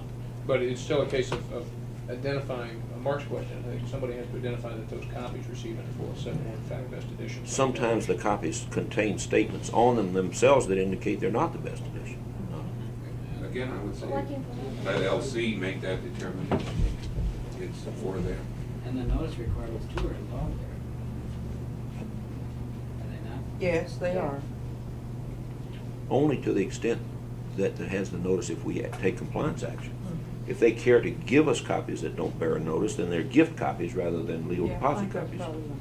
And we do get a good number of those now. And you're not suggesting I raised this question in the registers at another meeting a while ago, and everybody got very excited about it. But just for the purpose of 407, you're not suggesting we correspond about a notice, are you? Just for 407. Now, this does raise an interesting question, because there are cases where today we register claims and send people a letter saying, next time you ought to put the notice somewhere else, et cetera, et cetera. Well, I understand. To try to help them. I understand we want to do that under 408. Yeah. But is anybody suggesting now that we're going to do that under 407? Are we going to have a separate examining division on 407? Not personally, though. I like for somebody else to. John, that would constitute a receipt. That would cost, that's supposed to cost $2. Well, there is some examination, Mark pointed out, about whether it is the best edition. Correct. But not by us, Joe. Well, the deposit is with us. We are, I'd be happier if we could say we are the receiving agency. These are by law for LC. It's up to them to determine. And then if it's not the best edition and it was so, we would take the action. Write the letter. The logical extension of what you're saying is that the LC would take care of all the compliance actions. No. Why not? Oh, you mean on 407? Yeah, well, that's the only compliance action is 407. But the question is, if we, I'm sorry, go on. No, it is not a logical extension of that law. Okay. I don't think, let's argue that one later. Well, the statutory language is the required copies of phone records shall be deposited in the Copyright Office for the use or disposition of the Library of Congress. There's no question that we are the agent that receives it. But it's not, I mean, it is for discussion and decision as between the Copyright Office and the Library of Congress proper as to who does what once we've gotten the copies. I think we're obliged to do the getting of the copies. That's all our responsibility. Beyond that, I think it's a little fuzzy, and I think we should do it in the most efficient way possible. If we don't leave it up to LC, we're gonna have to set up an examination process for every single submission. But are they gonna set up an examination process, or is the public gonna be diddled out of good copies? Look at the good copies. That's it. Look at the motion picture agreement, the operation. We don't have much of a compliance operation in motion pictures, But we are responsible for administering as well. The best edition requirement is defined in the library's regulations for requiring a motion picture. And that's one aspect of the broad problem of Yeah. compliance. But the question of good copy is administered through E&G. Yeah, but that's a kind of a special case of very Yeah, valuable but- copies. They're not gonna do that with books. What you're talking about now comes pretty close to it. Yeah. Any response we make to a depositor saying this is not the best edition, I would think should be done as timely and as timely Oh, it would as have to possible. be. And if we pass on the paper-bound copies to the library, it might be months before they discover that they don't, that they have that. It's been hardbound. By that time, they've already spent binding fees anyhow. The library doesn't really have a mechanism for examining best copy now. They have sort of left it up to us, as Lou indicated. And if we decide we are going to be in the business of cataloging to whatever extent these 407 copies here, maybe that would be the time in which to make a determination of best edition. I would really prefer to try to put that burden on the LC selection officers. I would disagree, I think on balance. Yeah. go Now, ahead. the issue of if a person, in fact, is not sending the best edition, is he in compliance with 407? If he's sending upside down printed copy, paper bound, or a different motion picture, is he in compliance with 407? We have a strong compliance function, as we talked about earlier this morning. 407 says compliance action by the register. So we couldn't wait with the library for someone else to make that It's just, I don't think it would work efficiently, Bob. I think we'd have a big mess. And furthermore, I'm assuming that in many of these cases, we're gonna write and say, don't you really wanna go on and register anyway? If we have to write at all, we would have to write in the case of best edition. Somebody would have to write. Well, we're hoping we won't have to write. You're answering the question about what does the company, I mean, if we're gonna write, we're gonna. Well, I would say that this is not gonna arise all that often, but to the extent that it does, it would seem to me that there are gonna be a certain percentage that we have to write about. And That sounds like a function of compliance people could do it. That's my all in opinion. one place. Yeah, that's my opinion. Well, the compliance people would also have all the indexes and records of what has been received. So it seems to me it would be the perfect place for it. And getting to that, we had also, does anybody else have any comments? I was wondering if this is what Waldo calls examination. It could be some sort of a technician review, maybe perhaps even done in service in the Search and Connect area, or Snap All Assembly. Wouldn't have to. Doesn't sound like it's a real examination. And it might work pretty well. I think you could do it that way. One question Bob does raise is how is this gonna interface with the selection officer's operations? Because the selection officer, when she selects the thing, is not gonna know which one it is, 407 or 408, or I don't know whether she's gonna care or not. Oh, she is gonna know. We've got to make sure she knows that, and that they know that these copies are not gonna be available for selection in the future. Because when they go down the table, they know that if they don't select it, it's going to deposit copies facility for a number of years. Under 408, but 407 is a whole different ballgame. If things go the way they want. But if they have 2 weeks in which to submit the application to make it sure it's a 407, 408, then you're not going to submit it to selection officer until the application comes and joins it. Is that right? We're not going to put it up on the table, I wouldn't think, until we knew what we were putting up on the table.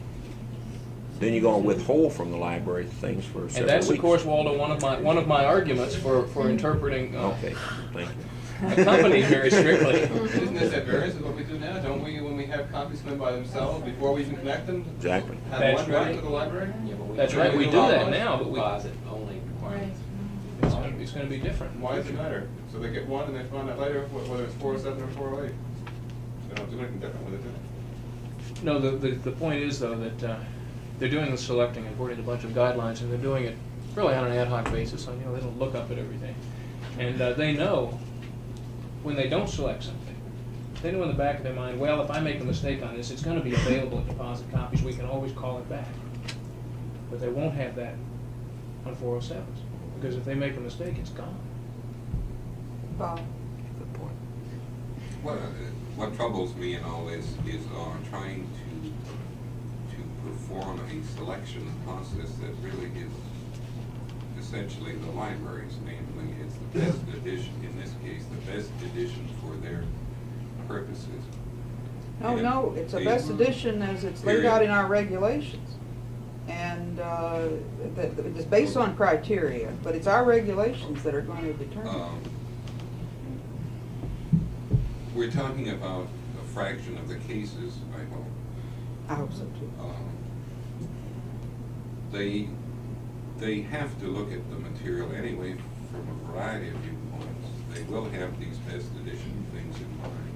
There may be times when they can make the decision right then and there. All right, this may not be quite the best, but this is a piece of junk. We'll take the next best, or they'll throw it out, and the question never comes up anyway. Assuming they throw out a large proportion of it, we would be stuck with making a lot of decisions that were not useful at all. You they might like the next to best edition right now as against a better edition 3 weeks from now because congressmen are howling for the thing or something. Yeah, they might take a paperback gladly in some cases. Okay, let me just ask, and we've got to move on, but in regard to the whole selections process, is this being addressed? It's pretty unsatisfactory now. This is, it's in your We're favor. talking with them. Now, to say that it is satisfactory or is not, I have to ask from whose viewpoint. From the library's viewpoint, many of the professional people within the library think it's a very shaky operation. Well, that's what I'm really reflecting. No, as far as the Copyright Office is concerned, it's no sweat. I don't know how much we can.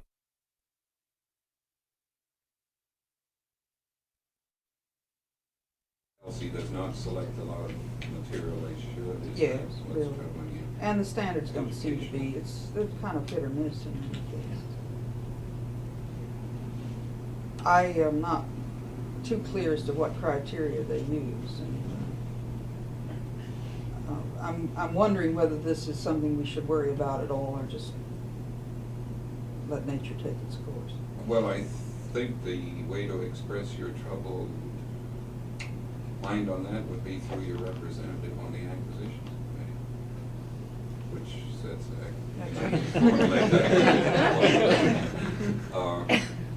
I, like you, have some. Okay. I'm not sure we'll win them. Well, obviously in the compliance activity, we will be able to open up new areas of acquisition for the library that have not existed before. I mean, we can go out and get them. But unless there's a corresponding improvement in the selections process, so that the library knows what it wants and goes ahead and gets it, and for example doesn't discriminate against certain types of works as against others. And I think you all know what I'm talking about. There is an effect on us, no question about it, because we end up keeping a lot of stuff that we might very well be taking. Will the public have any right of recourse or against anyone if we request things under 407 and the library specifically request particular items under 407 and the library doesn't take them? No, we get a lot of flack on that. I think now it'd be from very like unfortunate. Newspapers. Yeah. Daily newspapers, we'd send a compliance action to a daily newspaper. And they say, well, I know for a fact, because my congressman tells me so, that you don't keep the Minneapolis so-and-so. Why the hell do you want it? Well, there's no legal problem, but there certainly is political, moral and political. Okay. Well, I guess we've exhausted this point. Go on, Tim. Right. In connection with all of this, whether or not we're going to be responsible for the storage of the 407 copies that aren't selected, we're responsible for sending out a receipt as provided under 407B, a receipt for the receipt of the deposit copies. So there's going to have to be some sort of record kept, and that's being considered now. As I understand it, we had a meeting about 2 weeks ago, and it was Bob Long from Automation was there, and Vince and Mike Shelley, and it was discussed in connection with this whole question of boxing deposit copies for storage. That also has to do with cataloging, and I've got one of the members of my task group sitting on the cataloging task group to bring things like this to their attention. Whatever system they come up with cataloging, if these deposit copies are going to be cataloged we'll have to tie in with it so we can send this receipt out, because apparently we can't require them to ask for a receipt at the time they submit their copies. We feel like that they should be entitled to ask for a receipt at any time. We have to have the records of the receipt of it. And consequently, the recommendation was made that if, the suggestion was made, that if we are responsible for the storage of the copies, it would be nice to have some sort of a number assigned to these 407 copies that we are responsible for, so that we can have access to them for a period of time. And as far as the time limit goes, I think a 3-year period just came up as an arbitrary figure to keep the 407 copies, waiting for a 408 application, or waiting to determine if the library wants it again. I see Mike shaking his head. 3 years, they said, and I haven't had a chance to talk to them as to why they want to keep it that long. They recommended keeping it no longer than 3 years. 2 weeks. Well, I think what they were aiming at was not if there's a determination made that we're not responsible for 407 copies, then a short period of time, like 2 or 3 weeks, would be the appropriate time to keep it to wait to see if a 408 application comes in.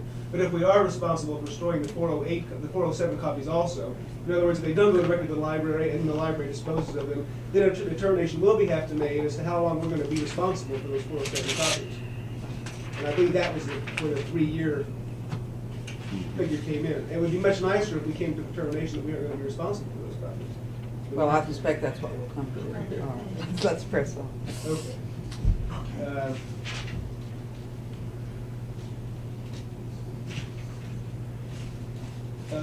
The Section 302E presumption of debt, that's been assigned.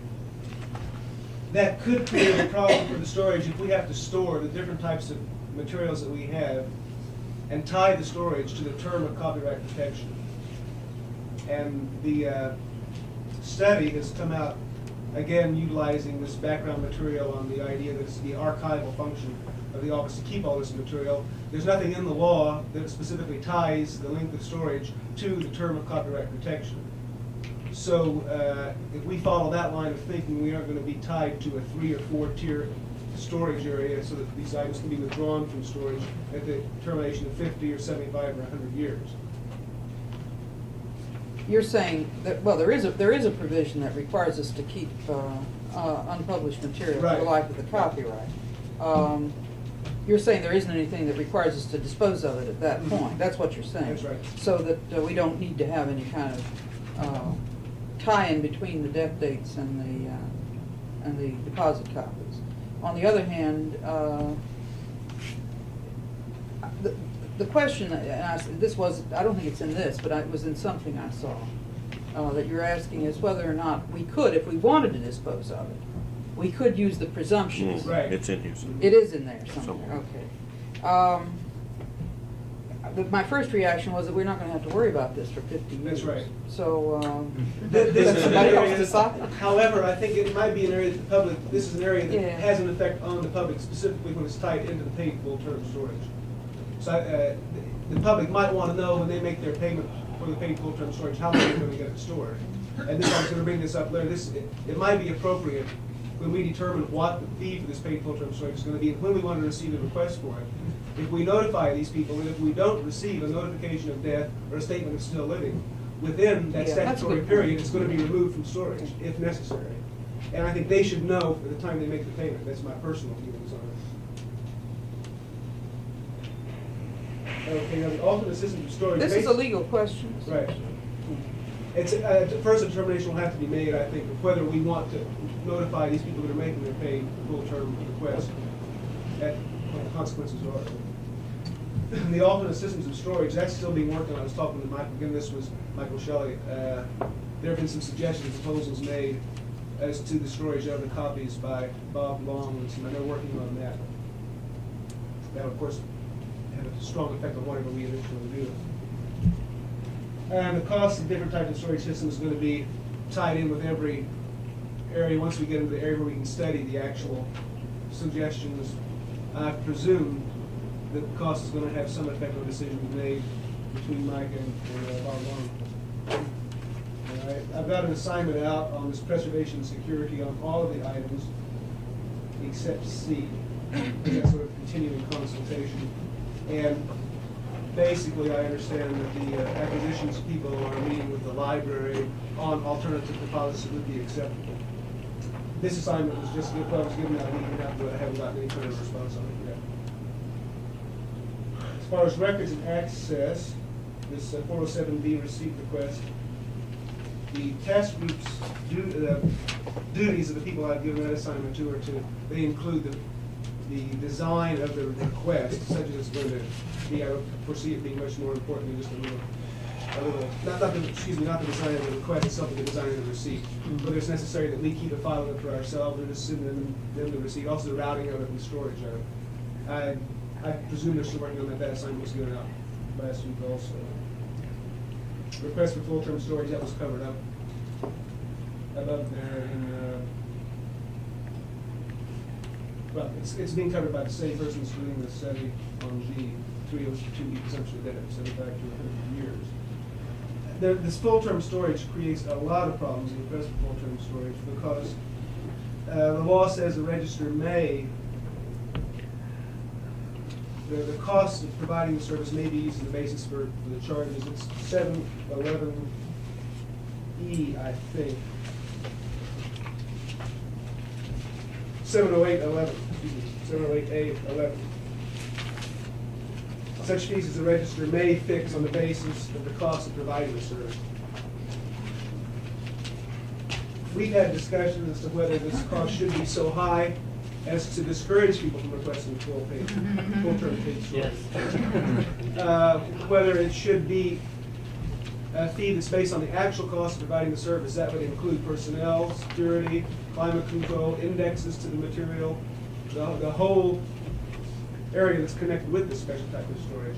Would also involve how this cost is to be determined. We have some figures from GSA on the per annum cost in today's dollars of storage by GSA per cubic foot and storage under regular office conditions per cubic foot.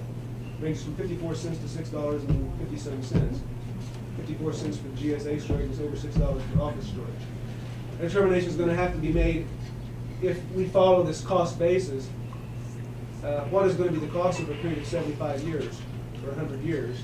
And then is the fee to be paid all at once or periodically? If it's to be paid periodically, we have to have some sort of a system for removing it from storage if the payment's not made.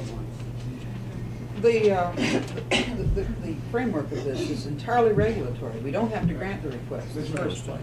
And we're going to have hearings on this or some kind of consultation. He's doing a very good job of hitting the alternatives. Absolutely. I think all of the questions you're asking have to be addressed in the... Well, now, would you prefer us to just, since regulations are going to have to be hearings, just to send you a list of areas that we think are of consideration and let the hearings go on first, or make some recommendations? Make recommendations. I think recommendations, yeah. Make recommendations. It's entirely probable that we should put out a proposed rulemaking on this and get comments on what we're proposing rather than just asking for suggestions out of the blue. Don't you agree? Okay. Tim, where do you see the pressure for paid full-term storage coming from? From any particular industry or group? Well, I mentioned in the meeting I think we had yesterday that I don't really know where it's going to come from, especially if we don't have the same, if we provide the same type of storage for paid full term and non-paid full term, and the public's aware of that, there's not going to be much need for requesting the paid full term. And if the cost is so high, if it's actually based on a cost basis, you can't rent a safety deposit box for $25 a year. We're talking about a 75-year period. But apparently some people think there are. Well, why is this provision in the law? I mean, where did it come from? May I? You know, of course, all about this, but the first I ever heard of it, John, was a man named Mr. Cannon, who's at Paul & Paul in Philadelphia. He represented Bloomcraft, and there was some big litigation involving a product catalog, a line of products. And we had tossed the catalog, and he said, I would have been willing to pay for this. He wrote letters to Mr. This was Bar Association stuff. Right. There was a lot of support for that at the time. Yeah. And that was at a time when we were tossing a great deal more than we are now. I think there's been less, you're not as aware of this as we were back in the 60s when we tossed in gigantic amounts. It still comes up, but not nearly as often. So you don't see that it's being attributed to any particular industry or particular field? This was greeting cards, or No. the catalogs. Product yeah, catalog. Yeah, I remember the case. Yeah. I think he finally won a case anyway. Well, that's just it. People can frequently muddle through even without the records, but it does put an lawyer in an awful position, especially when they've had successive versions and it's hard to tell what was in what version. Sometimes it puts lawyers in a very excellent position, not to have. Which side they're on. Even the plaintiff. Well, it's in the law anyway, Right. and I think. I'm just wondering where we can expect it. I don't think we're going to get that much requests. I could see that in areas where I can see unpublished people wanting to do it in some cases, where there's an ego matter involved and they want it preserved for all time. They know it's going to be tossed otherwise. Yeah. But I don't think it's going to be a major workload on it. I don't think so, but we have to consider it. Oh, yeah, we have to have it. And I would like to ask everybody here that has any ideas on that to send those up to me, because it's very hard for us to be objective. When we're looking at the possibilities that it's going to have on just the flow of material down there and everything, we have some ideas and we're trying to keep it balanced, but I'm sure everybody else can come up with some pros and cons for it. We'd like to have all of those to at least present up to John to have some regulations. Okay. Besides that. The request for copies of deposit copies, this is 3A3. That's to be assigned yet. We haven't gotten anything sitting there yet.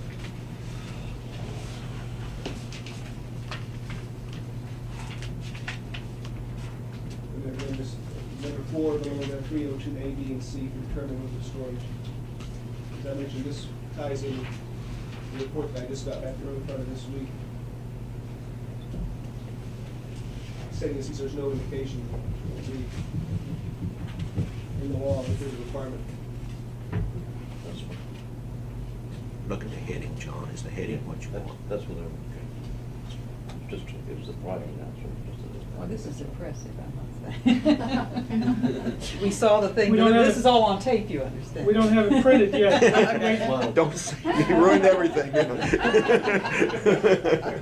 Right, go up before it's gone. Can you excise that? Can you outtake that? No, you can't edit that. No way. Thanks, Joe.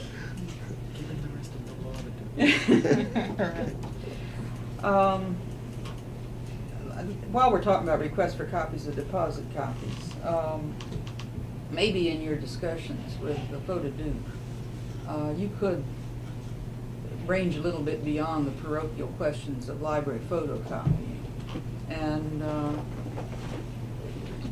discuss a little bit about the possibility of them setting up a facility here in Crystal City or here in the Copyright Office or having our own and that type of thing, which does turn them green, I know.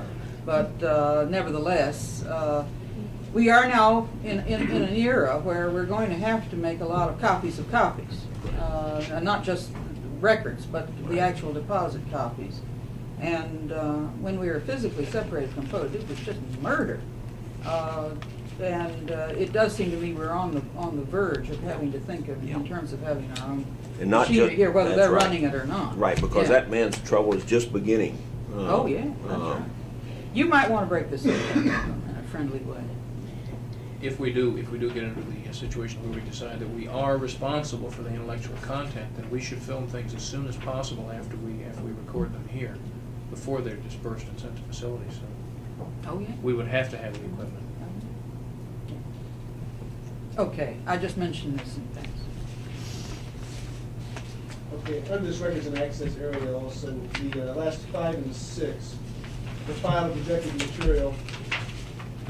Again, that's going to be that type of file is going to be determined on how we're going to index it and how we're going to store it. If the rejected material is going to be assigned a number, or if the access is going to be gotten to it for retrieval through the title or the author or something like that. And we're going to be, after our meeting yesterday, we're going to be in consultation with Jim Roberts, because he has the basic records problems there.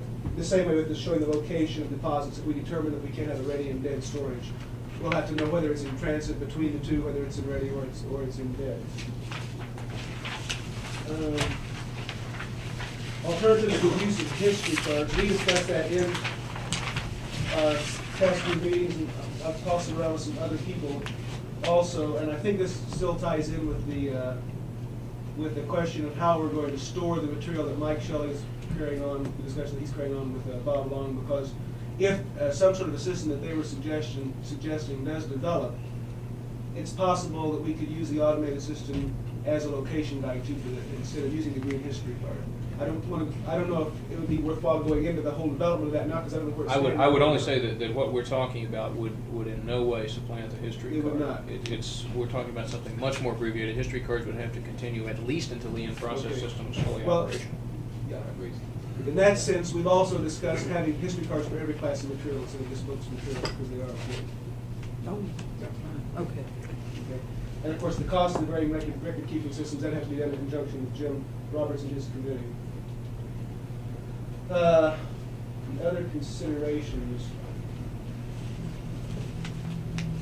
Consider the possibility for time when the resolution request for the copy of the deposit in the 407 will be on it. We feel like it should be forever. If we're going to have the records here, we're going to have indexes to them. The only question would be who would be allowed to ask for a receipt for copies were deposited. And we haven't discussed that too completely, but we haven't had any indication from anybody that we shouldn't honor such a request from anyone. I don't know if anybody has any ideas, thoughts on that. I'm not. Would it be like a search report, a request for a search report in the 407 file? I don't understand. Suppose someone, Mary, wanted to give somebody else a hard time and wanted to know whether certain copies were deposited of somebody of his competitors' works under 407. He's saying, I'm having to deposit, and is he having to do it? And he would want copies of the receipts, or he would want a receipt or a search report or something like that. Yeah. Also, somebody might be trying to pull something on the treble damages provision. But all of this is requested by the depositor. Well, I think your question is not just the depositor. He can request it any time too, presumably. Right. Yeah. Right. But that's a very, is it going to be subject to a search, actual search, a paid search of the records? It depends on how the records are made, yeah. You know, which is not a receipt. I mean, it would serve. Serve as a report. Cost more than it's going to cost more than $2, obviously. But do these other people have the right? And that's a question I need to know really. Is do other people have the right to that information? Certainly. Can they just write in and say, I want to know if there's a registration or if there's if you have a record or receipt? And as a matter of course, if we search anything that we search, do we also have to see if and make a report on whether the copies have been received? Because there are people who are checking the works of their ancestors and this kind of thing. I heard my grandfather published a pamphlet, and they're not really interested in copyright facts. They're interested in whether such a work exists. Well, 7083 calls for the issuance of a receipt for a deposit under section 407, $2. I can't see any need for restricting that to the person who deposited it. I realize that was probably what was intended. Well, can we take that and go forward from that instead of putting a lot of things in the alternative? Can they just take that as decided? Why? Because that has reference to 407. 407 says the register of copyright shall, when requested by the depositor, and upon payment of the fee. You're right. Yeah, So it would be a copy of a receipt. Yeah, okay. He gets a copy of the copy. By the way, would we? What kind of paper and how long? This is a question. Like it's down to Jim's question. It's a matter of search. And this, just as a practical matter, I would think that the request for a receipt should be made simultaneously with the deposit of the copies, because often we receive them, they have no return address on the wrapper, we don't know from whom they have come, and we might issue a receipt to the wrong party because we wouldn't have any information to the contrary. But under the law, you can't require that. Well, it's unclear. It does say when, but I'm sorry. It uses the word when, but it doesn't say when. We can. This is a question relating to that in the spirit of the 1909 law. If we have a cutoff point for deposits that are received where it's unclear whether it's a 408 or a 407 deposit, and we choose after a period of time most simultaneously to treat it as a 407 deposit, would we honor a request for a receipt? for 407 I wish that camera was turned around. I assume that's on your agenda. I think a person can get a receipt even though they made the deposit on the 408. I think so. Yeah. Let's go on. Let's go on, Yeah. okay. Okay. Okay. The last one was the biggest one, recommending fees and conditions under which requests for paid full-term storage should be made and granted, because the register has the authority to grant these requests or not to grant them. And we were just discussing that earlier, we just grant like anybody's suggestions that they may have, because we've got that's a huge area. Yeah, it is, I realize that. I have 2 or 3 notes that I put down in the course of the meeting, and mainly they're areas that I saw that would require decisions or regulations that affect our relations with the public and not within the office itself. Relations between the office can be taken care of as they come up. The first one is accompanied by provision of Mike mentioned, we already covered that. Paid full term, we've covered that one. Possible regulation in regard to the quality control over unpublished material. We're required to keep unpublished material for the full term. And we're also required to make facsimile reproductions of it, which is transferred to the Library of Congress. So the quality control over the material itself, presumably we're going to keep it for the full term, or to facilitate copying of it if it's to be transferred to the Library of Congress. Finally, let me see. 704B provides this possibility for a regulation regarding selection by the Library of Congress of unpublished material. It provides for the making facsimile reproductions.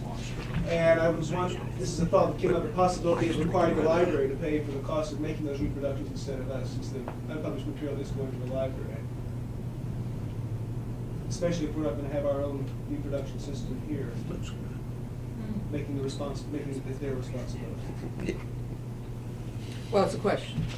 That's just things that arose during the course of the meeting. Yes, I won't throw them out. You're saying transfer a condition.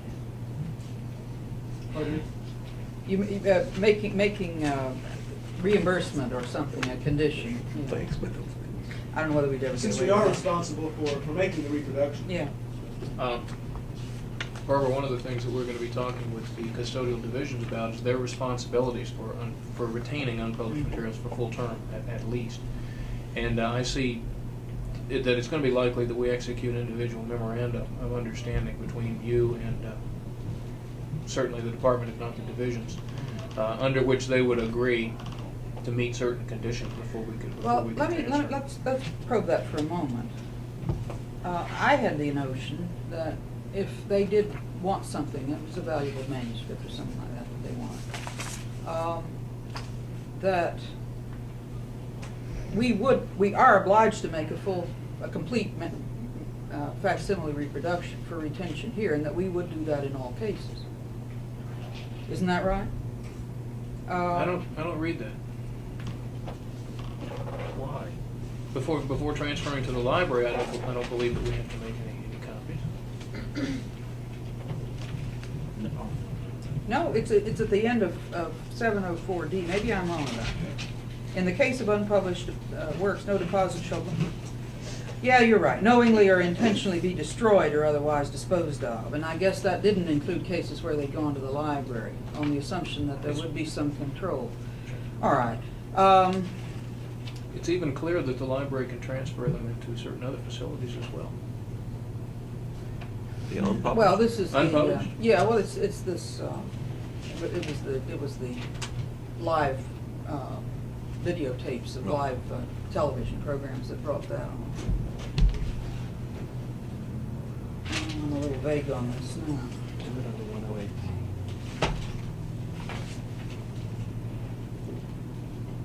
I don't think 108B applies to copyright deposits, no.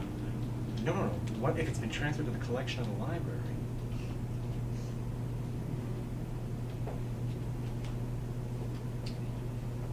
In the case of unpublished works, the library is entitled, under regulations that the Register of Copyright shall prescribe. It's not just a memorandum of understanding, it's got to be regulation. Okay. To select any deposits for its collections or for transfer to the National Archives or to a federal records center. And there, the intention was strictly to allow news to go into the National Archives if they wanted it. That was all that was intended there. I don't think that there was anything beyond that. Obviously, it allows that, but it doesn't require it. And under this, the Register of Copyrights has the total regulatory authority. Nothing has to be done unless we agree to. I've come back to what I think was my notion, that we would retain a copy here in all cases. And they can take it. The regulations would say that they couldn't allow photocopying and this and that of it. That was what I think was intended. Wow, we transfer a lot of unpublished I know material. it, and it bothers me a great deal. I think we're gonna have to stop Have that. to start copying immediately if that's your interpretation. No, it's next year. Well, that's Right. really what I mean, I'm sorry. That's right. It does mean that the copies are going to have to bear an indicia as to whether they're published or unpublished too, by the number in the system some way. Well, it's troubled me a great deal. Of course, the library's gotten into awful trouble on occasion of just treating unpublished stuff that had been transferred as if it were published and so forth. This was very clearly intended to be stopped under this. There's no question about that. Gail, your system of numbering and so forth does indicate you're going to keep the P and the U or something in the numbering system? In some way, I'm not, Okay. Okay. yes, there will be an indicator on Thank the, not necessarily as part of the classification. Okay, but on the numbered thing some way. Okay. Can I mention one other thing that I noticed when I looked on the back of Gail's suggested application? In our discussions yesterday, we have basically come to the conclusion that this fee for full-term paid storage, if it's based on the cost of providing the service, it can't be determined until we receive the copies. Oh, that's right. Consequently, there won't be possibility of having a fee determined on the application. And we've also got to consider the possibility that when people find out what the fee is going to be, they're going to say, forget it, I don't want to store it. I think we also talked yesterday about putting a place on the application where you say if you are interested in an estimate of the cost, you should indicate thus. Another yes or no block. Let me throw in, excuse me, I'm sorry. No, I said our only concern in including something was to allow for information on the application. One other thought that may or may not have bearing here, I think it does. The Supreme Court has recently addressed the question of fees in the FCC. And they held cable and broadcast licensing fees invalid, unconstitutional, on the ground that they were not based strictly on cost. I don't think we can, constitutionally, under those decisions, use this as a deterrent. We just can't do that. We have to have it based on cost, but I think that we have to have more than just some kind of arbitrary thing. We obviously, well, this has a good deal of bearing, the more I think about it. It'll be something like Jim Roberts' estimates of search fees. The Yeah. guy says, Yes. sends us something, we And give then him, you respond. you bill them for more. Well, the 1,500-pound bird bath that was mentioned earlier is obviously going to take more space than a paperback. We're not going to get any more You know. 1,500-pound bird. That day is gone. We'll reject them all as most acceptable artistic element. Okay. Write that into the regulations. Yes, no 1,500 copyright. Okay. Up to Tim, the Yeah. metric. is there any feeling that it might be advantageous to try to have a very broad, an average kind of cost, and like we do for some registrations cost more than others for us to make, but they still cost the same amount to the, is there any thought of just having one blanket fee and, That's been brought up and suggested, but following the comments of Barbara, would it be possible to do that? It has to be based on the actual Well, cost. the point, if we're going under 708A11, I think we'd have to have some cost estimate, which had some relation to reality.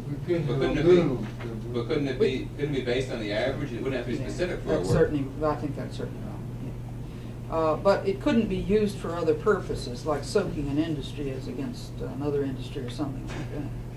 And it has to have some kind of rational basis. That's where you'd want about 500 or 600 of those 1,500-pound bird baths. That's right. to soak the industry, right? Bird I got you. Okay. Any I other? briefly cover this. Okay. Any other questions on this? I'm glad you explained the plan to me.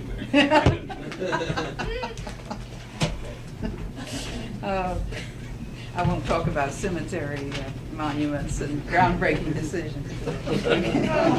Oh. Okay, shall we press on? Subcommittee 5, organization, task group 3, organization of youth functions.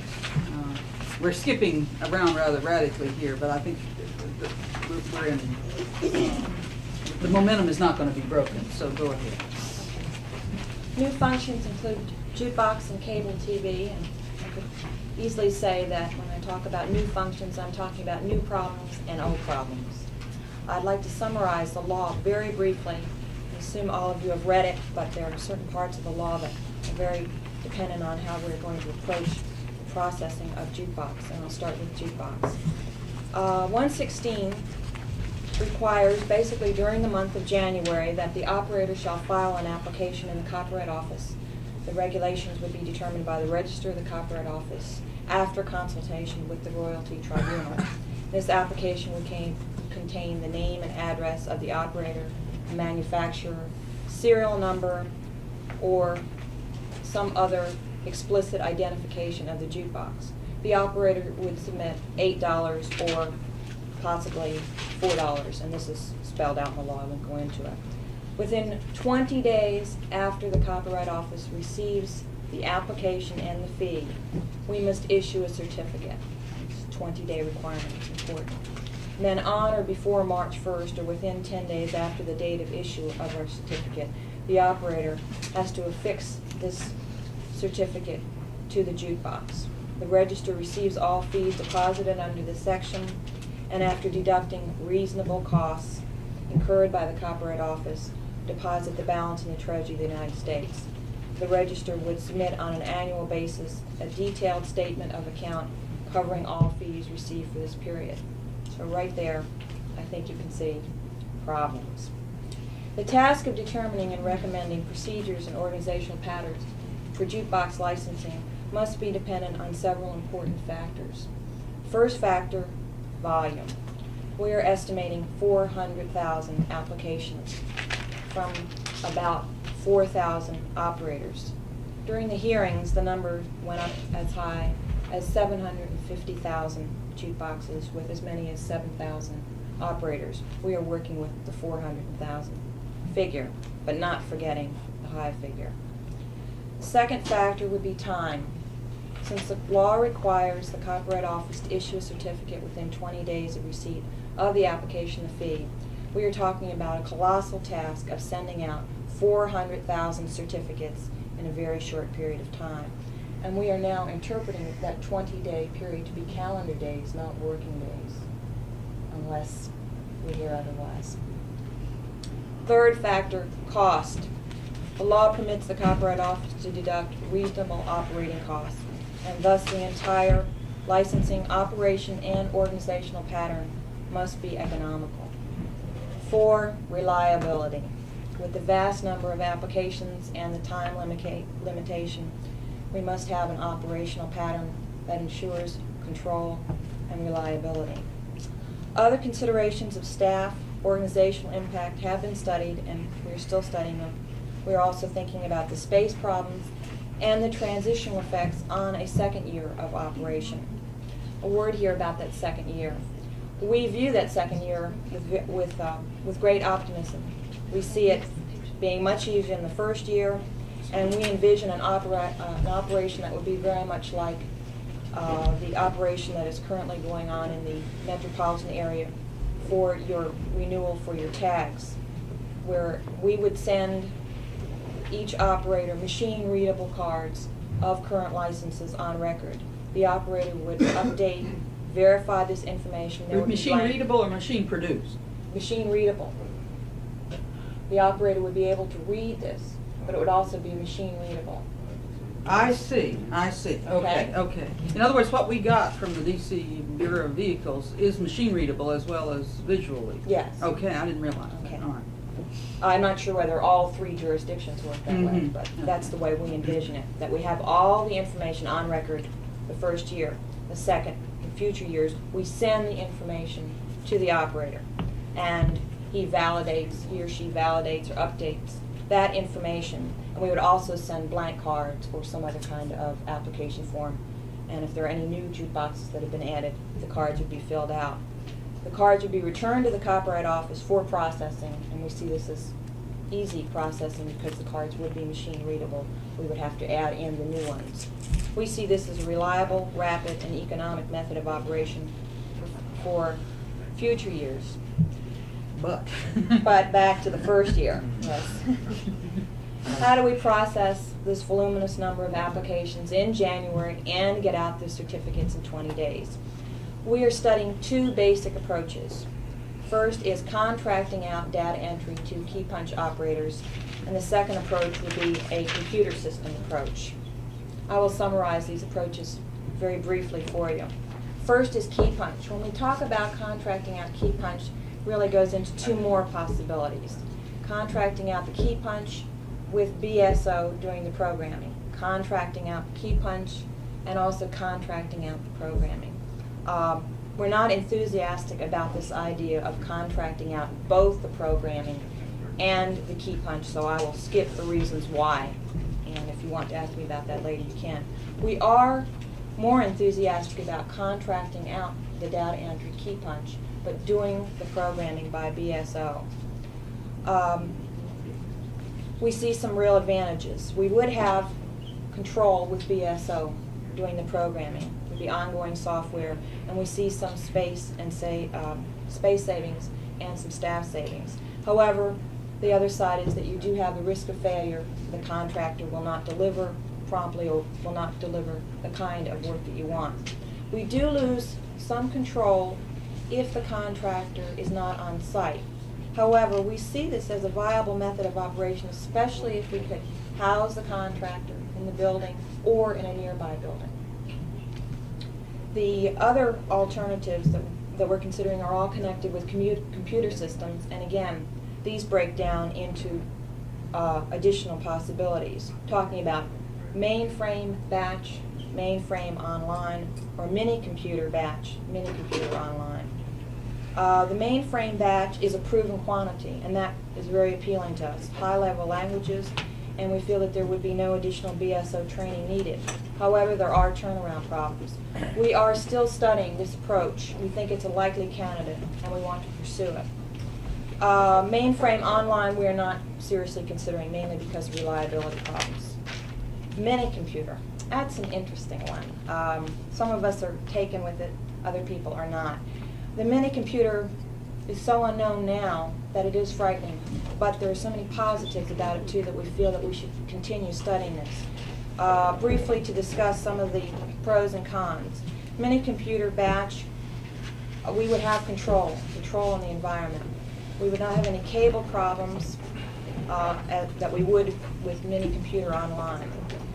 But we do have those unknowns of when will it get here, what will it be like, how long will it take us to learn about the mini. And then of course there would be staffing problems, space problems. We need lots of bodies to enter data into the terminals. The last possibility is mini-computer online. Offers some of the same good features that I mentioned about mini-computer batch, in that we would have good control. The other good thing about this mini-computer online is it's very similar to what we're planning to do for DA in our in-process system. We could pull out some of the programming right out of that DA. Same problems, not knowing about the mini, when it's going to be here, not knowing enough about it. And there would be a further problem of cable restriction, that we would have to run cable 2,000 feet from the terminals to the mini. We have the same staff and space problems. It is expensive. We are still studying all of the possibilities, and we have not made any recommendations. We hope to make a recommendation at the end of the month. Some of our questions concerning how to decide which one of these methods to pick. First of all, just how important is the cost factor? Will it be economical in the broad sense of the word to rule out an expensive method of operation? Second one, when will we know about the mini computer? Third, when will we find out about space for the licensing and royalty division, section, unit, whatever it turns out to be? And fourth, are we going to have to consider any recommendations or requirements from the Copyright Royalty Tribunal? Let's address some of this. Going back to volume, I think 400,000 is not an unreasonable. It's probably as good as you can do. Where did you get your 4,000? From the hearings. From the hearings. 4,200 Yeah. is the exact All number. right. There may be less now, although I don't know. There may be more, although the operators seem to have diversified. They're going more into vending machines. Yeah, pinball. License those too. Right. Well, some of them now are very musical. The new ones. Yeah. This is what I've heard. He knows all about those. That's what he does up in New Jersey the whole weekend. Okay, that's why he's coming down here. Bad influence. The observation I'd make there is it's very imponderable, but the Performing Rights Societies take a very mordant view of all of this, and they are extremely dubious about whether we're going to get 400,000. That's maybe what we should be getting, but the feeling is that we're going to actually get quite a lot less, and that in that first year they're going to have to go out and beat on them and bring actions and force this and that. And it's entirely possible that we may have to do a lot of reconstituting during the first year. And we'll have a bigger workload the second year than we have the first. Well, not a bigger one, but at least we'll have a fairly substantial first-time input of workload the second year while this is all sorting itself out. We'll see. It may be the 300,000 is closer to it, and but we'll know a great deal more after next when it'll be March, about a year from now. On the question of the whether the 20 days are calendar or not, I don't know. You reacted to that. Do you want to comment? I reacted by writing it down. Well, it does seem to me that we ought to. I think it's probably a calendar day, right? I do too, and I think we better assume that for your purposes, but it does seem to me it would be useful to have a legal study of it. There are general rules. We'd like it to be working days. Yeah. I'm afraid it's not going to be that. Well, the reason I don't think it is, I don't think it's Because you got the intended to, provision it at the fits in with the other, yeah, March that's 3rd, right, yes. yeah. And the other, the Act which talks about periods coming out on a Sunday, and there would have been no need for that. Now, as to costs, it's a two-edged sword. They're only going to get $8 out of this, and it's anything over that. I mean, if you ate up the whole $8 and went beyond that, it would be coming out of the taxpayer's pocket, which is hard to justify.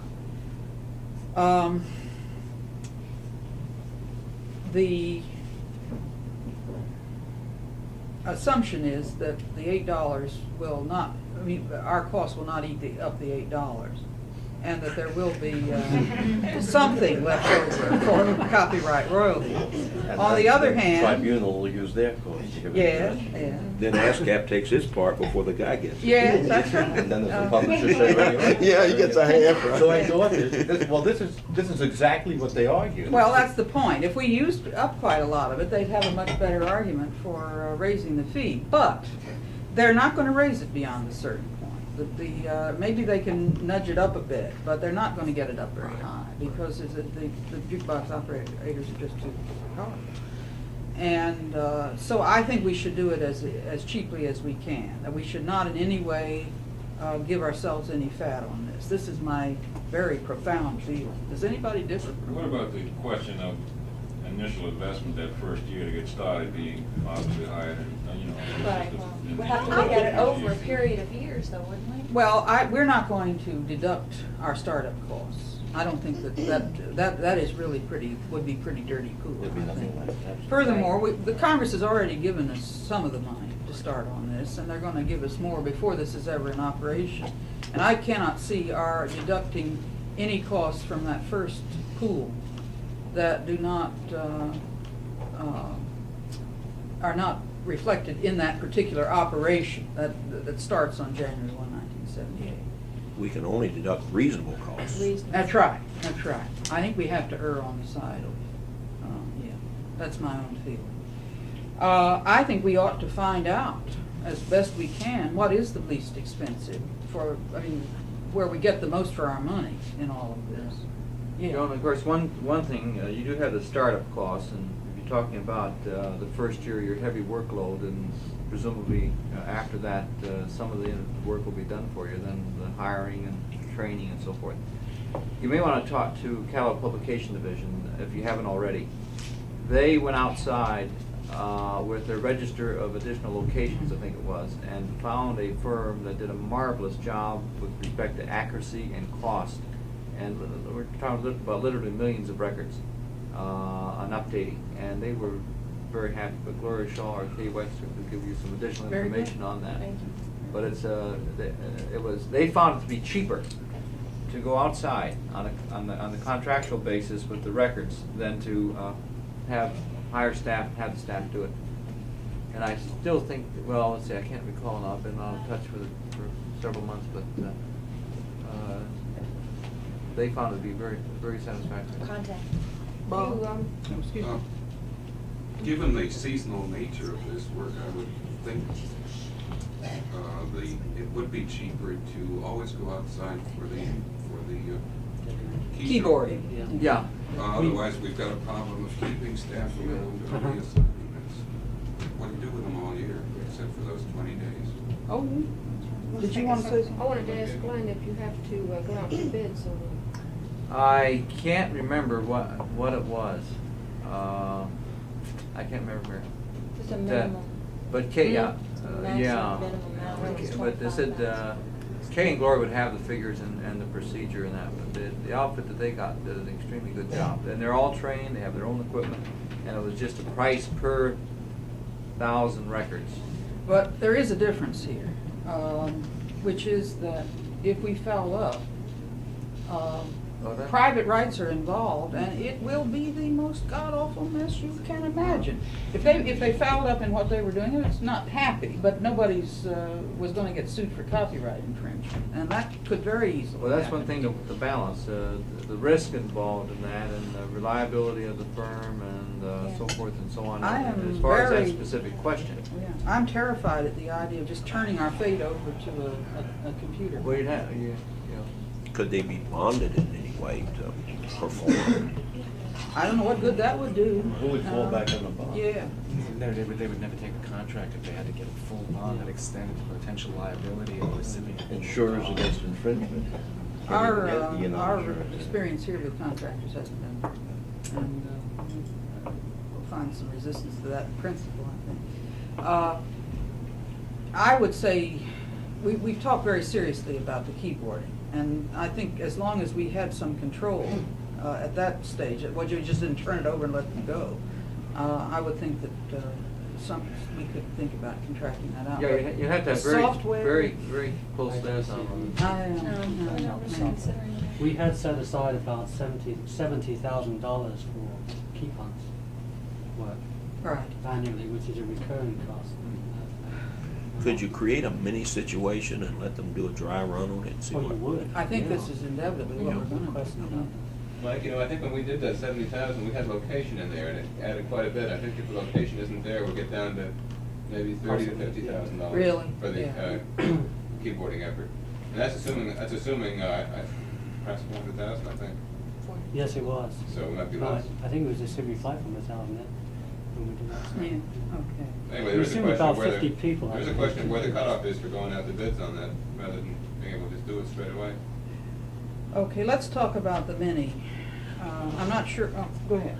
Oh, Go well, ahead. no, my question was, nobody's thinking at all about manual kinds of processes. Well, it's all manual. I mean, initially you got to enter, you could have No, no, no, people no, no. typing the certificates, is what they're saying, basically. Well, no, it is theoretically possible to send out applications which are completed, receive the applications, examine them just to see that all the boxes are filled out. In effect, make a camera copy of the application, put a seal on the application, laminate it, and send it out as the certificate. Let the music operators do the work. Send them out blanks I'm to sorry. type up. We were not considering that. Well, maybe there are problems with it. It's possible. It's El Cheapo.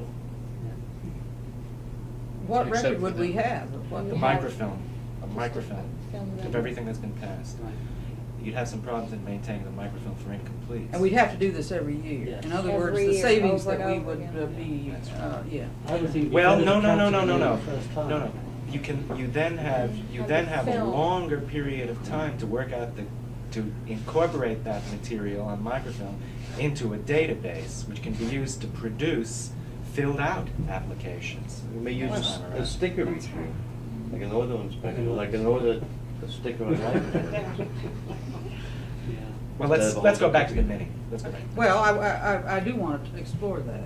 We are at a point where we're ordering minis, I guess. We're approaching that point. Thank you. Thank you for coming very much. You said, when will we know about the mini? Well, I think there are people here who can give you some information. Do you want to talk about that? Well, the selection is scheduled for early April.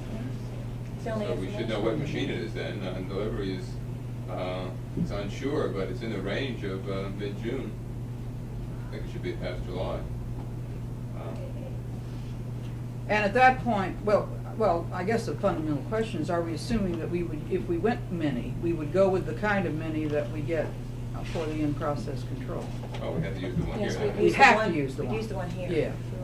The, Bob Gillette and I have talked about that. I always talk about using the main computer because it's more capability there, and we just, argue among ourselves just for fun. But Sure. If the mini is right here and it is working well, it's quite quick. Generally, you have more software support on a large machine, and generally you can get more done. There is what Joan said, this turnaround time. I'm not sure it's necessary to make that decision at this time. We have to decide what we're actually going to do and get sample system all laid out. One thing I am a little concerned with is tying it in completely to deposit accounts. I think that's, if we stumble there, we're in double jeopardy. Say that again. Well, I was a little bit concerned about tying it in completely with the deposit account system that we're now planning for the mini. Yeah, tying it being the jukebox, jukebox, the right. jukebox software, having it dependent on that. Why would it be? I don't It understand. would come first. Oh, I see. It's just that we can use some of the ideas that are already there. Dennis seems to think that, I have lots of consultants, as you gather. Dennis and Jack Kugler are working on this, and I think it's too soon to tell, but they think this has a lot of promise. This being? This being, going with the mini and tying it into DA and going into this first, that using some of the DA work that's being done now, and he already has some charts and pulling these charts Could and you saying, explain what you mean by okay. tying in? That's what I don't understand what you mean. That's what you mean by Tying it in. DA.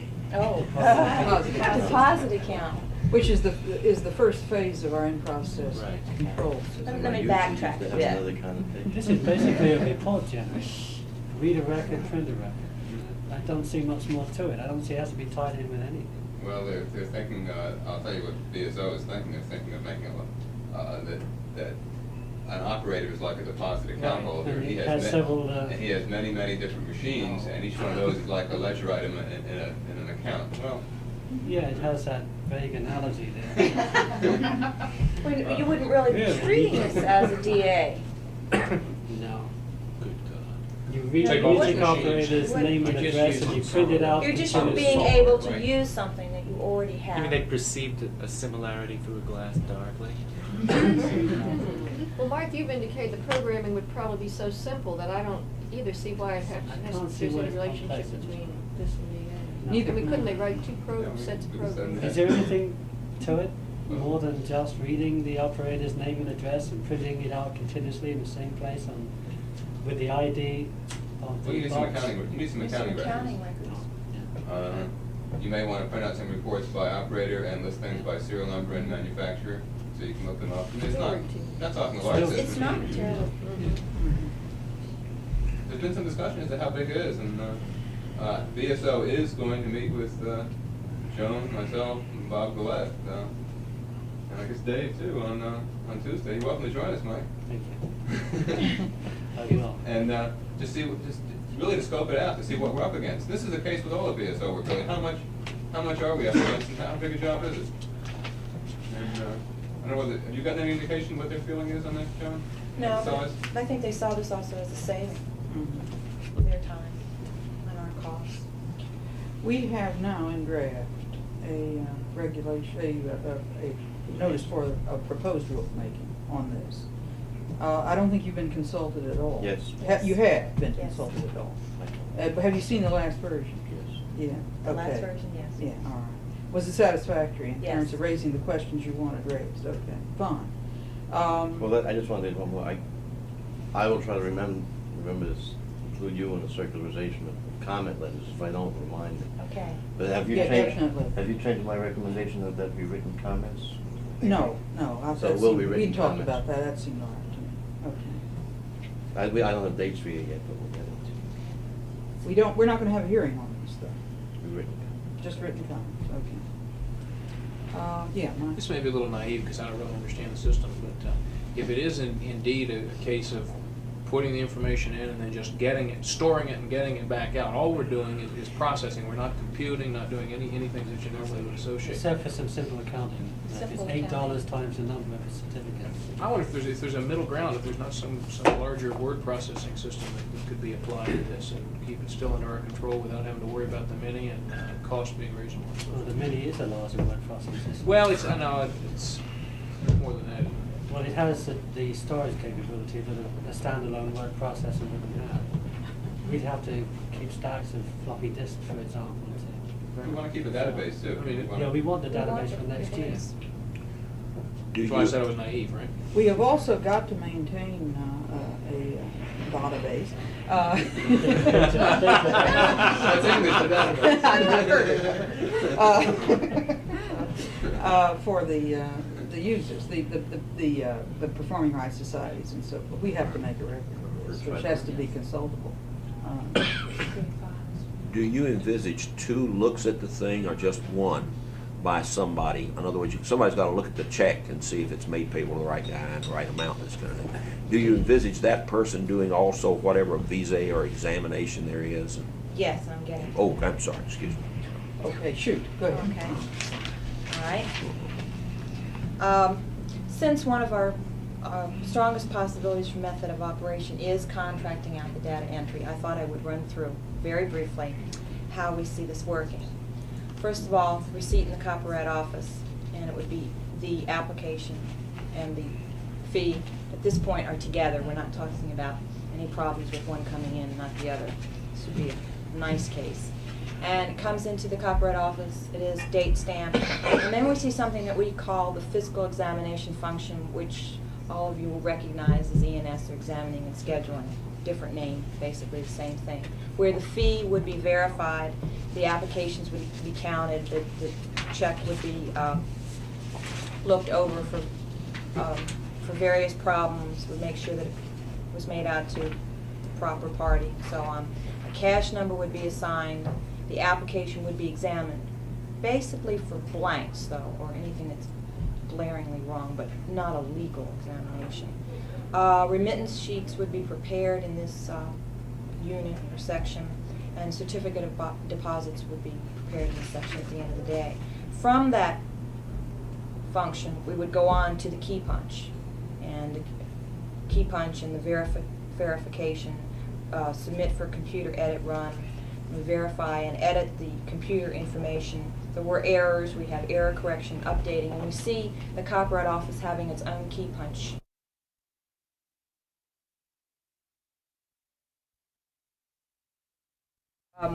we're still studying this if we went this route.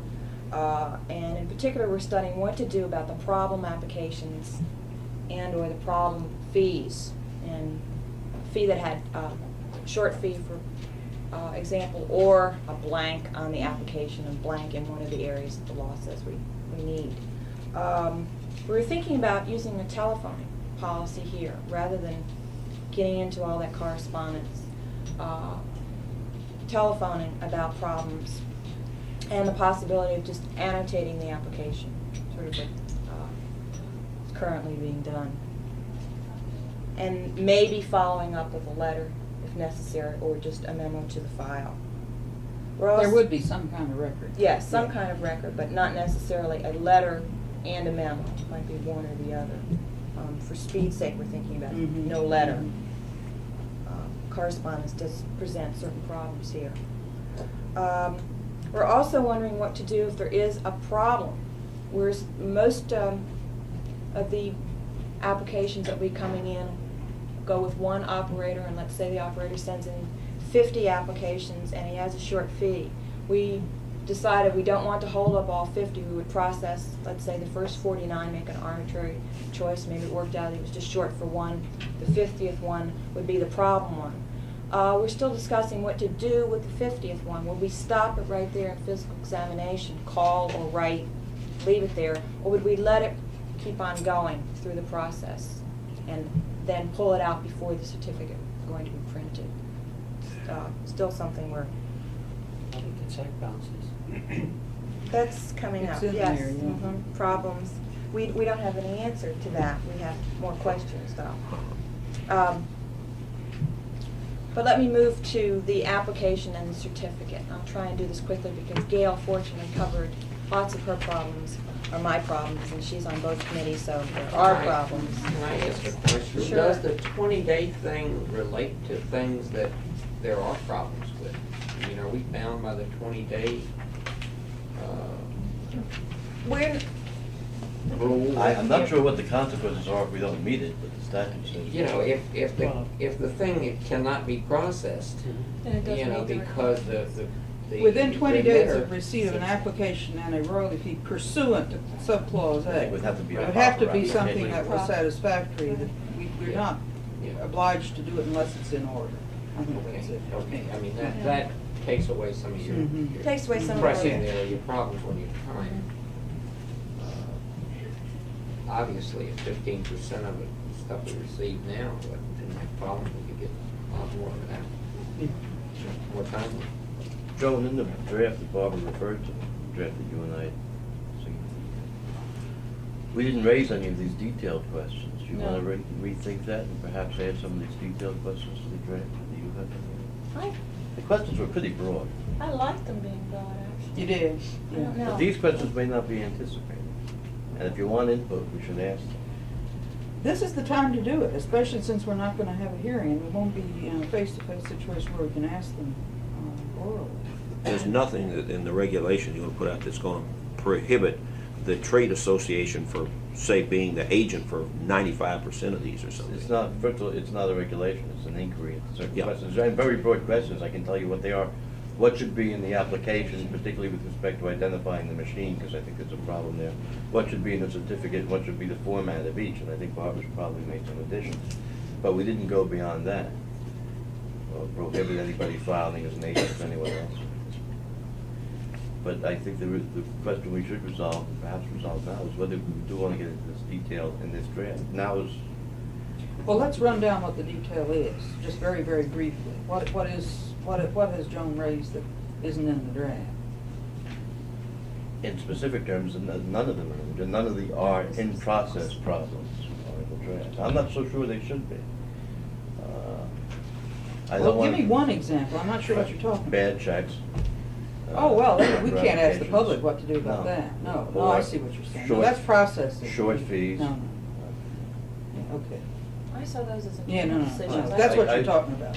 Just offering you the Well, opportunity. maybe to a read that. clarification that if in fact, you know, material as received is not acceptable at the time. Well, there'll be a second cut. I mean, when you use this advanced notice technique, then you go to a proposed regulation, they get the second cut of comments. I think we're gonna get some very interesting replies from the performing rights societies. They're gonna want a good deal of, yeah. Could I ask Joan a question about the verify and edit?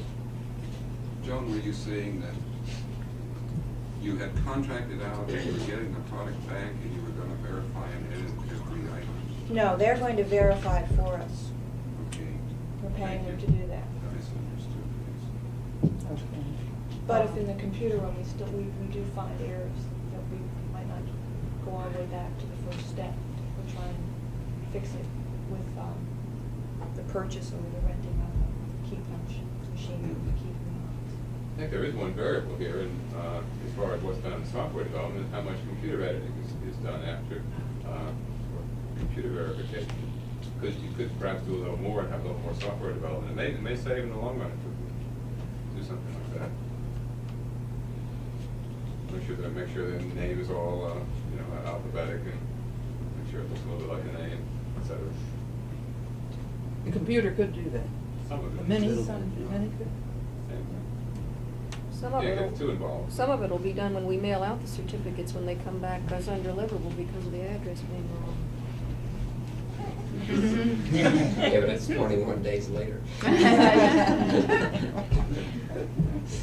Well, did you have a question? Are you anticipating that ASCAP and BMI and those people are going to do a lot of the tromping around and They're the only ones. They're the only ones who'll do it. Are they equipped to do this sort of thing? They do it now. Going around and checking And I think, yes, I think they will. It'll be spot checking, but I think it'll be based on some kind of information. This operator's machines are not licensed, that sort of thing. And they will have to work directly from our records in the first instance. Some of the more interesting regulations here are going to be up to the tribunal. Tribunal has to propose regulations giving the Performance Rights Societies access to the premises. That's not our job. That may be where I'm using more of a hassle than anything we do, much less distribution. You had a question about the regulations vis-a-vis the tribunal. State it again. I was asking whether the tribunal would give us any recommendations or requirements. You have to consult with them if and when they're constituted. Yeah, we don't have to worry about it until they're actually in existence, and that may be a while. We're functioning that way. That's right. But there's no other way to function right now. An eventual problem. We can't wait. Right, we're continuing, but Yeah. eventually this will. At the point at which they are constituted, I think probably what we'll go to them with are finished regulations and say, do you want to change these? And at that point, we'll have to consider it. The final prerogative is ours. It's after consultation, but we don't have to take what they say. On the other hand, obviously, we would want input from them, and this might involve change. But if we're into a system, well, I don't think that they can tell us how to run the system. I think that the regulations in terms of how names are adduced and the accounting and so forth, they may have some input there. This is not something I would worry about at this stage. Worry about it later. Okay, I'll worry about it later. Any other questions? Okay, I'll mention a few things about application. The law does mention application, but we, as a committee, discussed whether we wanted an application. We decided an application didn't have to mean a Copyright Office form. But we decided we wanted one. I think everyone wanted an application. We think it's a necessity. Standard form of information would be useful no matter what method of operation we decide to pick. We have tentatively decided that each operator would fill out a separate application per jukebox, rather than some kind of multiple application. My next sentence.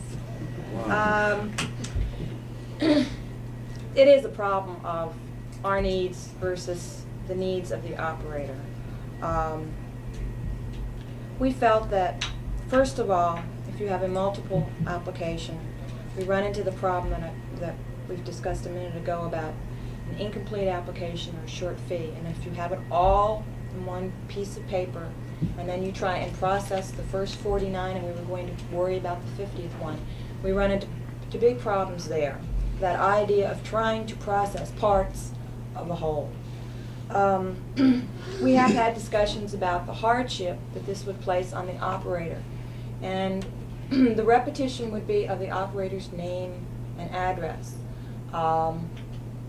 The other things that he has to put on that application are the name and address of the remitter, which we've included, in case it's different than the operator. If it's not different than the operator, we would only submit the name and address of the operator. Then the operator has to give us the manufacturer name and some sort of serial number. Those are the only items we're talking about. Well, It's excuse me, Tom, don't be surprised if the comment letters from the Performing Rights Societies want more. More, right. And the jukebox people tell us we don't have the authority to ask for more. So We're expecting that, but right now we're working with that. We're trying to keep it simple and uncomplicated until we get the suggestion. Should we put in the regulation a question about separate That's what I versus? was- I think we this- maybe this is should, one that, of now my that thoughts one, to the I think draft. maybe is relevant. Now, maybe we should ask, should they be grouped or should they be separate? Let me get back to some of the reasons of it. Okay. Some of the pros and cons of this grouping. The hardship would be on the operator, the repetition of information. The repetition might be the name and address of the operator. It might be that several manufacturers are going to be represented, so there would be no problem there. If you had a multiple application, you'd still have to fill in the name of the manufacturer and the serial number.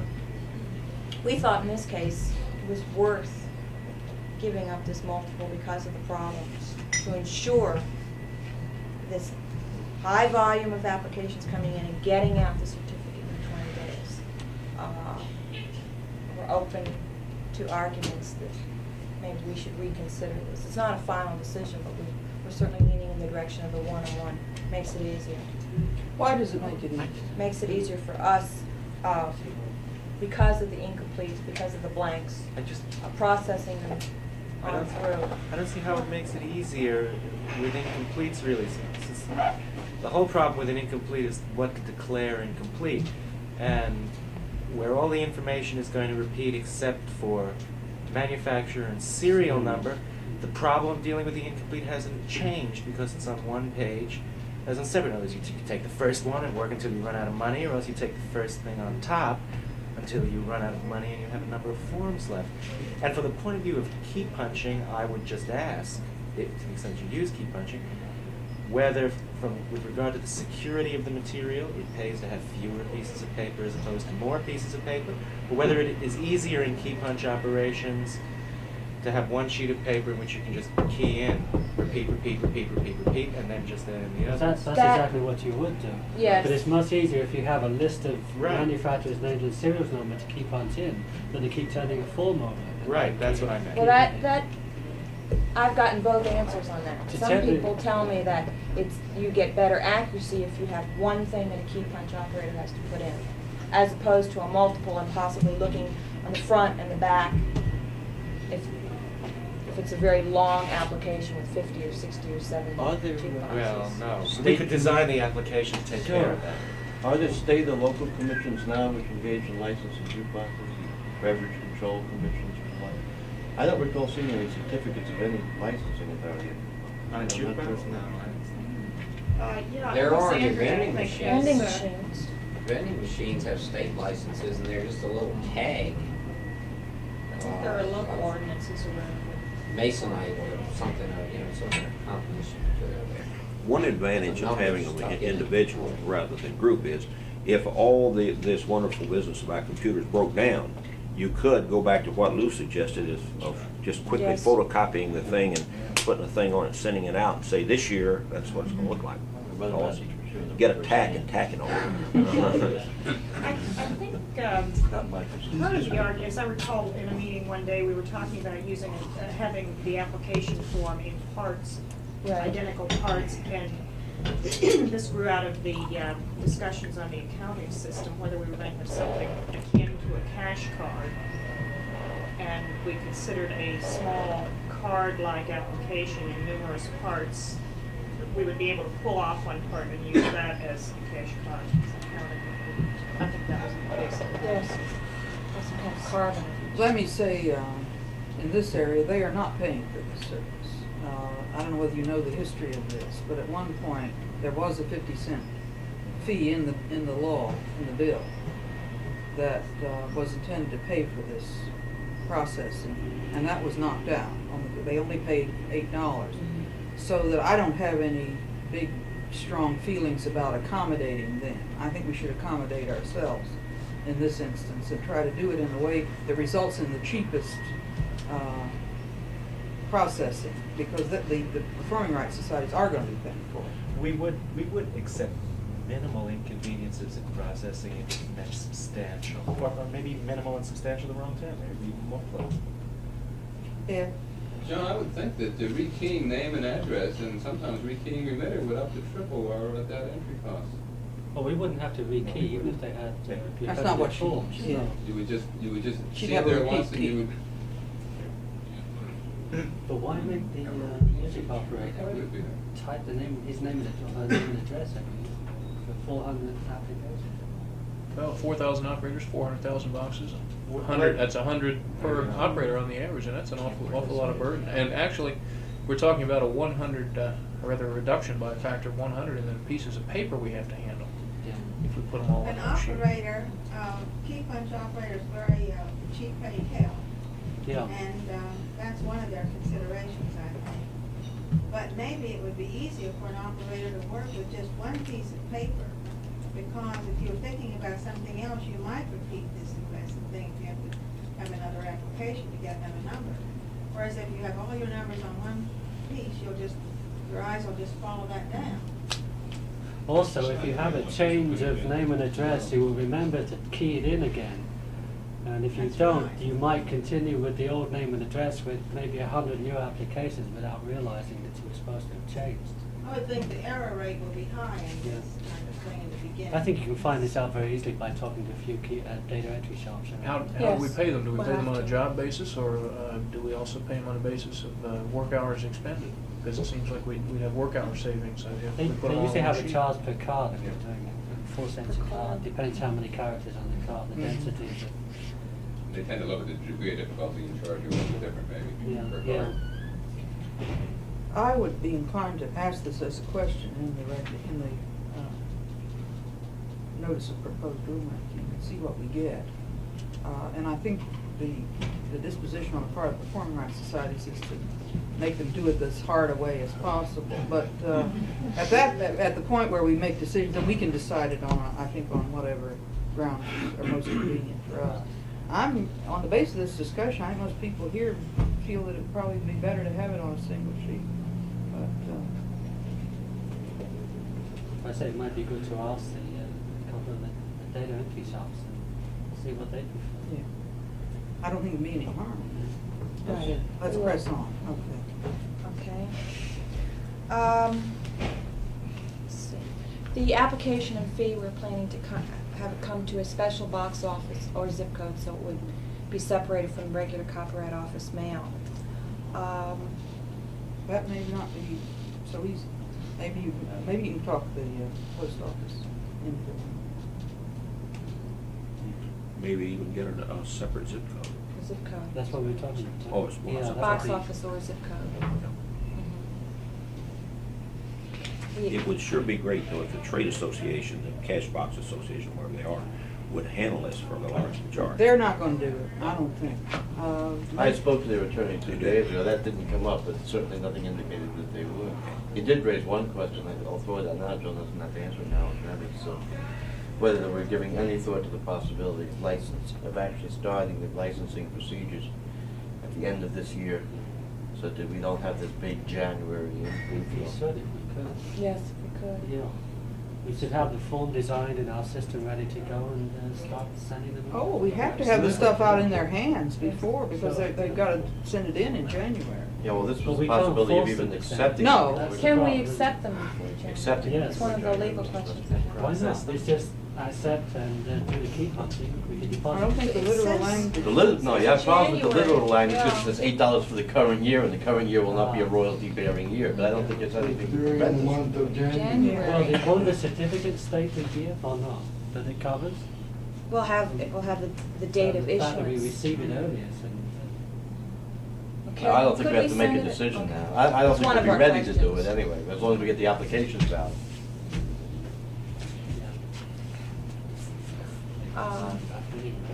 During the processing of the application, we see other things being added to it besides the information that the operator gives. The date of receipt, I've already mentioned, would be added. The date of issuance of the certificate would be added to it for record. Some kind of account or cash number, using both terms because we seem to be leaning towards account number if we went with automation. Some kind of unique number that we're calling the Copyright Office unique number, just not to confuse with anything else, and fee information. I think Gail mentioned this before, and I'll mention it briefly again. We are still considering the idea of whether we go with a multiple application or not, of having some kind of carbon attached to it. And we saw this as being especially valuable for a record if we let our applications leave the office to go to ePunch, that maybe we could hold on to the original as a record, cash record, and let the carbons go on to KeyPunch data entry. There has been some discussion about whether to ask for location on the application. We are inclined not to ask for location for the following reasons. First of all, it's not in the law. We wouldn't get it. I mean, we'd have just a big hassle and we'd end up I not getting suspect it. they change. Yeah, but go ahead. Should we just, I could move on? Well, I don't see how we can possibly do that. Fine. I understood there was some Yeah. discussion of location. There so was, I and I wanted to I ask think it. I was. Good. We'll Would move a, on. would an ASCAP person be able to detect whether this license actually belongs to this box? Well, that's the question of identification of the Can they do machine, that? and I think Yeah. has some hidden problems, and that's one of the reasons that we highlighted that question in the notice. I don't know if they all bear serial numbers. Or the serial number is visible See, when yeah. inspecting the boxes. Or That's if gonna the be serial one of the numbers vary problems. among manufacturers. How many manufacturers are there? A lot of it. But that's the information that the Performing Rights Societies are gonna have to give us in response to this notice. I take it we'll have a position about these things where there's several feeders and only one box, Mhm.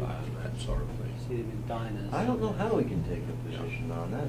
I went around in my own mind whether we could determine where the certificate should be placed on the machine, and it came out with the answer no, so. This is not our affair. It may be that the royalty tribunal's affair up to a point, but I can't see how it centers into what we do. Do you? Well, if it depends on how the question comes up. If it comes up in the question, for example, in a serial number identification context, maybe it will enter into our considerations. I don't think we can answer it, but we can structure the application in such a way as to have a result. If the main unit has one serial number and the diner, each one has a separate, then maybe we're talking about separate machines. I really don't know. What is a machine? Yeah. Well, that is defined. What is a machine in this kind? It's like the cable question we asked about local and Mhm. central head ends. You have the local and multiple things. I think that it'll be a lawsuit and the court will decide. Do we really need the date of receipt and date of issuance on this kind of thing? It's an annual license. Well, It doesn't Done hurt. within a 20-day The computer period. would do that anyway. They wouldn't have, they wouldn't. It's the date of receipt from which we determine the 20 days that we have to have. I know, you're stamping that on the piece though, or do you want to input it into the computer? Well, it would be, that's basic information the computer would have. The day that you enter, that would be added. It's already there, By okay, the- so by you the don't have to system. keystroke that? No, I would hope Okay. not. I just said it would go now. Yeah. And you do need the date of issuance because they have, in the law, March 1st or within 10 days after the date of issuance of the certificate. So we'd want a record of that. We're going to put it on the certificate now. Certificate. We see it as being a glossy surface about the size of an auto registration sticker found on a windshield. The certificate would have an adhesive back, which would enable the operator to affix it easily to the jukebox. Certificate, for the time being, until we get some comments, would contain the name and address of the operator, the manufacturer, serial number, the date of issuance of the certificate, and the Copyright Office unique number. We are discussing other things to add to that. We are thinking about adding some sort of information from rephrasing the law, covering the term of the license and the time requirements that the law gives to enable the operator to affix the certificate to the jukebox based on the deadlines given in the law. We're still considering those. I won't go into the problems of the seal and signature. Gail mentioned we have the same problems, and we are considering all of the same alternatives that Gail is considering. As far as mailing out the certificates, we plan to use the open-faced envelopes and envelope stuffing machines. I did ask whether there's anything you can hook onto the computer that will feed. We can mail each one separately? No. Oh. We're planning to try and send them in groups so that we will not have one certificate per operator, which would be a long process. Oh, just one small thing. On recommended design of the certificate, did you consider an expiration date? That's what I thought you mentioned that. Or maybe It's not here, that's why. It's not on there. We're considering putting a statement on, if we have the date of issuance, perhaps adding a sentence or something about the term. We might want to instead put an expiration date, but we were thinking of putting the date of issuance and then quoting from the law. Well, in a way, the expiration date is So much it's more on the important year than the basis. date of Yeah, issuance. yeah. Because the date of issuance is irrelevant. Expiration. Yes. Expiration isn't that important when it works on a calendar year basis. Well, it's just It's a January of each year. January of each year. Well, why This couldn't it just certificate say? covers 1978. We were Just thinking a a general statement might cover, we might go with the date. Why if you not like. just 1978? Yeah. This will be printed on the certificate, pre-printed. Yes, Pre-print. pre-printed. Yeah, but it could, consider the possibility though that if you would distinguish between a half year and a full year certificate Yeah, somehow. because that would be Yes. a $4 as opposed to an $4 $8. one. But it would show it on the certificate. Yeah. Yes. I have a thought on the certificate, or whatever is sent out that gets attached to the jukebox. I had envisioned these things as being something that would, instead of having the sticky stuff on the back, would have it on the face of the thing so they could be placed inside of the jukebox. Because Gail has lots to say about that. okay, you know, The jukeboxes are no longer They're no made. longer like that. They don't. Showing our age. I There you really go. had to do some research, and jukeboxes Yeah. no longer have translucent covers of any sort. In the same place in New Jersey that has these pinball Yeah. And it's a very aesthetic looking thing. The big problem is when we register it as a work of art. I know, there's one that I'd love to have in my The living room. new Seeberg machines are very Yeah. good. yeah, I know they are, you know, I still was thinking there was still some area on there where you could see, but I guess you No, can't. you can't see the records moving around. Oh, what a shame, if it was a steel disc. So we've gotta have something that's going to go flop on the outside. Can they be, Yeah, you know, I'm are they thinking about removable? that. They Or self-destruct. do they have to buy a new box every year? Oh, no, well, it's like your auto sticker that, Have you Yeah, also that you thought can't about get different off. colors for each year? well, they come off, but they self-destruct. One other idea we had in regard to the certificates, we were also considering sending along with certificate a card having the same information as the certificate, and this would allow the operator to have a record. Wallet size. Small, it would probably be very small too. You raised a question in there, maybe you haven't got to yet, about counterfeiting. Are you seeking the assistance of justice or anybody to see how you design a counterfeit-proof form, or is this something we're just letting in trouble ourselves with? We really haven't gotten into that, have we? How do Gail's you do- working how do you on. do that, John? I don't know, I'm just, I saw the Mhm. item in the list, and I was wondering what it meant. You We don't specify- impose any penalties for counterfeiting under the law. I assume you just meant Trying. counterfeiting considerations in the design of the form Yes. itself.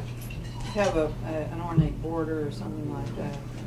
The man to talk to, I know, because Vic Martin did a little thing for the Women's Oh, Committee. that's right, yes. And it was, well, I got him the name of the right guy in the Justice Department. Was that guy thorough? Is His that? name's Paul Boucher. Anyway, I'll give you his number. What Can was we go this to- for the women's committee? Yeah, Yeah, he designed a dollar bill Oh, about this right, big, right, and nobody in his right mind would take it for a dollar bill. But he was given a negative by the moment. Okay. Can we as a committee, can I as a committee member or Joan, go to the Justice Department? Oh, yeah, I don't see why not. You? Sure. We'd like to have you Yes, back that's again. nice. We'd like to have you back again. As long as you stay within the criminal division. Do we make any provision for the issuance of replacement certificates? If these things on the outside of the boxes, and if we're in the kind of place that John goes to, they're gonna get mutilated. It's an interesting point. Thank you very much. You know, the counterfeiting though isn't in justice, it's in treasury. There's a liaison there. People There that is, prosecute yeah. over in the They criminal are, division. I see, okay. And then, but they confer constantly with. Well, Mike raises a good point. There's no provision for it in the law, but I guess we could issue duplicates of certificates upon request. For how much? $8. At cost, and I don't know. $8? Yeah. I would say, we didn't really answer your point about the little receipt. I think they'd have to pay for that if they wanted that. And I think we should consider what we would offer and what we would charge. Should we say anything about that in the rulemaking? The question of receipt? For each one? I think we can raise possibly the question of receipt and the possibility. I think we should raise the question of replacement certificates, because I think the performing rights societies will have a point of view that that could be used as a way to avoid the $8 fee by getting something which is in effect replaced. Yeah, that's a good point. I'd be inclined to raise the question of receipt. John, did you have in mind that each one would get a separate receipt, or you buy 400 boxes, you get 400 separate receipts? That'd be a different That form would, too. yeah, wasn't be a it? different format. They'd have to That would get be the a little 450 certificates, because each box gets its own certificate. Shows the But value we of kind of really hadn't gotten into how we would handle this receipt Of for course, one's I record. I understand. guess You going to the concert? the operator would probably want one record for Well, I them. can just imagine the guy getting 450 Oh, in addition to the That's 60 true. box. His wallet isn't quite that big, he carries 450 each. Yeah, let's, Should be more of a record than a wallet. Okay. A few more issues and questions. We've been talking about centralization versus decentralization of the jukebox functions. Pros and cons of having a separate organizational pattern that would open its own mail, do its own physical examination, and any other parts of that would be connected to getting out the license. So far, we have not reached any conclusion, and we are studying the other side of using the mailroom, possibly using E&S and just adding employees to it.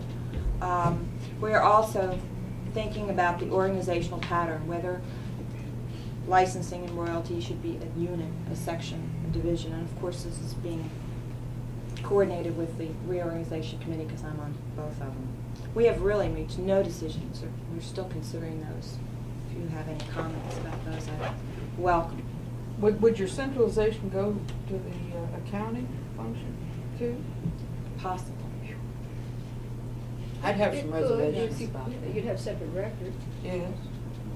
There seems to be more interest in having the mail opened in this unit and the physical examination being done there rather than the accounting. And there's some good arguments both ways that we can save. Goes to maintenance of records for public records. Everything's centralized, from in to out and maintenance of record.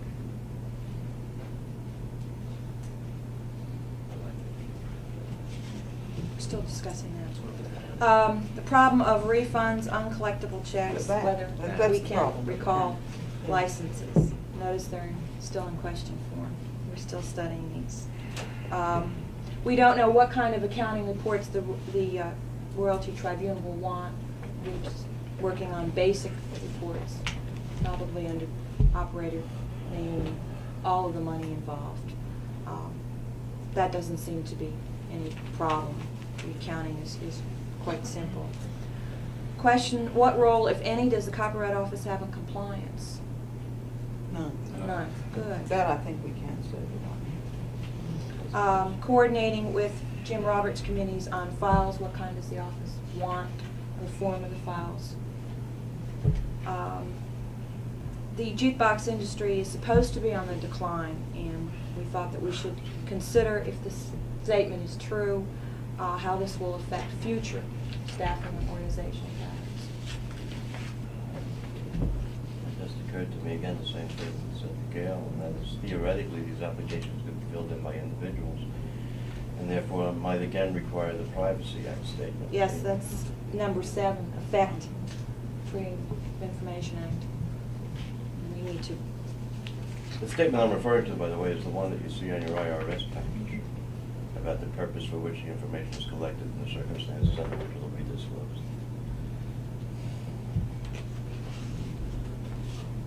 any other comments, questions? Are there particularly accounting aspects to the operation of jukebox which impose special requirements, because a lot of that record will be of use to the royalty tribunal in judicial type proceedings that might affect the in-process controls? I'm not quite sure how I see the relationship between in-process control as a general matter of jukebox, or the licenses in general. In-process control? Yeah, what the end of the table is doing. The connection between the two. Not much. So it's outside of the in-process control system. That's exclusively registration and recordations, other than the compulsory licenses. The only thing we might consider is... So you'd have an accounting system that might be computer-based, but it'd be what, a different program? Or kept different? Kept different, possibly. I imagine it'd be a separate program. I see the same needs there. But it'd be very much like the DA. Same elements. Maybe. Looks that way. Cable television. Before you get into that, it's 4 o'clock or almost. Well, it's not quite, but I think we'd have to come to grips with that. We're just not going to finish. There are 8 more presentations after this, and this is going to take, what, a half hour probably? No. No? More bad? She can do it in 5 minutes. I have to leave in 15 minutes. Okay, well, it'll take 15 minutes, all right.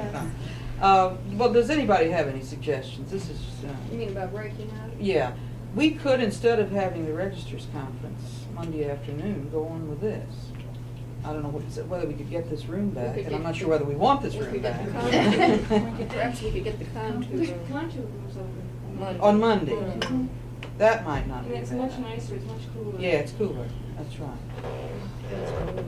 I think a lot of people are perishing, and I'm not thinking as clearly as I might, especially with the smoking. That's the only reason I'm smoking. One way then the defense. I went out and bought cigars. Okay. Are you suggesting that Joan, Why don't we finish up with Joan and, okay. Maybe we could do one other, but we're obviously not gonna get finished. And I was thinking that we probably could go on and plan, instead of, and we didn't have anything all that earth-shaking on the agenda for the Registers Conference. I think this is more important, don't you? Yeah. Yeah, okay. Will John be? Will you hear some Yeah, second? yeah, 1 o'clock okay. on Monday? It's at 1 o'clock on Monday and. My assistant will be there. That's why I asked if you did. Depends on the will of Amtrak. All right. Okay, why don't you go ahead? Okay. I really have very little to say about cable. Cable's been in the shadows. It's really been the stepchild. Not done very much work on it. We felt that jukebox was the immediate problem, and all members of my committee have been working on jukebox rather than cable. The only thing I'd really like to tell you about is our consultant. We do have a consultant, Mr. Charles Woodard, Chuck Woodard, and he started last week. And if you read the outline, or look it over again, I think you'll see all of the two parts of his duties would be to be working with me to help me set up the processing as well as the accounting functions. We have gone to FCC, and I was optimistic about the trip, and that it looks as if some of the things that the FCC is doing in their cable and TV bureau we can use, or we can at least profit from the work they've already done. But I really have no progress report to give you on cable. Let me say something about cable, and there is this hearing I mentioned, again, just like the jukebox, you'll have to stay on top of it. But I'd like to read, we asked a list of questions for the people that testified, and I'm not going to go through all of them. Just number 8 and 9, I think, and number 10, the ones dealing with the Copyright Office and its functions rather than the law.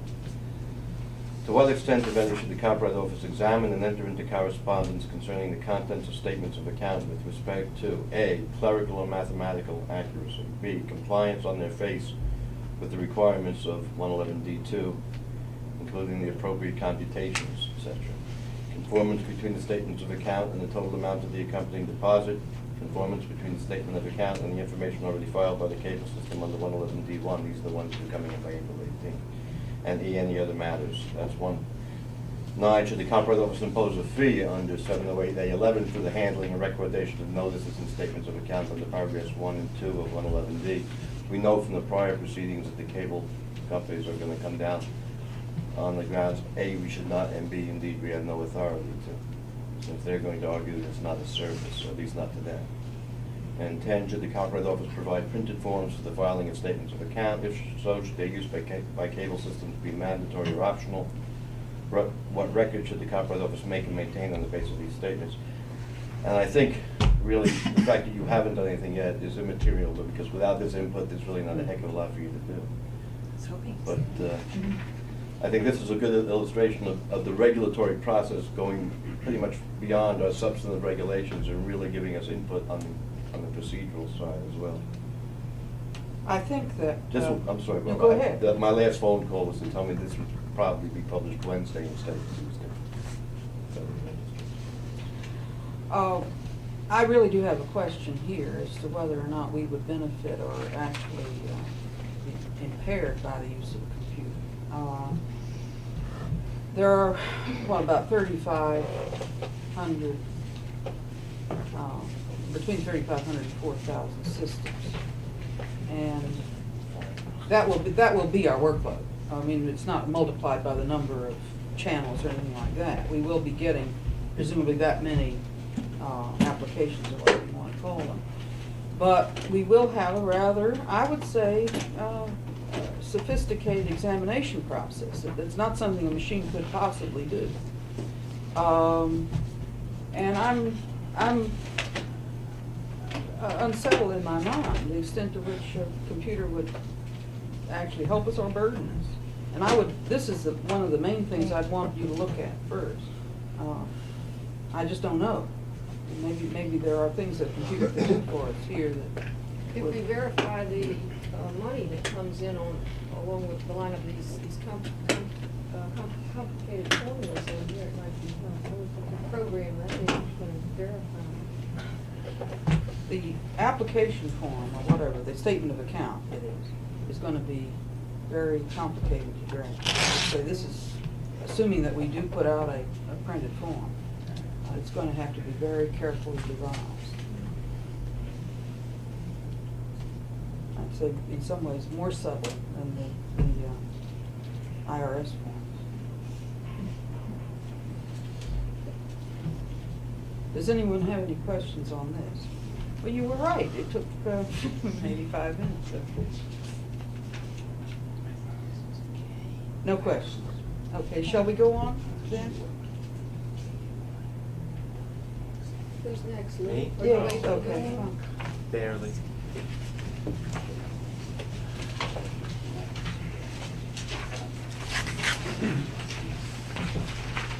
This is Subcommittee 4, Task Group 2 of the American Television and Radio Archives. I've had relatively little success in convincing people to call it ATRA. Oh, you will. I know. Hang on. The Archives.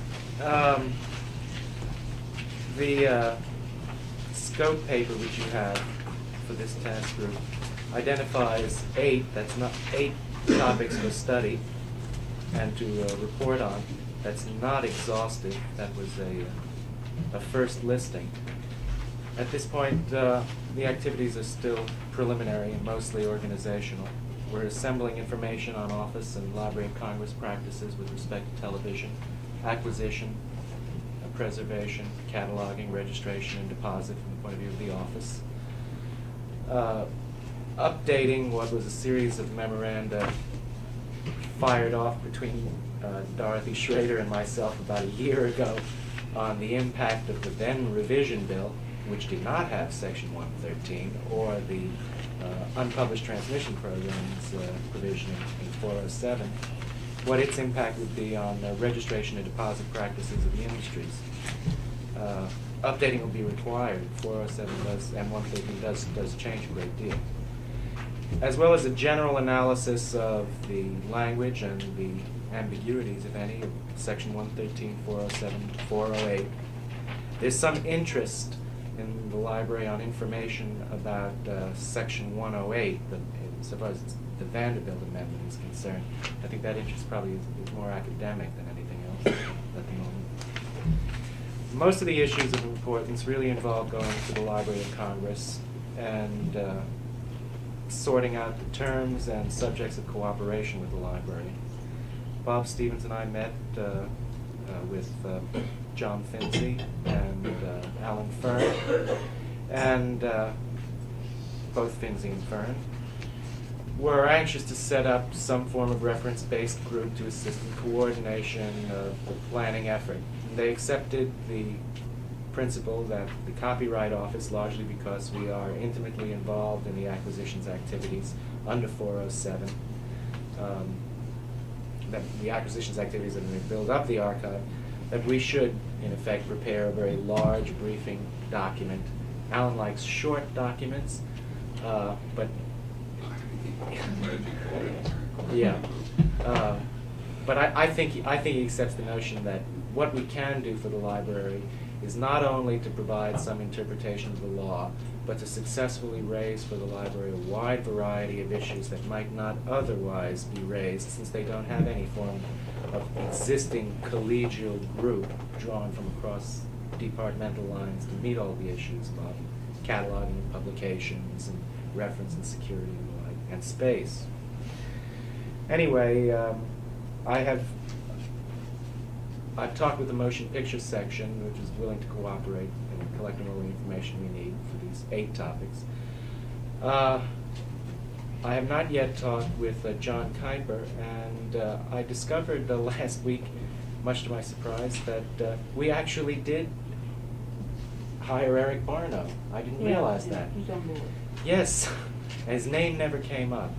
And he has several responsibilities directly from the librarian, one of which relates to the archive. So I think before we get turned loose on the motion picture section, I'm going to have to go talk to Eric Barno and find out what he's doing. According to the motion picture section people, he has not been actively involved in setting up the archive right now. There are other issues that relate to specific television archive questions that he's been involved in, largely concerning public television. Not all of the subjects that are identified here are going to be exhaustively treated, but just sufficiently treated, particularly in the areas where the responsibility for making decisions rests primarily with the library. Other than that, there really is relatively little to say. It is largely preliminary. Fortunately, the people on my task group show wide-ranging independence, work well without supervision. They are self-starters and self-finishers. I think we're going to finish, hopefully, by the middle of next week, gouging everything of relevance from our own records and the records of central services. And I've already begun writing on the 2 legal issues, the 2 legal sections, analyzing 113, 407, 408, and updating the memoranda that Dorothy and I wrote some time ago. The issues that I think a fair amount of work has to be done on, because I haven't set up a firm program, and touch on cataloging and identifying the current state of radio and television archiving in the United States. There are some special problems with radio, and I'm supposed to hear from a rather socialist-sounding organization called Broadcast Pioneers, but is actually an NAB-funded museum of radio. In any event, are there any questions? Is there any indication of what extent the library will rely on off-the-air recording of the 407 and Every indication is that they won't have the money or the equipment to do that for a substantial period of space. But CBS has talked with Alan Fern, and I'm not quite sure exactly what the full range of the conversation was, whether it involved the donation of equipment, but they indicated that they were willing to run a line straight to the library to facilitate off-the-air taping. They're the only network that's been forthcoming in that respect. But again, the archive was not provided for in the budget, and it probably will not be able to get cranked in until the '79 budget. And the figures that the library had assembled on the cost of an off-the-air taping facility for news alone was rather high. That's for us. No, this was some time ago when there was, when the Vanderbilt operation was supposed to be transferred to us under a different bill. The original Baker bill. I'm perfectly satisfied with the way this is going, but I would very much like to hook onto this personally. When is your next meeting with anybody in the library? It would be Barnum, and I would like to do it next week. Could we have a meeting with Kuiper and Barnum both? And Parton, who is the new deputy or assistant librarian who's in charge of this whole area. All right. He wants to be, and I want to be. Could we have a sit down, and I would want you in on this, Bob, too. Shortly. Marno phoned me, and remember he had talked to us one time Yes, I know. about getting some I talked to him representative yesterday, deposits, as a matter of and fact. Rhinus is supposed to get in touch with him on what he has. On what? On identifying and pulling some representative deposits in our I collections. see. Okay. Remember, he showed an interest in that when he Oh, came yeah. over and talked to him. Okay. Barnum. No, Barno. All right, I'll check your schedule. Okay, I'll be in St. Louis Tuesday and Wednesday. We're good. We can work it out. We can work it out. Maybe Friday afternoon. Are there any questions on any of this? What's the name of the new man, Eric Horn? Barno. Barnow. He's very famous. He's not the leading authority on television, and he's written I books just didn't know it. in all aspects of it. He must be very famous because no one mentioned it. He's like a lot of famous people, but worse than higher, nobody ever sees him again. Anyway, He has an office in Washington, he's a very nice man. The point I want to make here, though, is that this does tie in, leaving aside the archive and the 407, 113 special provisions. The library does have a mandate to use the copyright deposit system to build up an archive. You don't need funding for that. And I would say that, without any question, this is a compliance problem too. It's not just the archive and what the library does. It is something that we have to support from a compliance point of view. I think we've been pretty good in the motion picture area, but I think we're going to have to mount something a great deal more forceful. It is clear that the motion picture, some motion picture companies were not registering there for a while. And I made inquiries and I got very puzzled remarks from the office, but it's perfectly clear. It's well known in the industry that they had just stopped registering. And I don't understand why we didn't know this and why we weren't doing something about it. I'm terribly puzzled by this, and obviously we can't afford to let that happen. This whole issue probably is, from the point of view of the library, particularly considering its budget problems, maybe the most important thing that we can contribute to them. That's why it's number 2 Right. On this agenda. Right. Except isn't yeah, right. Right. Okay. And they're not aware of it. No. No further questions. Okay, let's go on then. We got, oh, Gloria isn't here. No, she got ill and left. Did she really? From the smoke? No. Feeling bad when she got She wasn't feeling Oh, well. really? I'm sorry. Okay. Well, Pat's not gonna be here Monday. Oh, you're not? Well, go. Go. So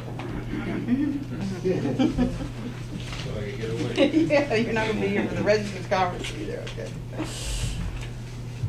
Provision 710, right of the copyright owner to grant an exclusive license to library harms, specifically for visually blind, physically handicapped, to reproduce certain specified categories of non-dramatic literary material. First big question is what are those specified categories of non-dramatic literary material? And partial answer, of course, I would think would obviously include books, periodicals, contributions to both, and possibly work prepared for oral delivery. That immediately would lead you into the next question of if, in fact, unpublished material was covered was intended to be covered by this grant.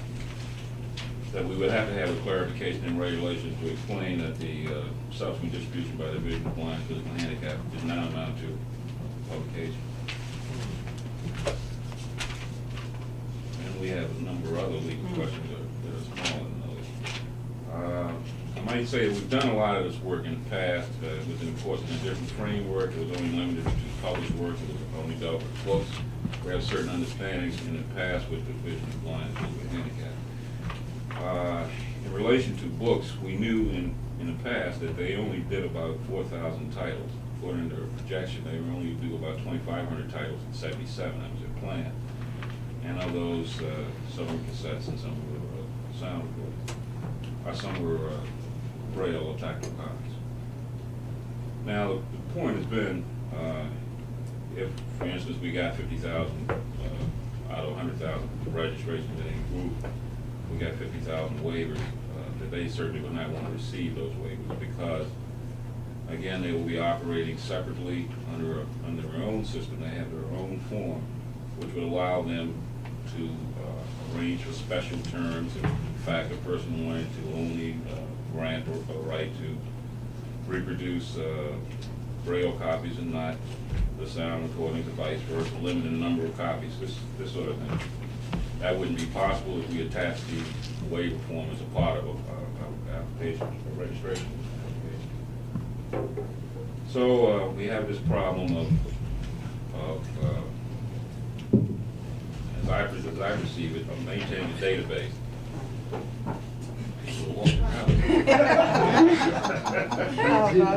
They're having problems. I'm gonna do a script in a minute.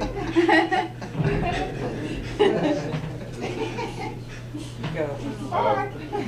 Bye-bye. I perceive the problem as maintaining or building up a database and setting up a system by which the visually blind and physically handicapped can inquire of us about a specific work that they're interested in. And we've made assignments based on that sort of contention. We would want to capture this information during the in-process record, add the information if we to the manual records that presently exist, such as title cards. There's certain areas, periodical visible files, sort of thing. Other issues in terms of maintaining the record, adding it to the catalog entry, it's been explored in the past, and we're working along with the same assumptions we made earlier. And that was that we would add it to the catalog record. We queried the blind and vision about whether or not they wanted to receive these cards, and they do not. So it would appear They that do not. They do not. Now maybe this is certainly something I'm going to explore again. The idea being that we would add the entry, and they would become special subscribers and would not be on the published cards. In the absence of that, it would have to appear there, and first we would have to have any published catalog, some sort of disclaimer that explains that it's only applied to the blind division. We've made a number of assignments And we expect to have our first set of working papers in 2 weeks. And at that point, I expect to, we've collected a background material on the division. Expect to set up a meeting after we deliver this material to the blind division and go from there. That's pretty much it. Fine. Does anybody have any questions on this? The application form that Gail drafted, or it was drafted and handed out this morning, obviously just a first cut, but it does just have a check off. Yeah, well, that's certainly not what we contemplate. No, that's obvious from what you just said, and, okay. I can go into some specifics, but I don't think that's. Well, are you coordinating with her and? Yeah, well, this was done by one person, and Yeah. of course, certainly when we did this before with an A application, there are potential problems. We had a positive statement, you hereby grant, I hereby grant the statement, that follows what the license that the blind division uses. And we had a yes/no response. Well, what does a no mean? Is it a no to all the terms? Yeah. And That's we so- possibly see that as doing it, only giving a yes response, leaving the blind division free to negotiate or seek a license on their own, rather than having to deal with the potential conflicts. That's pretty much it. Right. You know, we've got now on a consultant basis, Susan Beislein, who was very much involved with this when she was working for the Publishers Association. And she's committed to it personally, and she does have a lot of contacts in the publishing industry. Would you want to bring her into this? Because I think she'd Certainly. be willing to be brought. You know, And we'll pay her to do the work. the blind division feels that, at first they felt it was going to really be a godsend to them, but of course, they are free to negotiate special terms. And, for instance, there's no provision here to allow a waiver for large print copies, and that wasn't intended. Yeah. Clearly, that's in their waiver form, three forms. And they also have blanket licenses in certain publishers. They don't want to interfere with that by using this system. So there will be more or less a dual system going on at the time. They were concerned about the goodwill that they had built up already with publishers in terms of filling out the applications and making it, creating a little version as possible. So these are all issues. Could you talk to her Certainly. and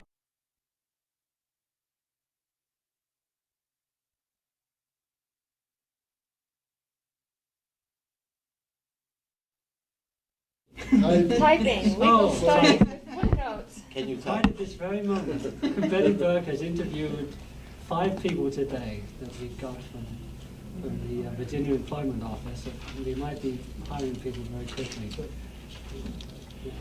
Yeah, there's the So answer.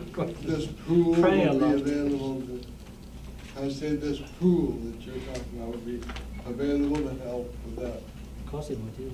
Are you talking about a pool or one person? One like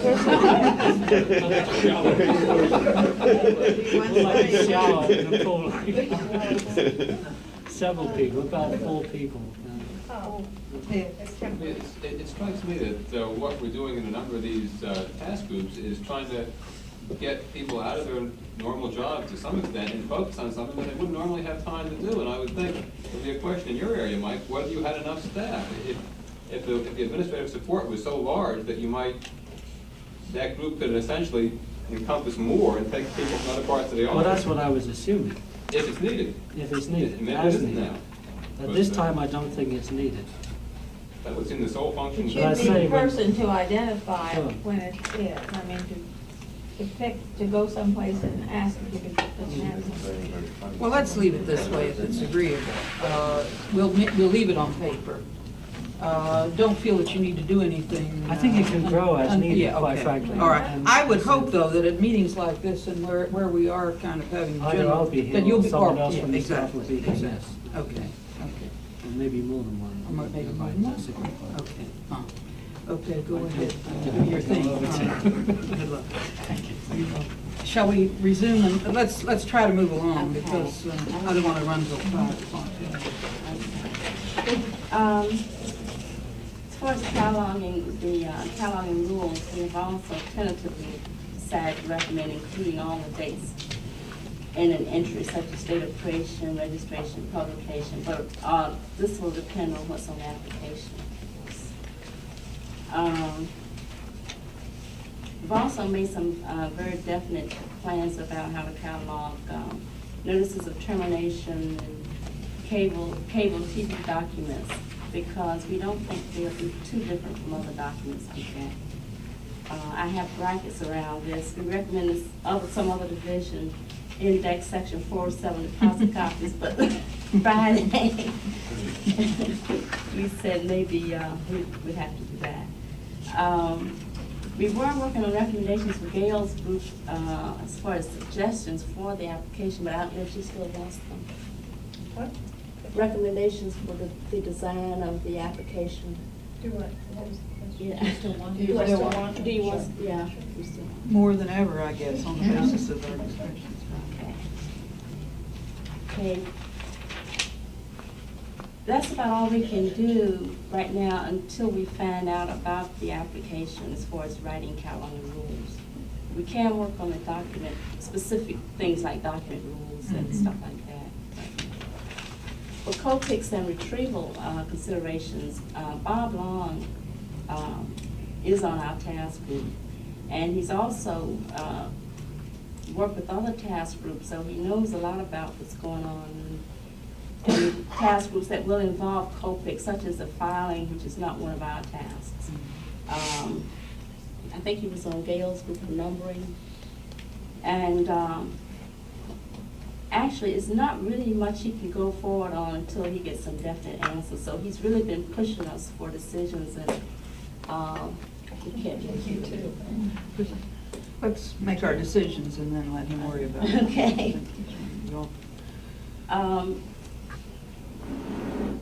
The only thing further I have to, one thing I want to ask is, do you think we should go ahead with the questionnaire to the paid subscribers? Because that's going to take time to get answers back. The only reason that you gave for not doing it was that you might stir up their hopes. I wouldn't worry about that. I think we might learn something from it. If you've got the questionnaire, why not go ahead and send it out and see what you get?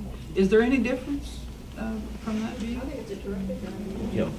You will consult the other, that they have been questioned before in bygone times. Okay. Mr. Rogers did it once. It seems to me it was done once by, maybe by Mr. Cooney, I'm not sure. But probably just for old lang syne. Because if you got, if you got answers that, if you're gonna ask the same question that's been asked before and you got vague answers, maybe you wanna break it. Good idea. Ed? I've got one sort of general question, Gloria, about that retrieval. Do you plan later on, before implementation revision, to do some study on retrieval? Yes, we thought this was something that could not be done by January 1978. That was the last I heard. That was the last I heard from Bob Long. But Dr. Stevens, have you heard anything different as far as the retrieval? On retrieval? Yeah. Well, if we go in any way, shape, or form in the MARC format, even in a modified form, we would use their retrieval system that's already there. Is that adequate for our searching purposes? Probably. Waldo is the one who has to look at that. It does permit a certain degree of browsing. It would probably do as well as anything we could design here. You know, you could find off the title. Again, this is just something that's to be seen in detail. Browse within a long list of names. By the way, I might mention that ISO and BSO are having quite a to-do among themselves about the retrieval system under MARC, the MUMS and the Scorpio, and what their differences are, and which one's best, and whether they really want two, and whether they want to eventually go to a third and drop them both, or whether to combine them. One single one. It is all up in the air.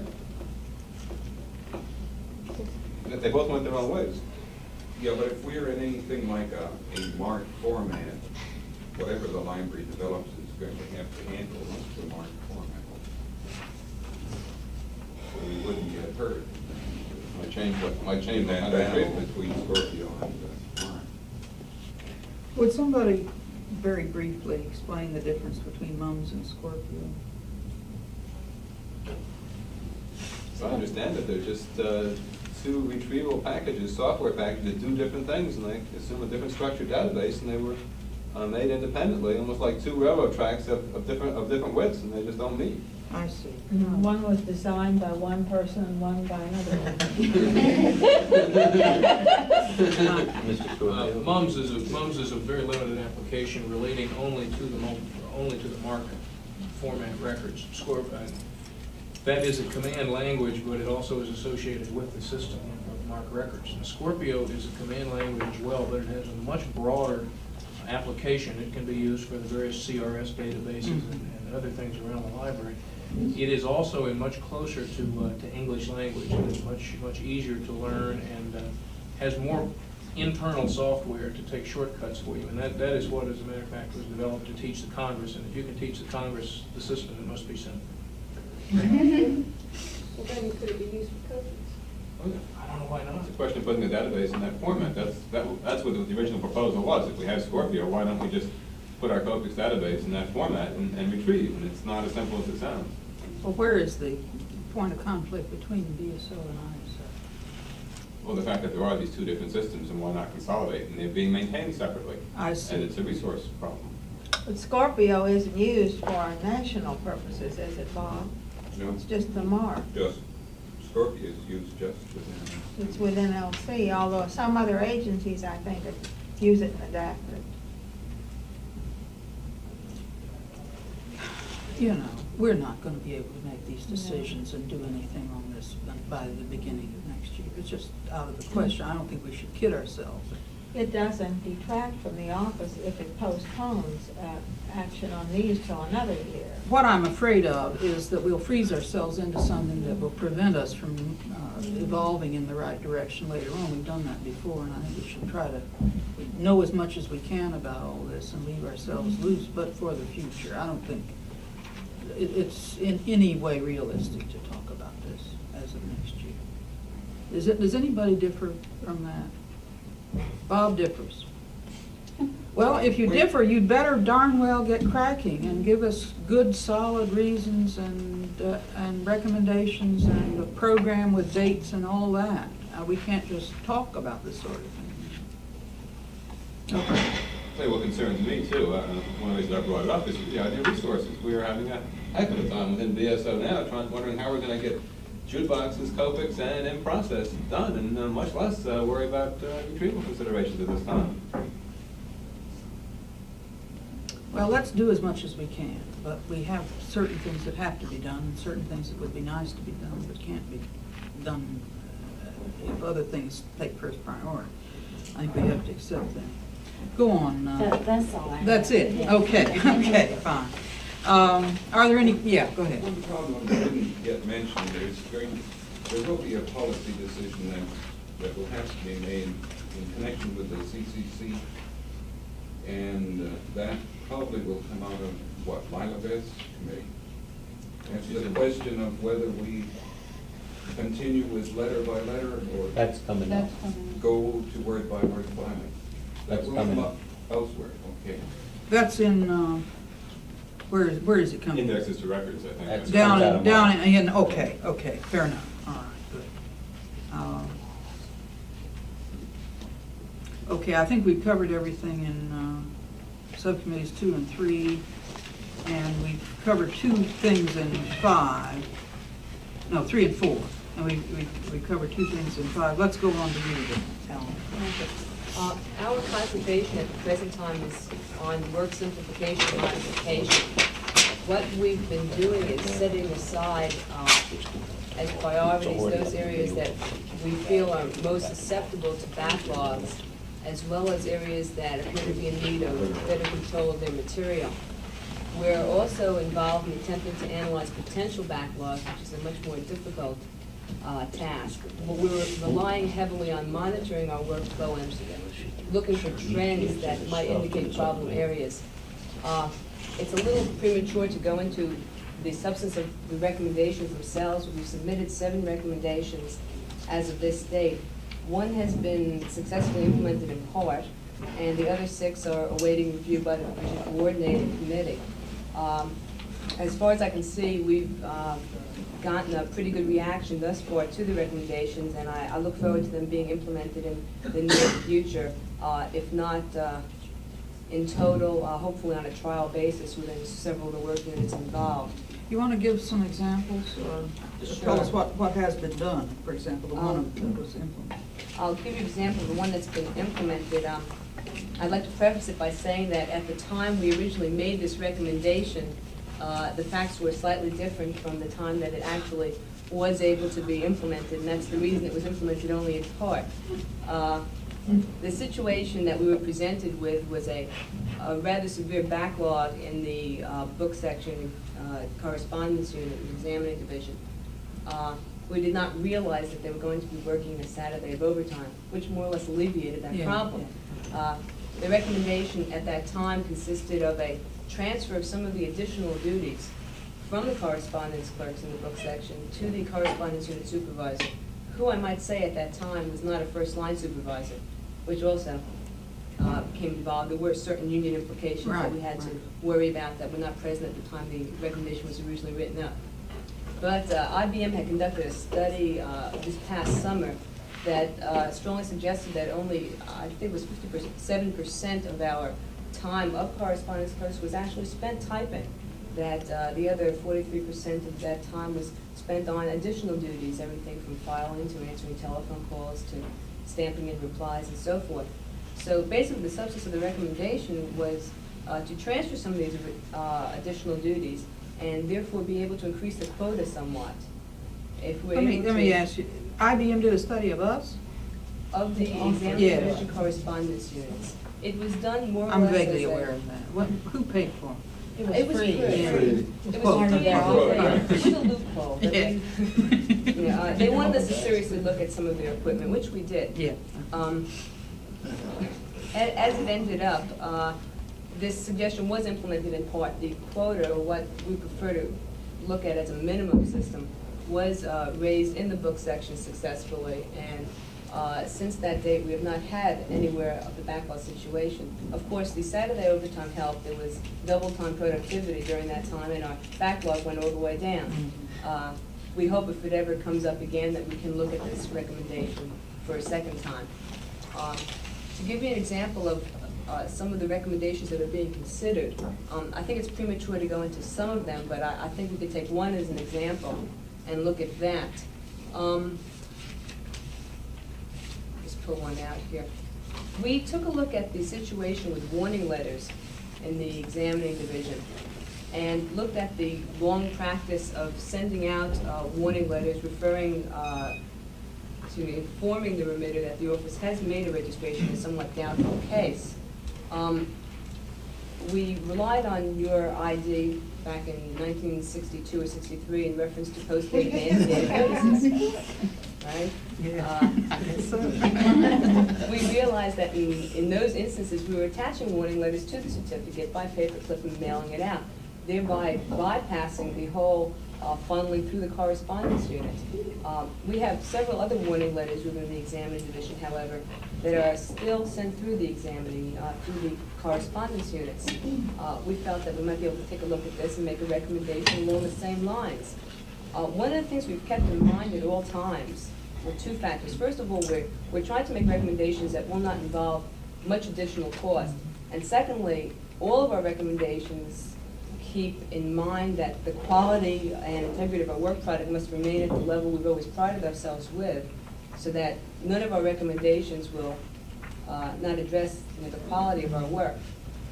We thought that we might just cut down some of our warning letters in size and have them attached to the certificates and be mailed that way, thereby eliminating having to funnel this additional material through the correspondence units. Another problem is that warning letters really aren't being sent as much as we would like to see them sent, and hopefully if we go to a system like this, examiners will get on it a little bit and make sure that the warning letters are attached more. We're also looking at a similar situation with guide letters in certain of the examining sections, warning guide letters, and hopefully looking towards a situation like that with them. There are other recommendations as well. I've discussed some of them with Mike Shelley in regards to the service division. And I think basically those that have been discussed have gotten support. I think the other ones are probably a little premature to discuss this time. Also involved in what we're doing is following up on the recommendations that have been implemented, which of course we really haven't been able to do yet since we're still awaiting their implementation. But hopefully we'll be able to evaluate their effectiveness and amend them if necessary and report as to how effective they have been. We've also consulted with Mike and Ed in reference to word processing hardware, which was within the scope of our task group. And a Mac Card A has been ordered for multimedia section.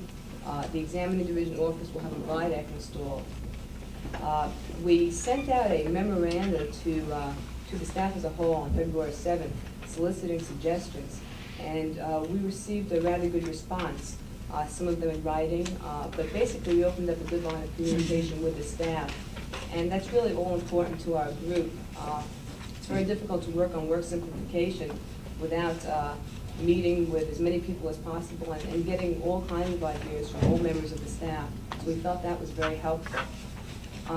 Either a task group member or myself have spoken to most of the supervisory personnel within the office concerning what aid we might be to them. And this brings up the fact that a lot of our work is really of an informal nature, as well as putting memoranda through Marlene and through the Revision Coordinating Committee.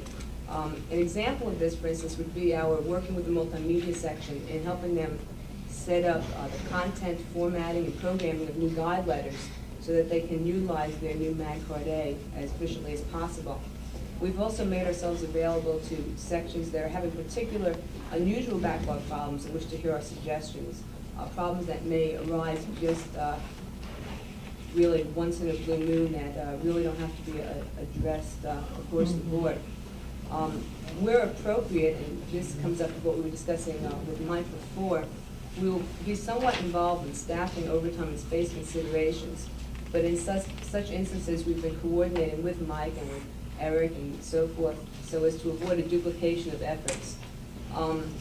There are certain times when I'm sure our group is going to be duplicating the efforts of what Mike's task group is going to be involved in. However, there are other times where it might be very helpful to have more than one task group looking into these areas. It depends on the perspective that you're looking at. Oftentimes we might see something that they might, and they might see something that we might not. So we're rather having quite a bit of success that way with working with Mike. We just wanted everybody here to know that although we're making recommendations, it's not to be taken in any way as an indication that any particular work unit is operating ineffectively or inefficiently. It's really been difficult for us to find areas that need improvement in many of the work units within the office. Really the situation is that many of the practices and procedures have just become slightly outdated over a period of time, and we look forward to being able to maintain as much a semblance of currency as we can so that we'll be ready for revision. We'll also be involved somewhat in some of the effects of the new law. For instance, Dr. Stevens brought something to Mary and Penny's attention that we'll be looking into in reference to the referral system. And Cynthia Campbell and myself are looking into that situation. Basically what it is that we're going to be having a new numbering system, and we're going to have to try to close out as many of these old referrals as possible. So this is something that we're looking into at the present time. And I'm just rather happy with where it's been going. Yeah. You've had one recommendation that was implemented? In part. In part. Who did the recommendation go to? Okay, well, our recommendations are sort of funneled through. The recommendation first goes to Marlene. Marlene and I discuss it. Then Marlene sends it to Penny and Mary, and Penny and Mary decide as to its merit. And then it goes to the division? Right. For, And the reason for the what? Consideration and usually discussion I think he's asking why wouldn't this go to the policy? No, on the contrary, I'm not, because so far, nothing that I've heard strikes me as the kind of thing that should be in the revision coordinating structure at all. And the reason only one has been partially implemented is that the revision coordinating committee only received the others on Friday. But this sounds like a very desirable activity, but because what it amounts to is a special committee that's going to troubleshoot problems in the office with respect to work simplification and workflow. Yeah, I'd like to comment on that. It probably is the type of job that should be and probably has been, addressed, across the board within the office. It's my hope that when the revision coordinating committee's job ends as of January 1st, that other people, take on this duty and continue with it. It just is very important within the office. Well, if Mike were here, he'd probably say that it's his job, and in some ways it is. He couldn't do it to the detail that they are. We can't afford that this year anyway. And what comes out of it next year, we'll just have to see. The things that they're recommending are done by people who are involved in that work on a day-to-day basis. I agree, and I think what you're doing is extremely urgent this year, and it's conceivable that we would want to have a troubleshooter across the board after this, but we'll confront that when we come to it. It seems to me almost unthinkable that we just go ahead business as usual this year when we're facing what we are. My one question was whether or not you're looking at the statistics to see where the buildups are, if any, and so forth. There are increases, and I think it would be very useful to have some kind of scan of the actual weekly statistics to see what is happening in the office. You look at the monthly statistics, and it's not too revealing. Mike? I was just going to say, I hope they go beyond that to see if there are areas where we do not now keep statistics that we should. Yeah. We've been doing that. As a matter of fact, I brought something to Marlene's attention and to Mike's attention that had to do with a form that, for instance, Mike has been using within the service division, which is basically a report of time lost due to vacancies, time lost due to leave without pay, sick leave, annual leave. And this is very important for each division chief, as well as to my group and to Mike and so forth.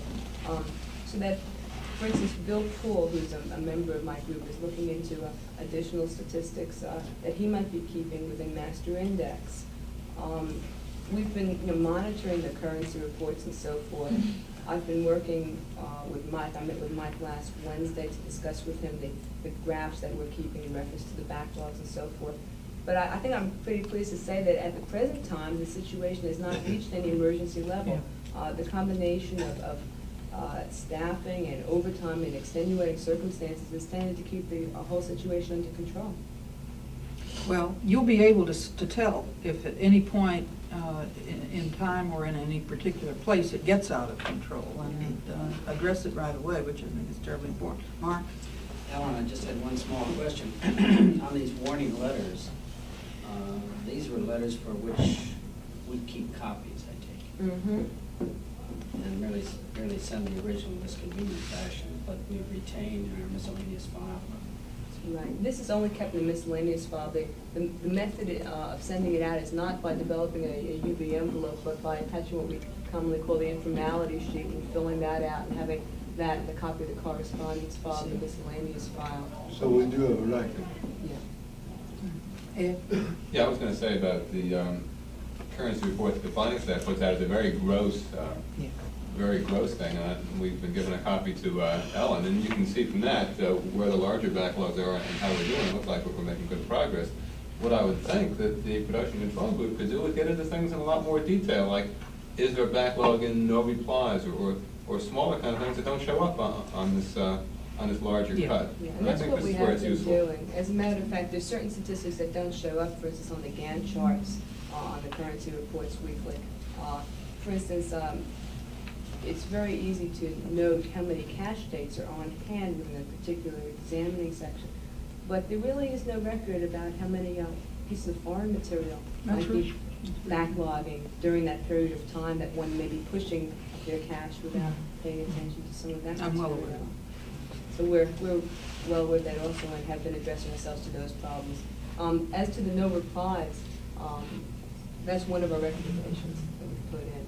So we're in that situation. That's, I think, one of your best ones. I have read over Yeah, that. I like and that. The beauty of all of their recommendations is that they'll be even more valuable to us next year, I think, than this year.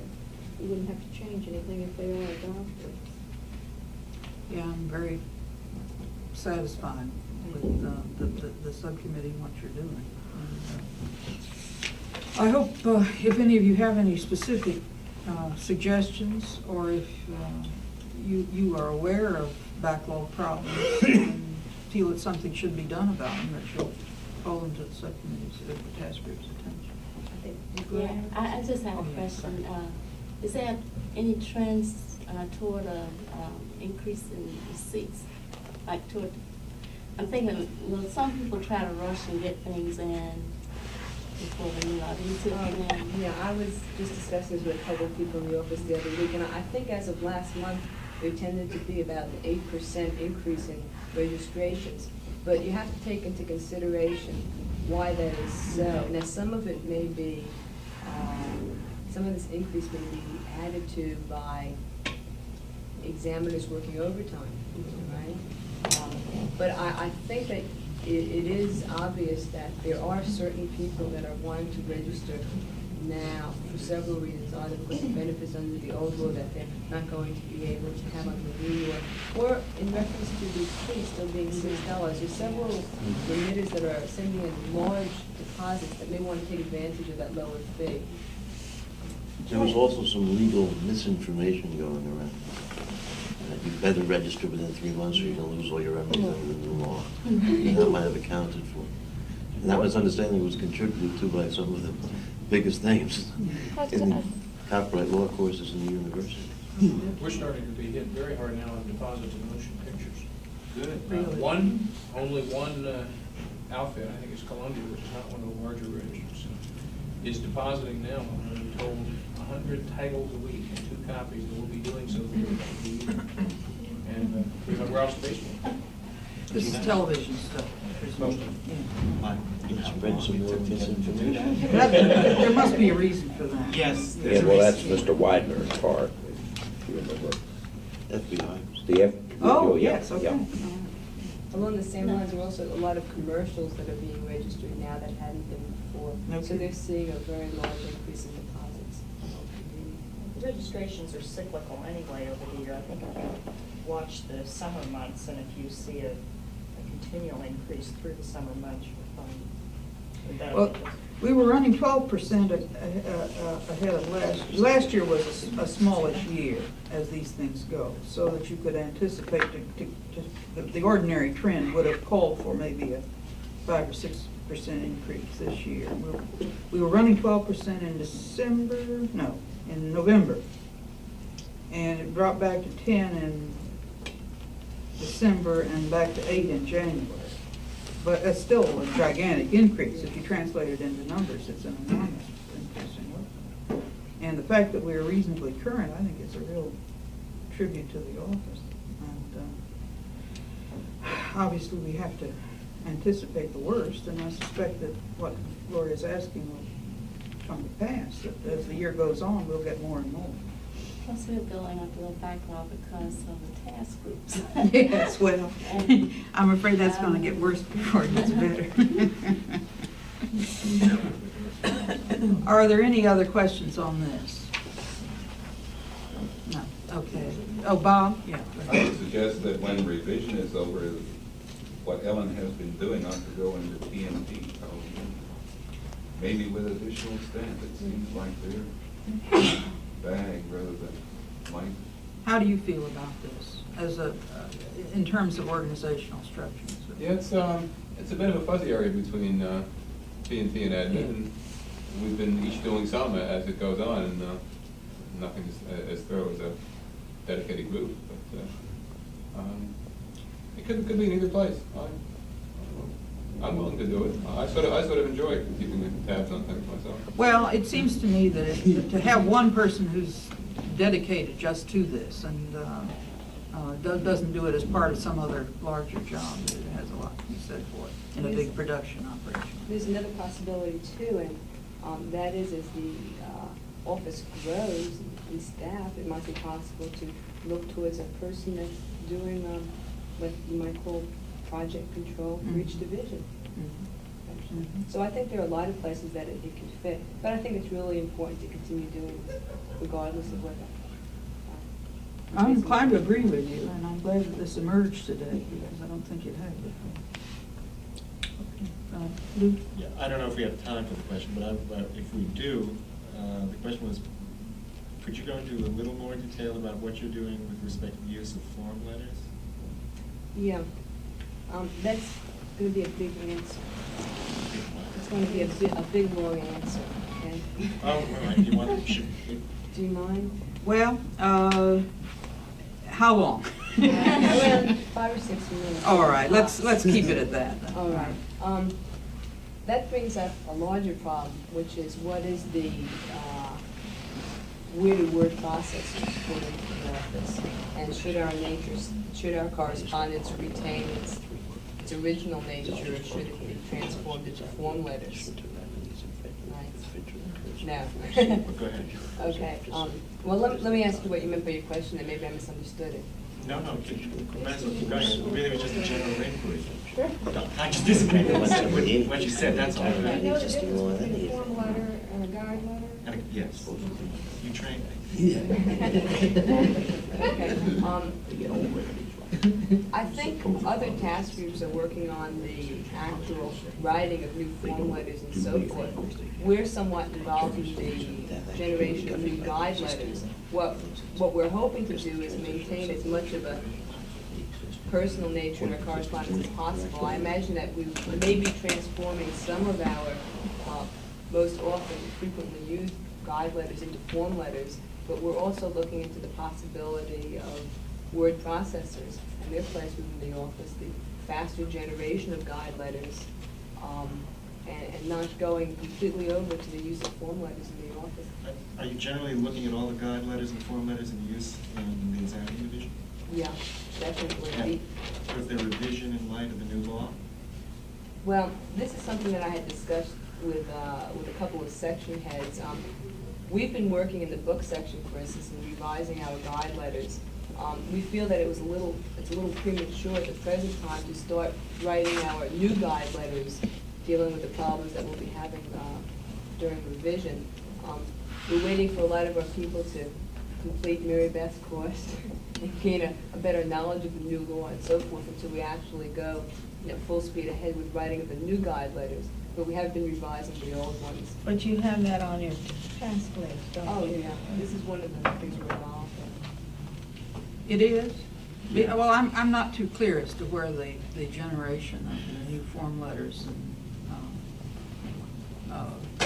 pattern paragraphs and guide letters is entrusted.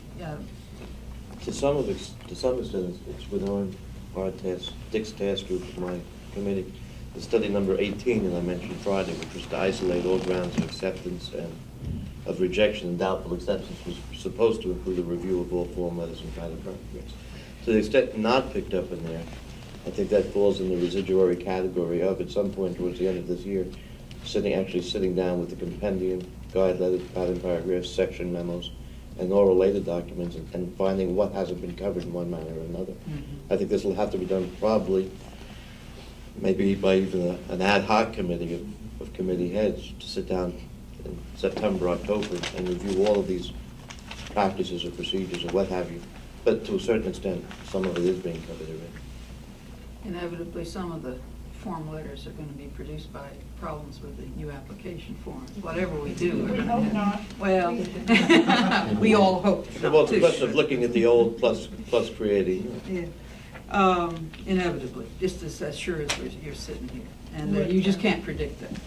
Would any recommendations from this group should feed into you then, shouldn't it? Or maybe vice versa. No, I think Mary and Penny will be able to decide where they should fit into. I would think to the extent possible, where John has made an assignment, that person would carry through all the way to the end in terms of recommending language for the compendium and for. That's what I mean. So we would see that person works very closely with one of the sections. I think in that area, though, because it is a matter of substance, that a more stringent standard of coordination with John's group and decisions would be required. This is something really Mary and I haven't addressed ourselves to yet, just where the final responsibility should lie for the preparation of circulars. Well, I don't think you could decide that until. That's right, it's just. I think that's the part of this residuary end of the year. Right, it's too early to do that. It's got to be before the end of the year. We have to train people. Well, yeah, but not next week. Not next week. Maybe the week after. Okay, if there are no other questions, then let's move on. I do appreciate that. Ed, you're the last one in subcommittee 5. Okay. The task group is called Reorganization of Existing Functions. And it comes about, this is a very propitious time to look at organization as a whole. We're operating in the office now with an organization that was essentially set in the 1940s, when our total staff was, I mentioned, somewhere in the range of 200 people. Current projections under revision through 1981 call for around 700. These kind of numbers alone make it useful to have a look at the organization as a totality. Also, there are new functions under the new law, and many of the existing functions have added responsibility. And it was thought that this could both be worked into the organization at some points and into specific position descriptions to strengthen them. Up to now, I guess for the last year or two, we've been thinking of reorganization, some in the office, and we've realized we've had a span of control problem. And this came about when we realized that we had about half the number of supervisors per, well, about twice as many employees per supervisor as does the rest of the library. And we've looked into it on essentially on a division basis and sections within a division, but nothing further than that has been done. We've had an examining division reorganization where we've made teams to have a closer span of control. We've looked at it also in cataloging. We've done a little bit in some areas of service as an office, but it's a good time now to look at it from a larger sense, not just from a section end. Let me say a little bit about our task group. Our task group is only 3 of us, and we've talked Marlene into becoming a working member, so now there's 4, which is that's beneficial. But we're not going to unilaterally reorganize the office, obviously. But what we're trying to do is gather information, raise issues, explore alternatives, and document the pros and cons of various ways of setting up organization. We want to issue some very tentative recommendations with documentation, extensive documentation to the Revision Coordinating Committee. Among our own group, we noticed as we talked this out, we don't have a consensus, and we differ quite a bit on how certain things should be, which is an advantage, because when we write the pros and cons, we have it right there. It's also proven to be a little more difficult than I might have guessed at the start. It's a little bit like we learned with our in-process system effort. The present system's not so bad. It has a lot going for it, even though there is room for improvement. The first idea is, well, we can just change it all around, but it's not quite that easy.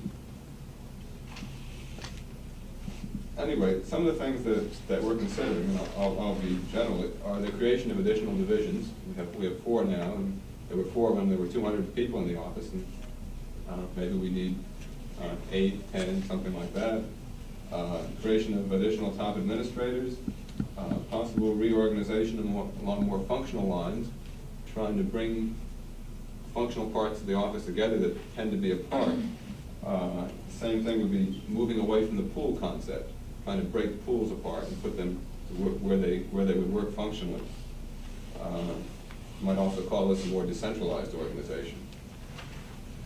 And I guess I could say a little bit some of the specific areas that we're looking at. Some is the placement of a royalty and licensing division. Should that be separate? Should it be mixed in with our current functions? Compliance functions are a very difficult one. There's a number of ways of doing that. Should Should it be split apart and perhaps put into examining? Should it be put together? If it is, where should it go? And we will have a difference of opinion on that, but we're writing that all down so it can be dealt with. The creation of a records management division has been talked about for some time, and that we seem to be pretty much in agreement that that's a useful thing. Things like decentralization possibilities exist for registering numbering, for the open UV files, and that's being explored. We're not at the state where we have specific proposals now, but what we are at the state is we have raised some issues and some questions, and we'd like to go to the division chiefs, and we plan to do that over the next 2 weeks and explore some of these issues, and perhaps about 4 to 6 weeks get a paper into the division coordinating committee with some tentative organizations. Anything more on that, Marlene? No, that's covered.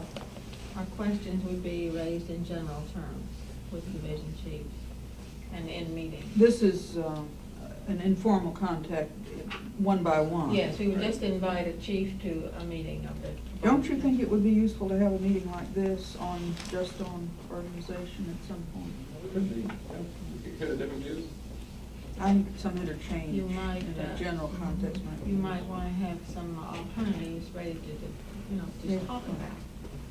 And you think that we'd have something concrete to talk about in about 6 weeks? Yeah.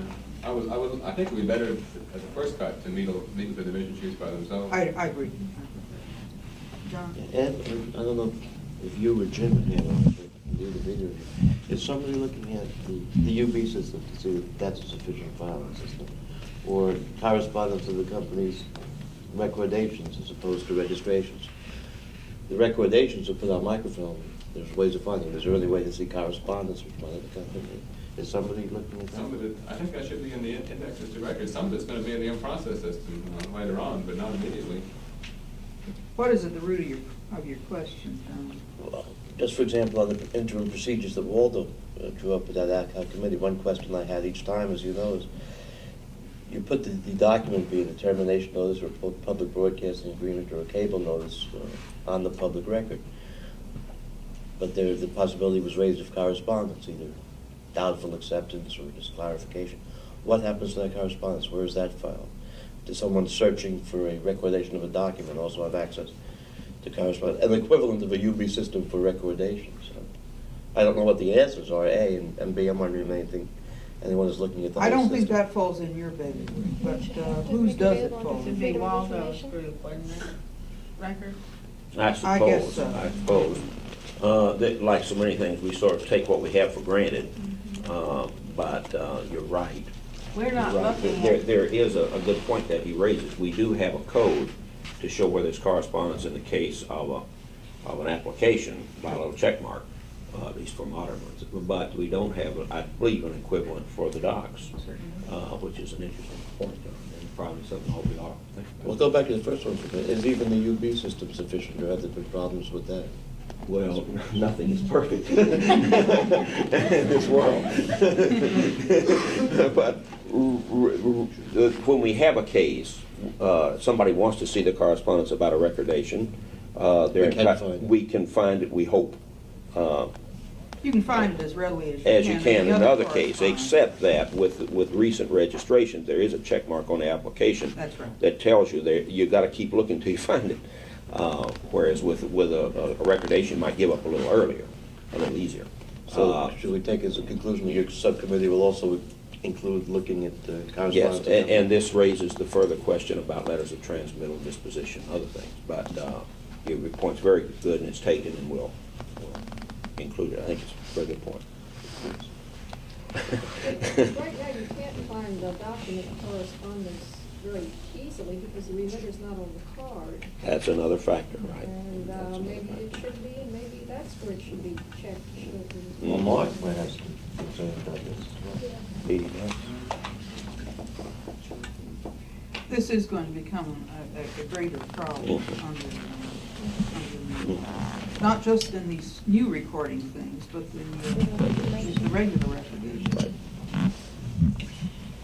Because people will be more readily able to put a stain on somebody else's thing. That's right. That's right. Our subcommittee would be very glad to have any ideas that anybody has on reorganization. Well, of course, this Possibilities. is one of the most crucial things that we are confronted with. And I think it's something everybody has views on, and there may very well be some strongly conflicting views. I don't know that we want to get into the substance of this beyond what it has already suggested. I mean, if they could write us a note on it. I think it is terribly important that we go into any reorganization that we manage to achieve with a certain degree of support from the staff as a whole, not just the supervisory cadre, but the whole staff. I think they have to understand the reasons if we're going to do this, and we can't just reorganize for the sake of reorganizing, yet it does seem obvious that we're going to have to do some, and the extent to which we go remains to be seen. One of the things we have been looking at is any possibility of a phased approach where we put some amount of reorganization into effect by January 1, 78 and deferring other parts.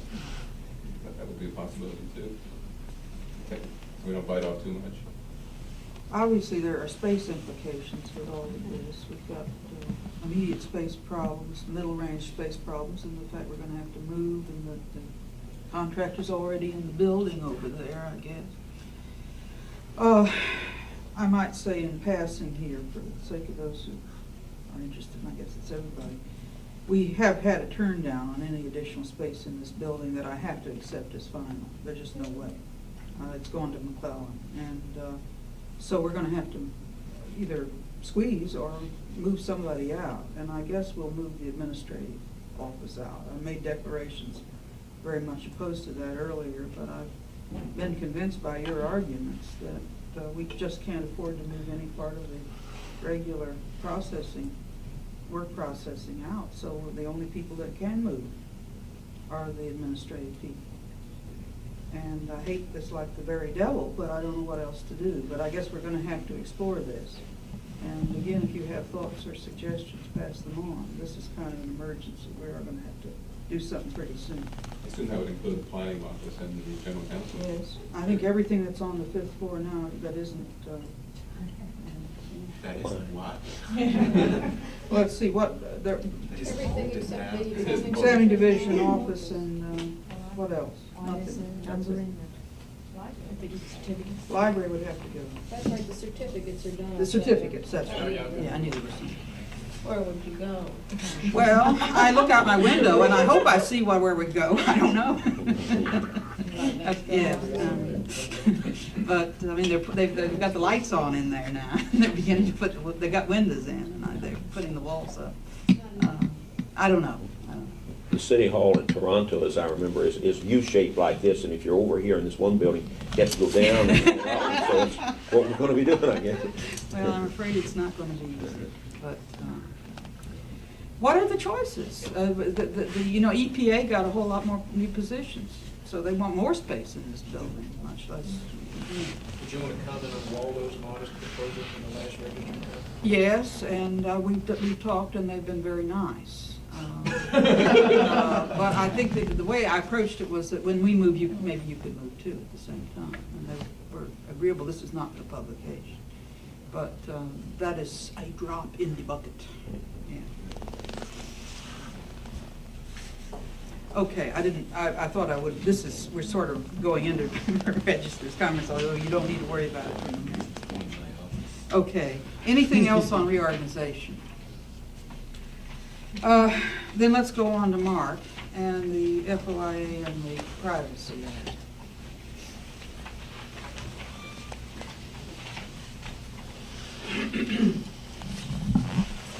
Our task group is slowly becoming organized.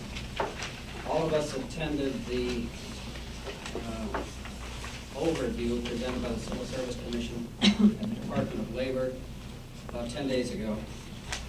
And this was very helpful in focusing attention on the basic materials and some of the principal problem areas presented by these two very complicated legislative enactments. And our immediate tasks, as this outline indicates, of course, will be to organize the inventory list of existing files in the office, information files. And as best we can to organize them under the FOIA and the PREBA headings, to use the acronyms relating to these acts. And in addition to that, to identify added files which will be called for under the new law. And this will require a detailed and itemized identification of the various systems, and will entail ultimately also consideration by the office as to what systems among these various identified systems it wishes to preserve, what new systems it wishes to undertake to set up, and what the consequences will be in either event under both of these acts. Because after January 1, we will be committed formally to certain record systems, and any changes such as, for example, conversion of a manual system to an automated system will have ramifications which will require undertaking formal steps by way of announcing in the Federal Register these changes and proceeding under the Administrative Procedures Act in making such changes or adjustments. The Office of Management and Budget stands ready to assist us in the matter of the Privacy Act, implementation of the Privacy Act, which has some interesting side effects, or may have some interesting side effects on our operation. One of which immediately comes to mind arises from the fact that we, which as an office, or who as an office, are subordinate to the library, and on the one hand, yet on the other hand, we are uniquely within the purview of the Privacy Act, whereas the library, our parent organization, is not. So the question arises, does that mean that the formally intra transmission of reports and so forth from the Copyright Office to the library and vice versa, does this become now an interagency, or have the status of an interagency transmission for purposes of the Privacy Act, and therefore would the transmission of time and attendance sheets and disbursement information and so forth to other departments in the library require an accounting for that as a disclosure within the meaning of the Privacy Act? Because in general, under the terms of the Privacy Act, one must account for every disclosure of information from files that are accessed by the names of individuals, or files which are accessed by symbols or marks or counters or whatever, by means of which an individual may be identified. This include administrative files, like Yes. lead records? Yes, it will. Now, tentatively and informally, the person at Office of Management of the Budget, to whom I spoke, indicated that in all probability, we would have to treat these transmissions, which had been routine, as disclosures within the meaning of the Privacy Act, but that they could be arranged in such a fashion, or accounted for in such a fashion, grouped, in other words, that a minimal amount of of accounting and paperwork would be involved. So they would be treated, for example, in the case of the time and attendance sheets, they could be treated as routine uses. And this would in turn require that the office, in initially setting up the files and announcing them formally in the Federal Register, identify not only the file, but of course its routine use for which it is intended. And provided we keep the transmissions and the other trafficking with a particular file within that routine use, then it will, its accounting and so forth will be simplified. Otherwise, one is obliged under the privacy terms to maintain a detailed record, the date, for example, of a disclosure. Let us say a personnel file of John Smith is transferred for some reason to some other agency. We would have to keep a record of the date on which that was transferred or disclosed, the person to whom it was disclosed, or the officer to whom it was disclosed to the other agency, and the purpose for which it was disclosed, and keep that information for at least 5 years. All other government agencies have to do that. Yes.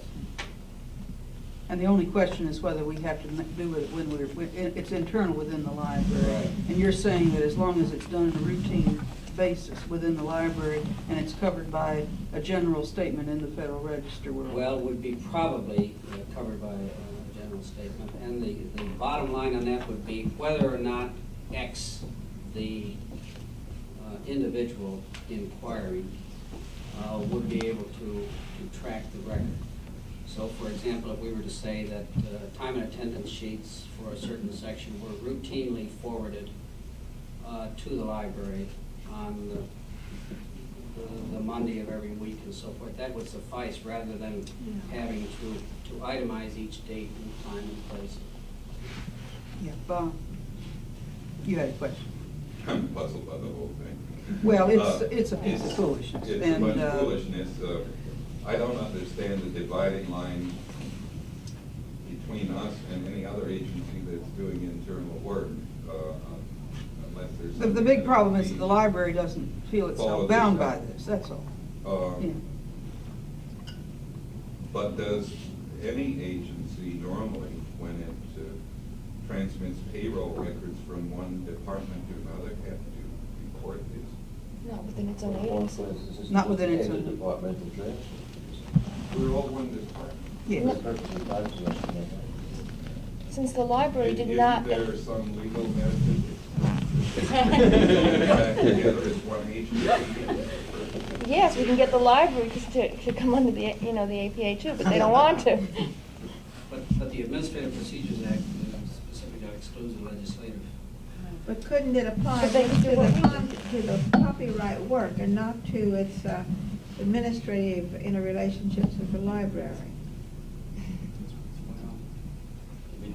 This doesn't bother me. It's a little nothing wrinkle, and it doesn't bother me, believe me. I think. It's not that important. No, it is definitely not that important. Let's talk about things other than personnel records, which seems to be more important. So we will be obliged to disclose the bases on which we take decisions henceforth. And according to the general guidelines, so far as they're known at the moment, a member of the public is not bound by any action we take pursuant to a policy or practice that has not been formally published and incorporated in our published records. There are provisions in the Freedom of Information Act for records which must be published in copies, and those which may be divulged by being made available for copy as well.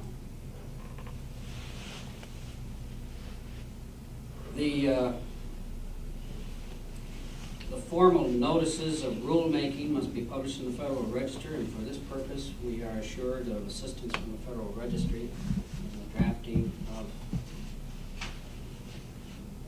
of such notices, which tend to be rather complicated. We're pretty deep into this already, and it's working all right, wouldn't you say, John? Yeah, there was no problem. And the Office of the Federal Register has been cooperative. And as was alluded to Friday in the solicitation of information from members of the public, we will have to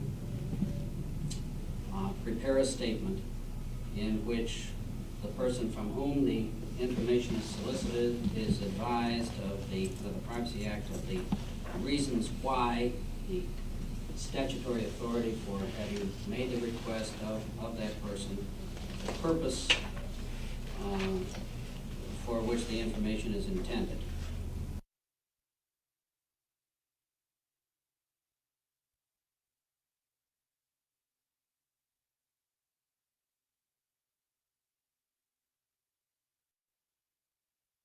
We're querying the present subscribers to the CCE. I'm not sure what the questionnaire Are you asking said. personal questions? No. I mean, like name, address? No. No, but they're going to individuals. Right. No, we're asking them things about, well, I guess you could say, what do they use the CCE for? So the survey's being conducted this year. And Right, we're acting as obviously. if we're not bound by I that. know, but I thought Well, wanted to be like, we one were of my bound. very fundamental questions is I want to pinpoint where we're violating the law now, if we were under it. And I'd like to go on and legitimize ourselves as soon as possible, right away. Well, the Privacy Act only covers individuals. It does not cover proprietary entities of any kind, partnerships and the like. It does not. Would not be covered. Do we have any Deceased persons are not individual subscribers? Yes. We do have some individual subscribers. But the only problem there would be there's nothing in the Privacy Act or the Freedom of Information Act to preclude us from conducting the survey. The only aspects would be, should we put a statement on it? Well, we don't have those statements on the application forms, which go to individuals. And second, what do we do with the results when we get them in, which may have input into the way the survey is constructed on an anonymous or named basis. But certainly nothing to prevent us from going ahead with this. As I understand it, executive agencies, I think if they ask more than 10 people the same question, they have to clear the questionnaire through the OMB, Office of Management and Budget. The library has not done this, but is there anything in this acts that we'll be subject to that'll require us to clear any questionnaires that we send out through them? These are ad hoc. I think, if I recall correctly, that's an executive directive. Okay. Yeah. Okay. I wouldn't think so, but the OMB will be happy to Yeah. Oh, they will. to volunteer their comments. Some of the comments can be very helpful. Well, we don't do this often. No, this but- is aimed at not having so many questionnaires. Yeah, That is exactly right. Each executive agency. Right. Mark, I think you might be able to focus your subcommittee's task a little bit more if you forget about things like publishing notices of rulemaking and like, we're pretty much well along with how to do that. And in that original memo you and I went over, there was a footnote specifying some paragraphs which would be taken care of by others. For example, you mentioned the problem of public not being bound by a procedure they don't know about, which to me is very important. It's the whole issue of what goes in internal practices and what goes in regulations. And Dick and I have a study planned just for that. Now, there's certain overlap with your committee, but I think you should sharpen your focus really to focus on whether we have to disclose, what don't we have to disclose, and what are the Privacy Act inputs rather than the rulemaking proceeding aspects. And then towards the end, we can catch up on anything that fell in the crack, and there really shouldn't be too much. What records are we now keeping that we don't have indexes for, that we're required to have under the law? Well, we haven't gotten to the point where we have that surveyed yet. I thought they didn't survey back in October. Didn't they? Well, They do, we haven't got them working. We did the Yes, well, That inventory was. You really haven't made any analysis to determine. Not a detailed analysis. Do you have any notions, anybody? No, but by law, you're only required to index post-1967 material, so the fact that the subject file you can't index is not a violation of the Freedom of Information Act. But once one decides what to say. Yeah, right. In regard to the Freedom of Information Act, the mere fact that somebody asks for some information doesn't mean, and we don't happen to have it, doesn't mean that we have to scurry about and set up a file that would accommodate this request. We don't have to do that. All we're accountable for is the information we do in fact have. Mark, aren't there certain, you and I have discussed this, but I think some of the other people might be involved in ultimately. There are organizational aspects to it because you have to compile statistics, report to Congress. That's right. Which implies both some kind of organizational aspect. We've talked about it for your PREVA officers, as a matter of fact. And also about deciding what's a Freedom of Information Act request and what is not. Do we have to tabulate search reports as Freedom of Information Act requests or some other kind of request? Right. This is not the question that Waldo had raised some weeks ago about how do you respond, but what is the request treated as, just as a matter of candor. Yeah, because in some instances, it's not clear under what heading it should be handled. My impression, which I find wrong, but my impression is that we're not going to be doing that much different under the new law. I don't think the executive agencies have been deluged with requests for stuff that had been squirreled away and had been very unavailable. And I think we've been making practically everything available. We're trying to lean over backwards in that direction. Does this law mean that any individual can go to an executive agency and ask to see material that they have classified as confidential within that agency, that they now can't do that? Right. No. Well, there are 9 exceptions to what has to be disclosed, and there's stuff they just as soon not disclose. Right. And But I mean, we did put LC confidential, you know, over the library on a lot of things. Yeah, Well, if they were under the Privacy Act, they couldn't do that, That's could right. they? On some And of we it. aren't doing The library that. doesn't want to disclose its acquisitions policies and a No. lot of its internal regulations, and that's one reason they've never been willing to Or it's entertain. administrative. That's what I mean. But that's an interesting aspect, is the interface of the library and the materials they release to us vis-a-vis these 2 acts. But in general, the word that we had from the people at the symposium was that the agency's determination of what may be confidential probably would not be ultimately determinative.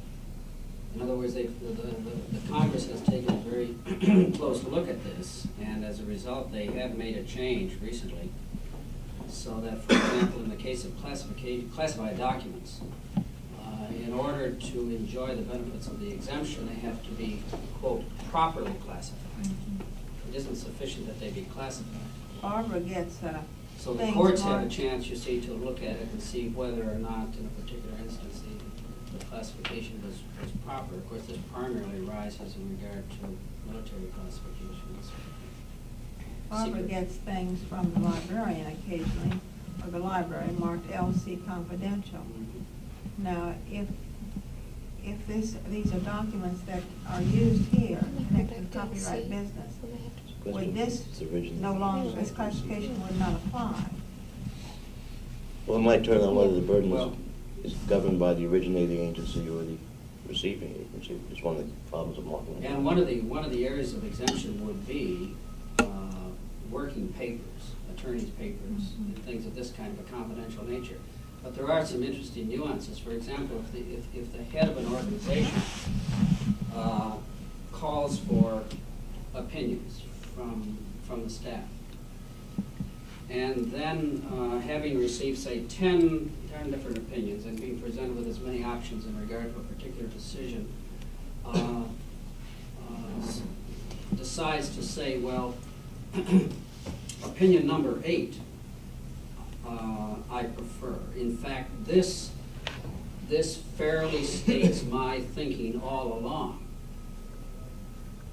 then the question arises, has that agency had adopted this opinion so as to make it, so as to open it under the Freedom of Information Act? And the general opinion seems to be that by virtue of having adopted that opinion, that working paper, and identifying one's thinking with its argumentation, then no longer would the agency be able to invoke that fifth exemption there to exclude that. We probably wouldn't want to. So the agency has to be very careful. Just never agree with your subordinates. Any policy or practice that you adopt should go out. Well, of course, we've had this pulling and hauling in this office over the attorney's memos. And I'm not sure I know exactly where we have come out on that. One very difficult area is the so-called exemption 4, which involves trade secrets, commercial knowledge, commercial information, and so forth. It seems to me directly pertinent to the searching operation. If Corporation A writes to the Copyright Office, we'll say an attorney representing Corporation A writes to the Copyright Office, they're contemplating merger or purchase or something of this kind. And it's definitely in their interest to keep that confidential. So the question is, well, what is the status of that correspondence and their request? Can some third party come along who has gotten wind of the fact that something is up but doesn't know the details, and they come to the Copyright Office and say, well, what requests have you had within the last 6 months from this kind of thing? All these things will have to be studied though, aren't Yes, they? right. But Papers put forward. Can you see us getting a regulation out on the implementation of this in the Copyright Office, or at least making this part of our regulations? Other agencies have done so. Look at that. Yes, we have to. Yeah, all right. So that the question you're asking, we'll probably have hearings and then interchange on. I'd be interested to see what people said about it. I don't think the problems are going to end up being that difficult for the office. Once we get it structured and organized and know what all the questions are, I think that really has to be our first concern now. I think we can live with what the answers have to be given. My real concern is finding out what all the questions are and getting the office organized so that Freedom of Information Act requests, if indeed we ever get any, and we may never get any, then not search report. Go one way and search reports another way, just so that we can comply with the reporting. Right. One thing that stood out at the symposium and also at the attorney's seminar was our unique situation.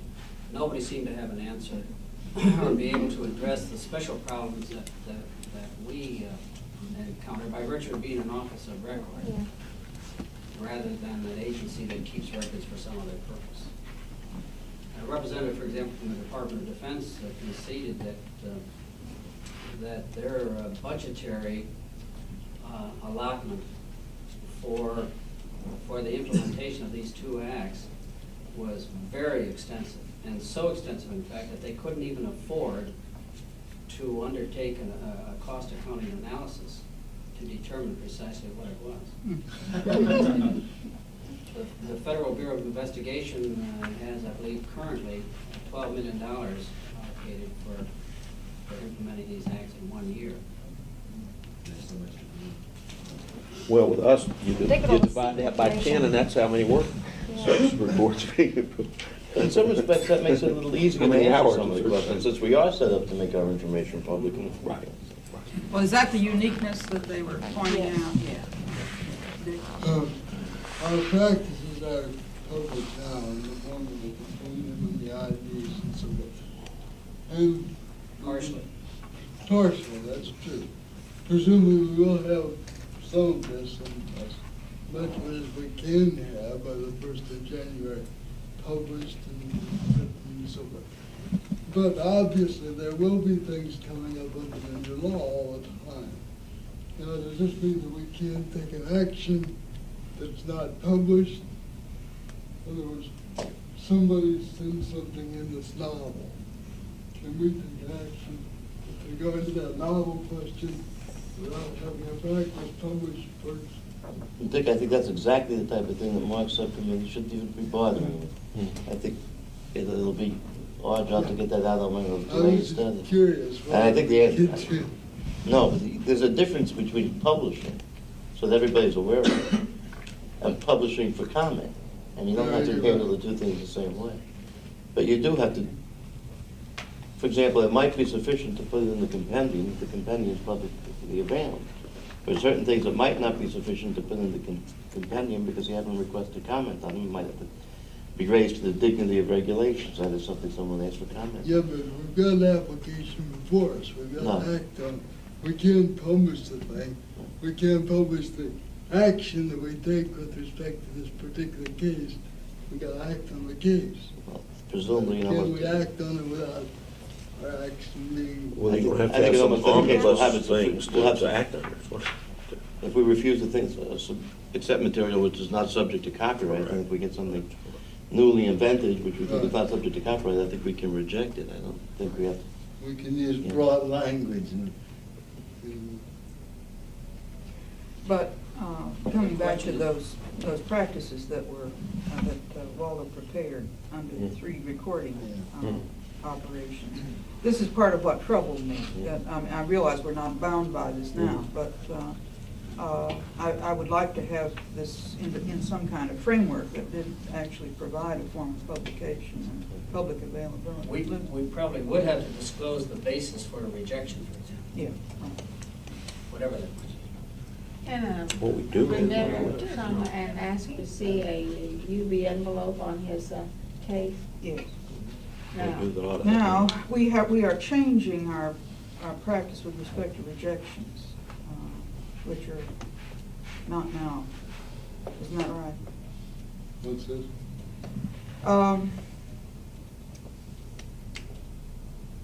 Bring me up to date, I've lost the thread.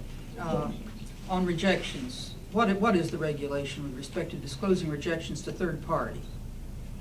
Now, We do that, don't we? Yes. Yeah. Only if it's litigation. that's right, if only it's in litigation. Mhm. Under the new. Oh, yeah, sure, under yeah, the new yeah, law, it sure. has to be made Yeah, available. yeah, sure. Yeah. We made the Yeah. decision months ago, when we made that mailing list change, not to go ahead with all the rest of the changes. That's right, To that's do it all right. as part I of was the trying same to, I thing. was Yeah. remembering that, and I was trying to remember where we came out. The only one So that we had are the still mail. not making that, that is one area that we'll clearly have to Unless change. good cause is shown, and I understand from Waldo, we do it virtually all the time. Right. Okay. So unless good cause is shown, we'll be out. Yeah, well, that's just now, but under the new law, Yes. they'll all be open, yeah. Lou, did you have a question? Yeah, you had mentioned about the library's reluctance to disclose its acquisitions policies. I don't know if that's true generally or just in specific acquisitions areas. Generally, do they know about section 407? And the regulations that the register adopts and the format in which those are going to be adopted? You mean the best edition? Well, if we're going to act as if we're under the APA, it's asked that, at least insofar as the organization that hearing is concerned, is the library going to participate in it in any way, shape? we have an acquisitions manual, they just don't want to open it up to the whole world. Isn't that really because it hadn't been edited? It used to be that the No, they canons of didn't. selection, used to be that the canons of selection were at the end of every quarterly Yeah, journal. but they didn't want to put these policies in their regular Mhm. regulations. We tried to get that done. And the processing department always objected. And I think that part of it was they're not up to date. If they think there's more flexibility if you don't publish them as regulations. Well, they don't publish their regulations either. Right. LCRs are not. Well, LCRs were, when I administered them, open to anybody who came in and wanted to know a particular regulation. After this law on freedom of information, I had to show them. But I didn't volunteer any extra thing. In the spirit of compliance. Well, anyway, I've always felt this was terribly self-defeating. They're very But, narrow. Yeah, I know, but that's their problem. No. Admittedly, we have a problem in the sense that we're linked with them, but I am inclined to think that we should go our own way and let them. I think so too, and that the other things where your administrative things would be a separate thing. I don't see why that would affect our leave records. I don't either. That doesn't seem to me really a problem. Obviously, we can't function without exchanging leave records with the Library of Congress, so your common sense would tell you that this is not a disclosure that would require the kind of public accounting. If the CIA is asking for a record from the Agriculture Department, it's one thing.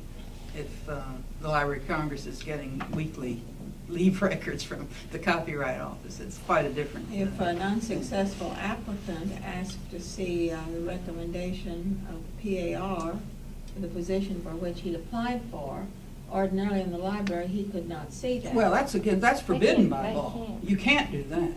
It's a question of well, like rifling the IRS files for other purposes, security or so forth and so on. I think you have to apply a certain amount of common sense here. It seems to me if we say in the Federal Register what we're doing in the personnel area, then that's all we need to do. Make it very general. Yeah, I don't see any problem there. And if anybody had any other thoughts, I'd want to take them on. But it seems to me that you have to look at what the law is intended to do and not worry about its literal wording, which it may not even apply either. I'd like to go back to the general premise that led to creating Mark's task force as a separate task force in the records subcommittee, other than merely an assignment out of the legal subcommittee. Because I think everything Mark's has said here and all the questions totally justifies that, and that is that it cuts across so many lines. It raises the question asked much earlier this afternoon about where does one locate correspondence on the rejected recordation. That I still think the ultimate objective, the first objective of Mark's task force has to be some kind of overall report, not even giving answers, just raising all the questions. But I don't think you, at least in this task group, cannot have the luxury of sitting down and asking questions now and then working on those. I think at some point you'll have to come up with one massive document that raises all the questions, and at the end come up with one massive document that gives all the answers. And then pull out parts of that and publish them or do whatever you have to do with it. I just don't, we've all operated under the copyright law for a long time. We know what the questions are. Here, Identify the impact area. Mm-hmm. and here that seems to be the first step. None of us are familiar with these statutes at all. And we could take shortcuts in all the other task groups because of our historical knowledge that we simply can't take here. Who will end up writing the regulations that implement this? I think the recommendations would come from Mark. The recommendations would come from Mark, but the actual regulations? So they could draft them as well, I imagine. We should start moving in this direction fairly soon. Mark, do you still feel that you need a full-time attorney on the task group? Well, we could certainly use some assistance in that direction. And would it be very expensive, virtually full-time for a couple of months? Well, it's hard to say at this point. I would rather feel my way along with it and see what headway we're in. Well, when you do need somebody, let John know.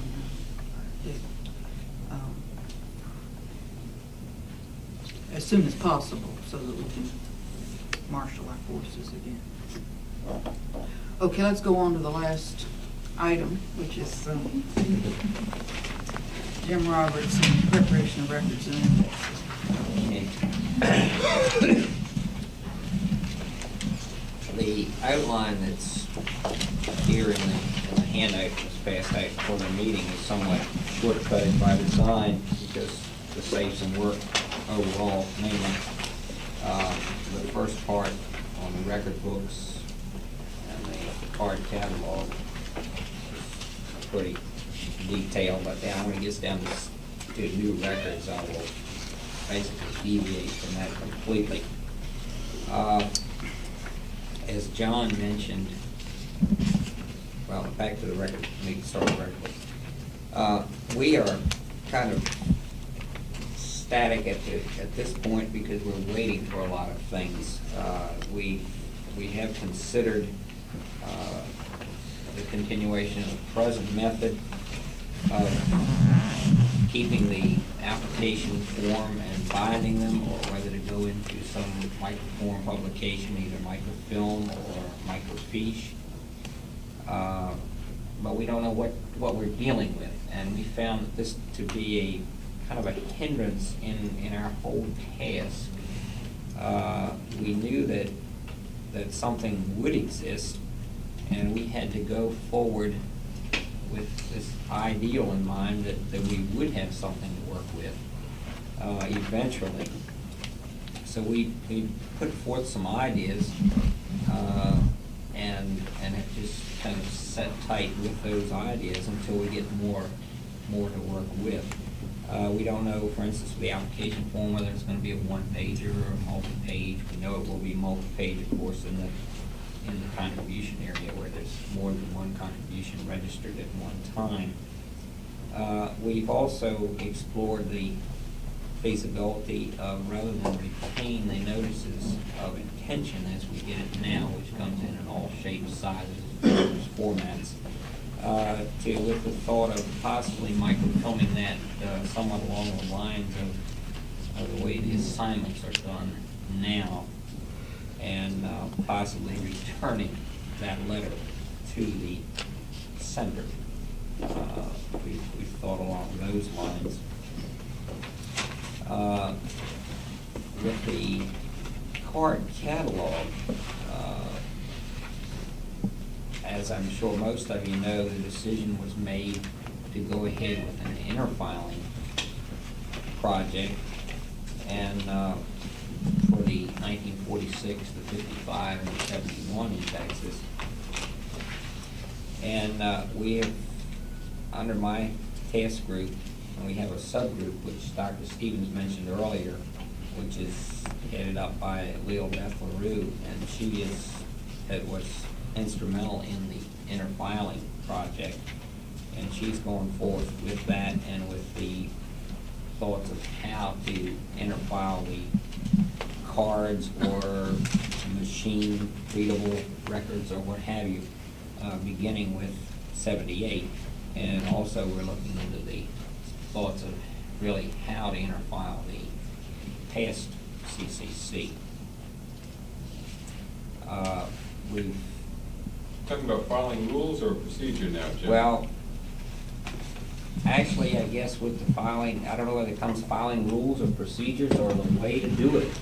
I don't know whether it's actually the rules. I guess it is the filing rules, you would actually say. I think it crosses over into the rules area.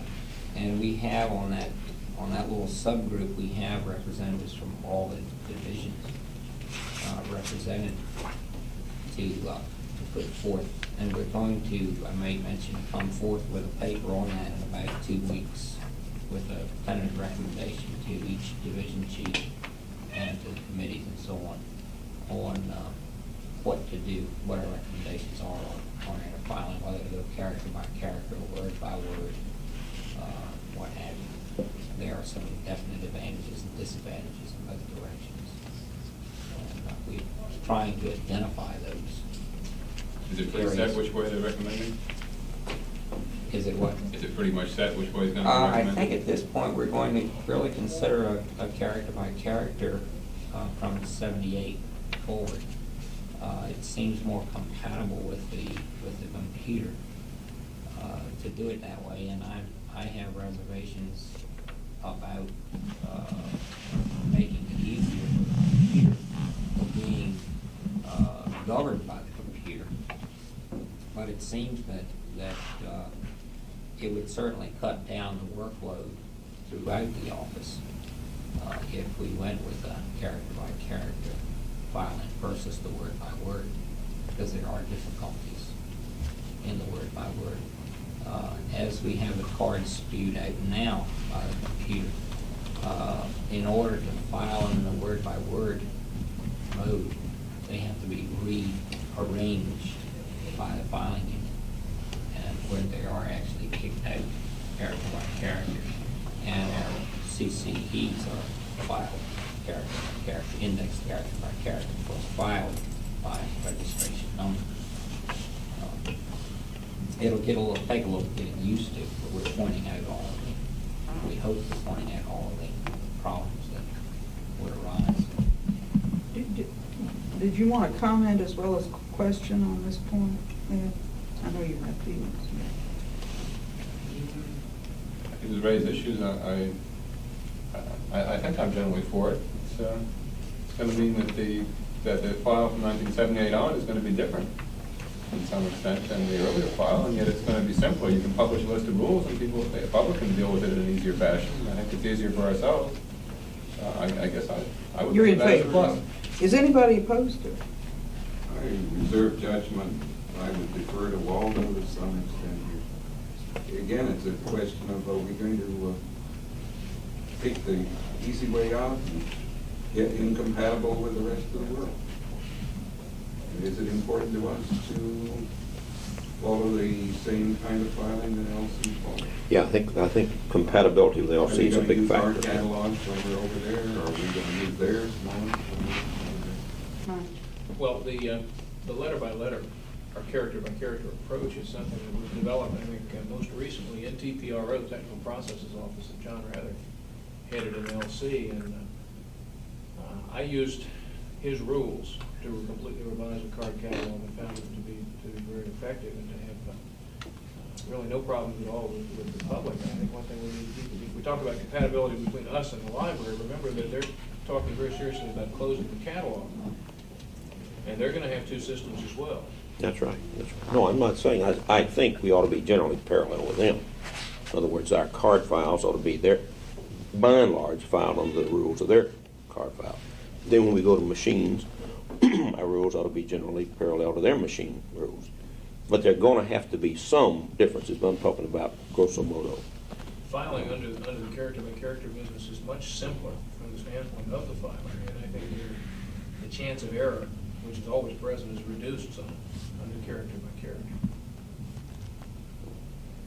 It's simpler for catalogists because if you want to file word by word, there's certain things you have to do, and you have to put a space before a slash and a space afterwards, and this kind of thing.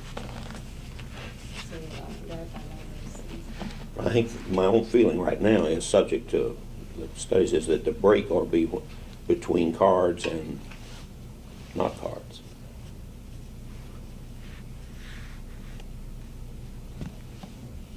Anyway, we can certainly talk about when we get. When we have machine search. Yeah. Machine search file. Are you aware that there was an enormous degradation of service when the computer went in? That filing rules were changed to accommodate it. That our catalogs changed so that things were filed under the registration number instead of title. Well, a whole package of imprints were thrown out. No, I really wasn't aware. In the terms you describe it, enormous degradation. It really was. Easy way. Yeah. You mean here in our, here?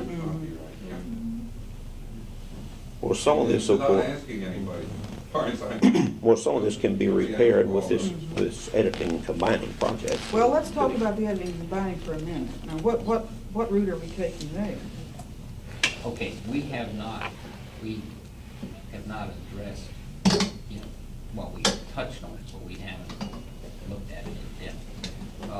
My thoughts on it are that we really are gonna have to keep it the way it is. However, some thought has been given to going on for character by character filing there, but it seems to me that the file is set up in a word by word fashion, and possibly would have to stay that way. But we really haven't gotten into that. We've mainly touched on that from 78 forward rather than looking at how to file the backward, how to go backwards. We've also discussed changing the way the assignment file is filed if we go for character by character. We'll also change that at the same time. Make the break across the board in the office. So as I say, that our recommendations and thoughts on that will be forthcoming. Okay, in a couple of okay, weeks. okay. Very good. it's more than preliminary at this point, but it's not, certainly not finalized. I might mention that we have, well, again, this kind of jumps into new records. So, but we have considered with everything, or kept as our main thought, to hold down the number of files, to try to limit the number of places one would have to look, and put everything that we could in the existing files as they are, using them as a guideline, putting things, at least the initial access to the record, in either the CCC or in the assignment files. You would maintain them separate? Yes, Yeah. yes. The thought has been brought forth to combine those, but I personally don't see putting the assignments with the CCC. It's two entirely different things. Does anybody What differ? about after we're completely automated? Do you still see them being two different files? I would think, Mary, when you're automated, you could have an automated link between them, and it doesn't matter whether they're separate files or not, in the same manner. Well, that's all I would be interested in, whether you could just make your search inquiry once. They'd be tied to a registration number. Now, you probably have. You might not have. Well, see, you can't tie them a registration number because not everything has a registration number. But if you went in by a name, would you have to repeat the name twice to search in both files? You could have a search that could go across two files, it's on into your automated system. The fact that the files are physically separate doesn't mean you can't search them both under an automated system. I think the question goes away. You can look Well, like title and look the at- look at question photo. goes away maybe, but when you get the answer, I mean, when you get the items back, you might query it with one question, but the results that you get may be manifold. And then at that point, you're gonna have to say, this belongs here, and this belongs here, and this belongs here, and you're gonna have to handle them that way. By and large, our search reports report registrations and then documents. And I would think it would be mixing apples and oranges in a report to try to enter LARD and be sure you had the right assignment record below the right registration. It's better to have them do and let the public make the linkage rather than us taking leaps of faith here. And Well, this is a different question, but it does seem to me we're gonna have to consider changing our policy of not searching assignments unless people ask for it. Oh, yeah. I think Under the new laws, no I think question, we no almost- question. You no don't, question. you don't disagree with me? No, Well, good, no. because I feel that way. I think we're gonna have to do it. Surprised you, didn't I? No. Delighted. But is your concern partly the integrity of the assignment records, that you don't want to mess them up with other things? It's not the integrity of it, it's just the fact that you have to carry, the thought. If you're looking for registrations, if you start to mix in notices of use and notices of intention and assignments and termination notices and all these other items, it's too much to carry mentally, I guess, and keep separate. It seems to me easier to take care of all the apples and then take care of all the oranges. Well, you would have everything that you just described, other than registrations, in one file, though. You'd have the termination and the, Okay, yeah. I'm Oh, getting go to ahead, that okay. information. We have considered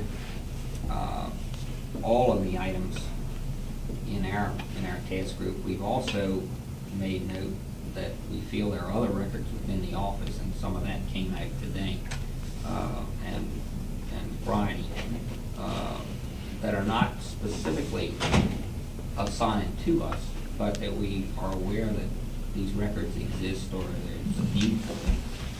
We didn't address those, or we haven't addressed those specifically. The item mentioned here on today about correspondence with the assignment documents, that's another gray area, I would say. We've given some thought to the import statements, as to, see, they're gonna be, we feel, they're gonna, well, they will gradually just phase out after the 5-year thing. But we have given thought to the possibility of the creation of a new import statement, which maybe has little tear-off tags for a certain number of copies that are coming in, or something of that nature, if the volume would warrant the creation of this thing. If the volume doesn't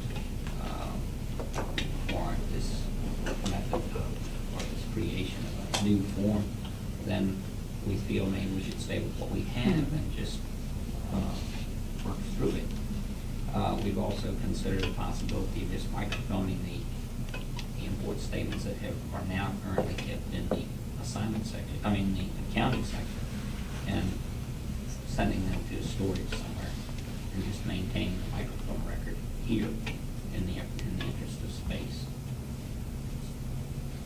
You mean retrospectively? This would be what we've now got. What we have now, yes. And that may enter, I mean, that may be part of their microfilming.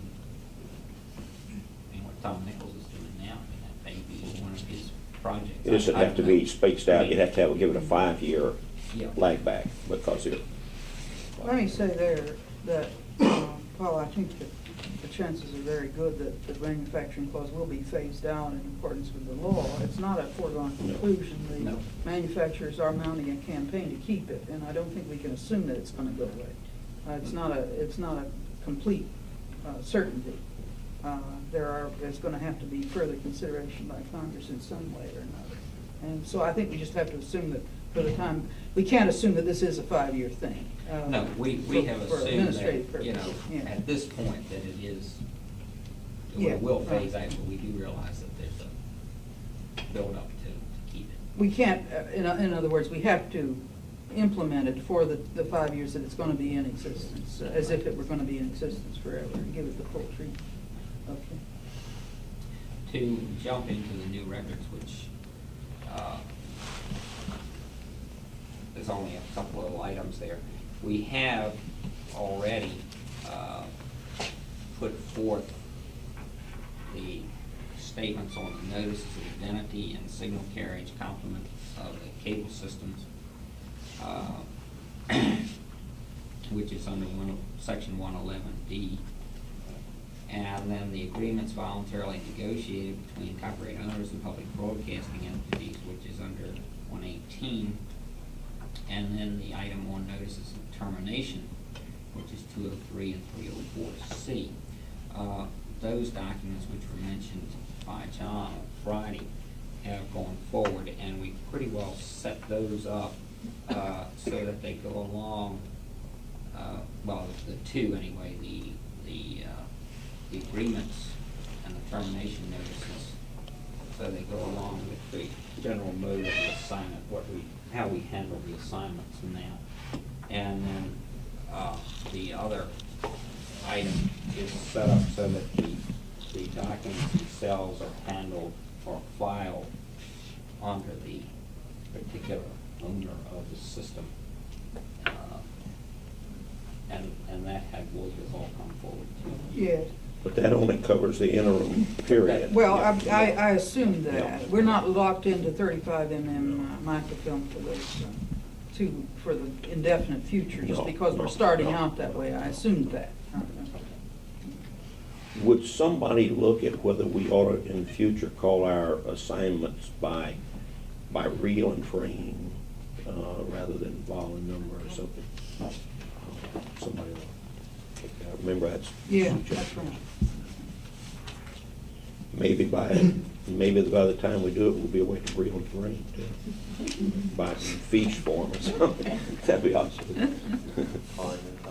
Yeah. Jim, under these new records, did you get into areas like the death file or biobib? We've done preliminary work on those. I think there's legal assignments out on the author identity and on the statement, whether the author is still living or whether he's dead, statements, right? Why not? Those are actually, both of those assignments Same have been group. assigned to Yeah, three the people, same. one of whom is from your subcommittee. So. Yeah, right, well, two of them from my subcommittee, Eastridge and Gillette. But what I envision, or what I would like to see with this sort of thing, is that even though that statement might be kept somewhere, maybe in the biblio file or something like this, I would like to see this sort of thing, that information, rather than be put into the assignment and related documents index, I'd rather see it in something like, I'd rather see it in the CCC. With a, something directing you to, just the fact that it's there. And if you want to see what the content is, or see what that statement says, then, say, see bibliofile or whatever. I agree with you, and it always bothered me that we put some of those corrected documents in the assignment records. I know there sometimes an index card went in the general file, but it just seemed all wrong to go in with recordation. It isn't the normal place where you would search for that kind of information. It seemed to me at first that maybe this sort of thing would go in the assignment file, but after really looking at it, thinking about it, it seemed to me more appropriate to go into the CCC. It's like the receipt of the records of deposit copies only, which seems to me that it shouldn't be a separate file. It ought to be something that's in the CCC. All of this means more work for cataloging. I mean, this is the thing. But it seems, as I said at the outset, the thing that we're trying to do is cut down the number of files, or at least keep it down to 2 or 3 at a minimum.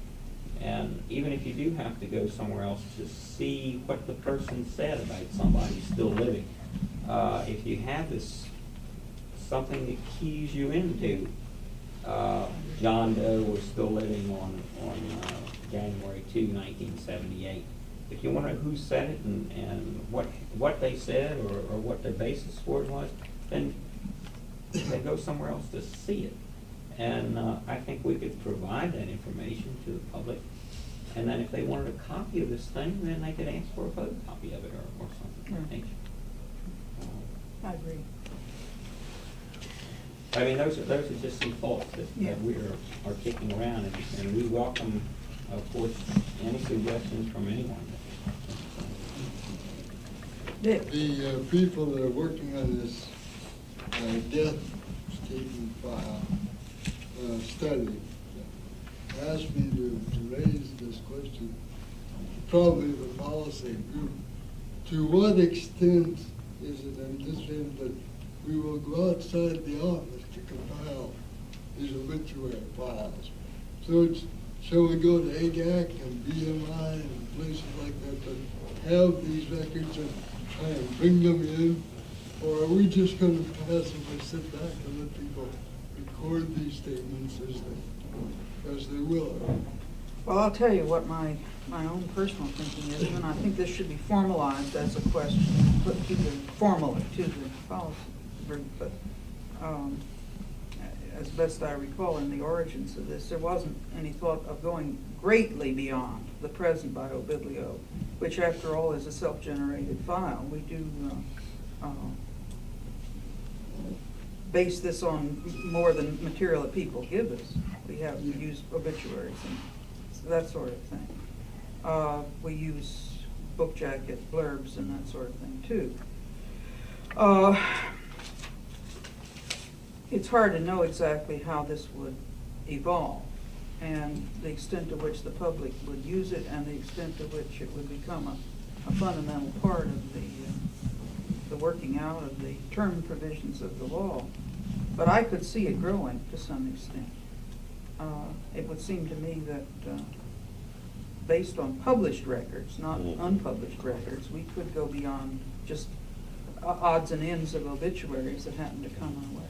There is some background to that. I had been approached by a couple of the organizations Dick mentioned, offering to cooperate with us. And I recently had an exchange of correspondence with Ed Kramer that you might have seen, when Ed and I were discussing the problem of foreign authors and how one compiles a biographical file on foreign authors, and Ed had recommended a vice president of BMI who's very much up on what the international organizations of performing rights societies have in machine-readable databases, and offering to sit down with us and talk to us. And I had told Santora just to hold all these and not to approach anybody until we decided indeed if we would approach anybody. But the other part of that raises the point that hopefully the people who are doing the studies are using that legislative history list and going back to the discussions in the early 60s to see if there was any discussion about some of the answers may be there, or some guidelines to the answers may be. The statute gives us the authority to go outside for the obit file, not for the author identity file. The way it reads, register shall maintain current records of information relating to the death of authors of any copyrighted works based on such recorded statements, and to the extent the register considers practicable on data contained in any of the records of the Copyright Office or in other record sources. Whether that would include private databases, I don't know. Are these considered published by these organizations, or are they proprietary? I don't know enough about them to answer that. I think the ones of the international organizations that Ed Kramer was discussing are available to sale, certainly to member performing rights societies and perhaps to anyone who wants them. There might be some. On death information, it just occurred to me, to what extent are government records of deaths, federal government records available to us? Well, Don Ryan is, well, I'm sorry, this isn't federal, but apparently Don had done some work on, and he's a member of both of the study teams, had done some background work on death certificates and similar documents, and apparently he developed a wealth of information about it. So that, but those are generally state rather than federal. Well, it just occurred to me that Social Security, for instance, ought to have tons of death notifications.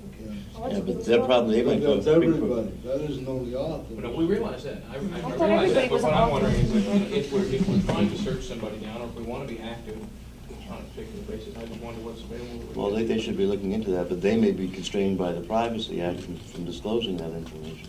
Does the Privacy Act extend to the deceased? No. It doesn't. Not even if there's an implication list of But kind there of may be an implication for That's the it. air of it. That's the old libel question. Yeah, I'm not sure how, I don't feel that we need to move four square into this. In the first place, it isn't going to be that relevant for 25 years. And until that first batch runs out in 2003, the life of the author is really not going to be that relevant. And I will be long gone by then, so it'll be somebody else's problem. In terms of answering the question, though, I think we do have to have some kind of policy. So if you could, along the lines you suggested, get this in the form of a formal question, and we'll address it, and give you some kind of half-baked answer. Can I ask one other general policy direction question?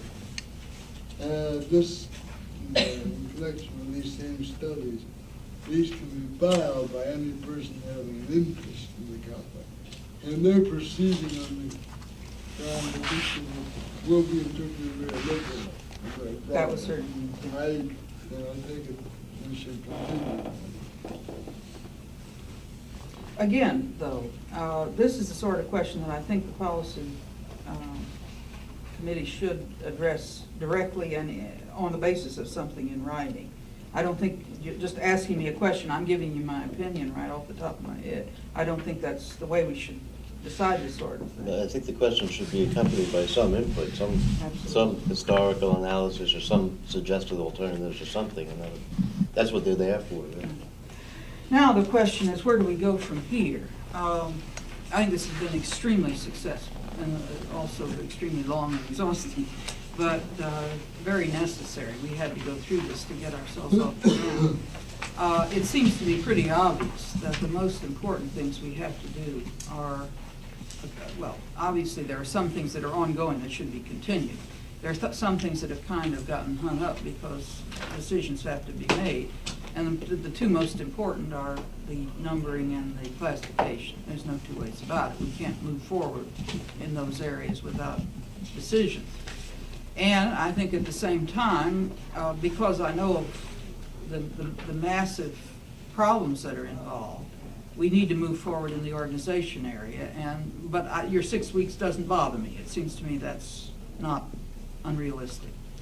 I would think that maybe in 6 weeks we could have a meeting of this kind to discuss your recommendations in that area. Maybe we can do it earlier than that. Well, 6 weeks is what, around the 1st of May, something like that. I think that's time. You need time to consult with the division chiefs and so forth. But does anybody see anything other than numbering? Well, and obviously we've got to start thinking about the formatting of the application form too. But I think numbering and classification are crucial right now. I think we have to, maybe this is more Registrar's Conference business than this, but we've mentioned it a dozen times in the last 2 meetings. The public broadcasting, particularly the cable, and by the end of this week, the termination notice, quote, practice is close quote. I acknowledge your questions. I just think we have to get something out in writing to tell the people what to do with these pieces of paper when 3,000 of them will be in the office. Couldn't they be issued as memoranda from division chiefs just to get us over this hump?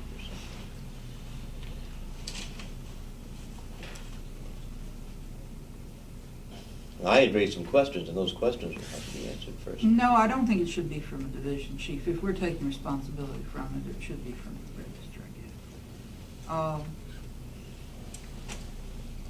I still don't have any answers to my questions about how does this plug into the larger framework. Well, I think the answer was the one we discussed Friday, this whole residuary category of the compendium and the pattern paragraphs are like something that will have to be looked at by Penny and Mary as a unit. But just, as I said, my only concern here is that all these papers are going to be coming in. I have one of them on my desk, Waldo has 2. What happens with them? All right. Well, this isn't what I was talking about, but obviously those should get out in the next day or so, and I think that we can, yeah. I think we have to put some kind of a deadline on the BSO question, including the ones that I need to come to you with data on. The whole problem of what are the chances we're putting on them and hours and do that happen. By the way, I might mention this is also like Registrar's Conference business, but I've met with BSO and they have agreed to come back by Thursday with a complete schedule of resources against and where they're at in COPICs and jukeboxes and perhaps in process, and we'll go from there and see what they can do and what they can't do with their present resources. Well, this is partly Registrar's Conference, but it's certainly germane to what we're talking about. And you're raising it in the revision implementation context, which is terribly important, obviously. Yes, I agree with you. I think that's equally crucial. But we do have some action there, and the promise of a continuing development from what Ed is saying. They're going to get something to us Thursday, and that we can go on with this. I think that the numbering and the classification is something that we all have to address. And do you have any suggestions? Gail's forwarded a recommendation to us now on classification, and I believe we'll be getting one on numbering soon. It's in the typewriter. It is, okay. Well, what do we do with it?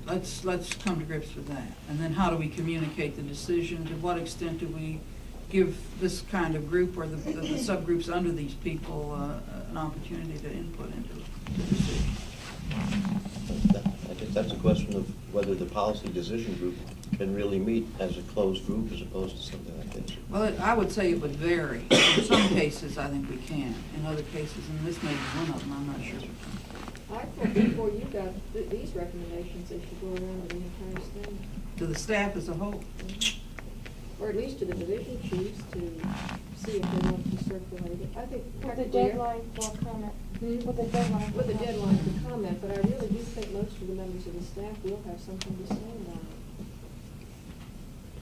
it. And what about the public? What about our commitment to, if we present a whole package to the public that's tightly integrated, that we're not well, it may be the only feasible thing to do, but in a way, it's locking them out of making. It's a real problem. Yeah. I'm raising questions. I don't have any clear answers.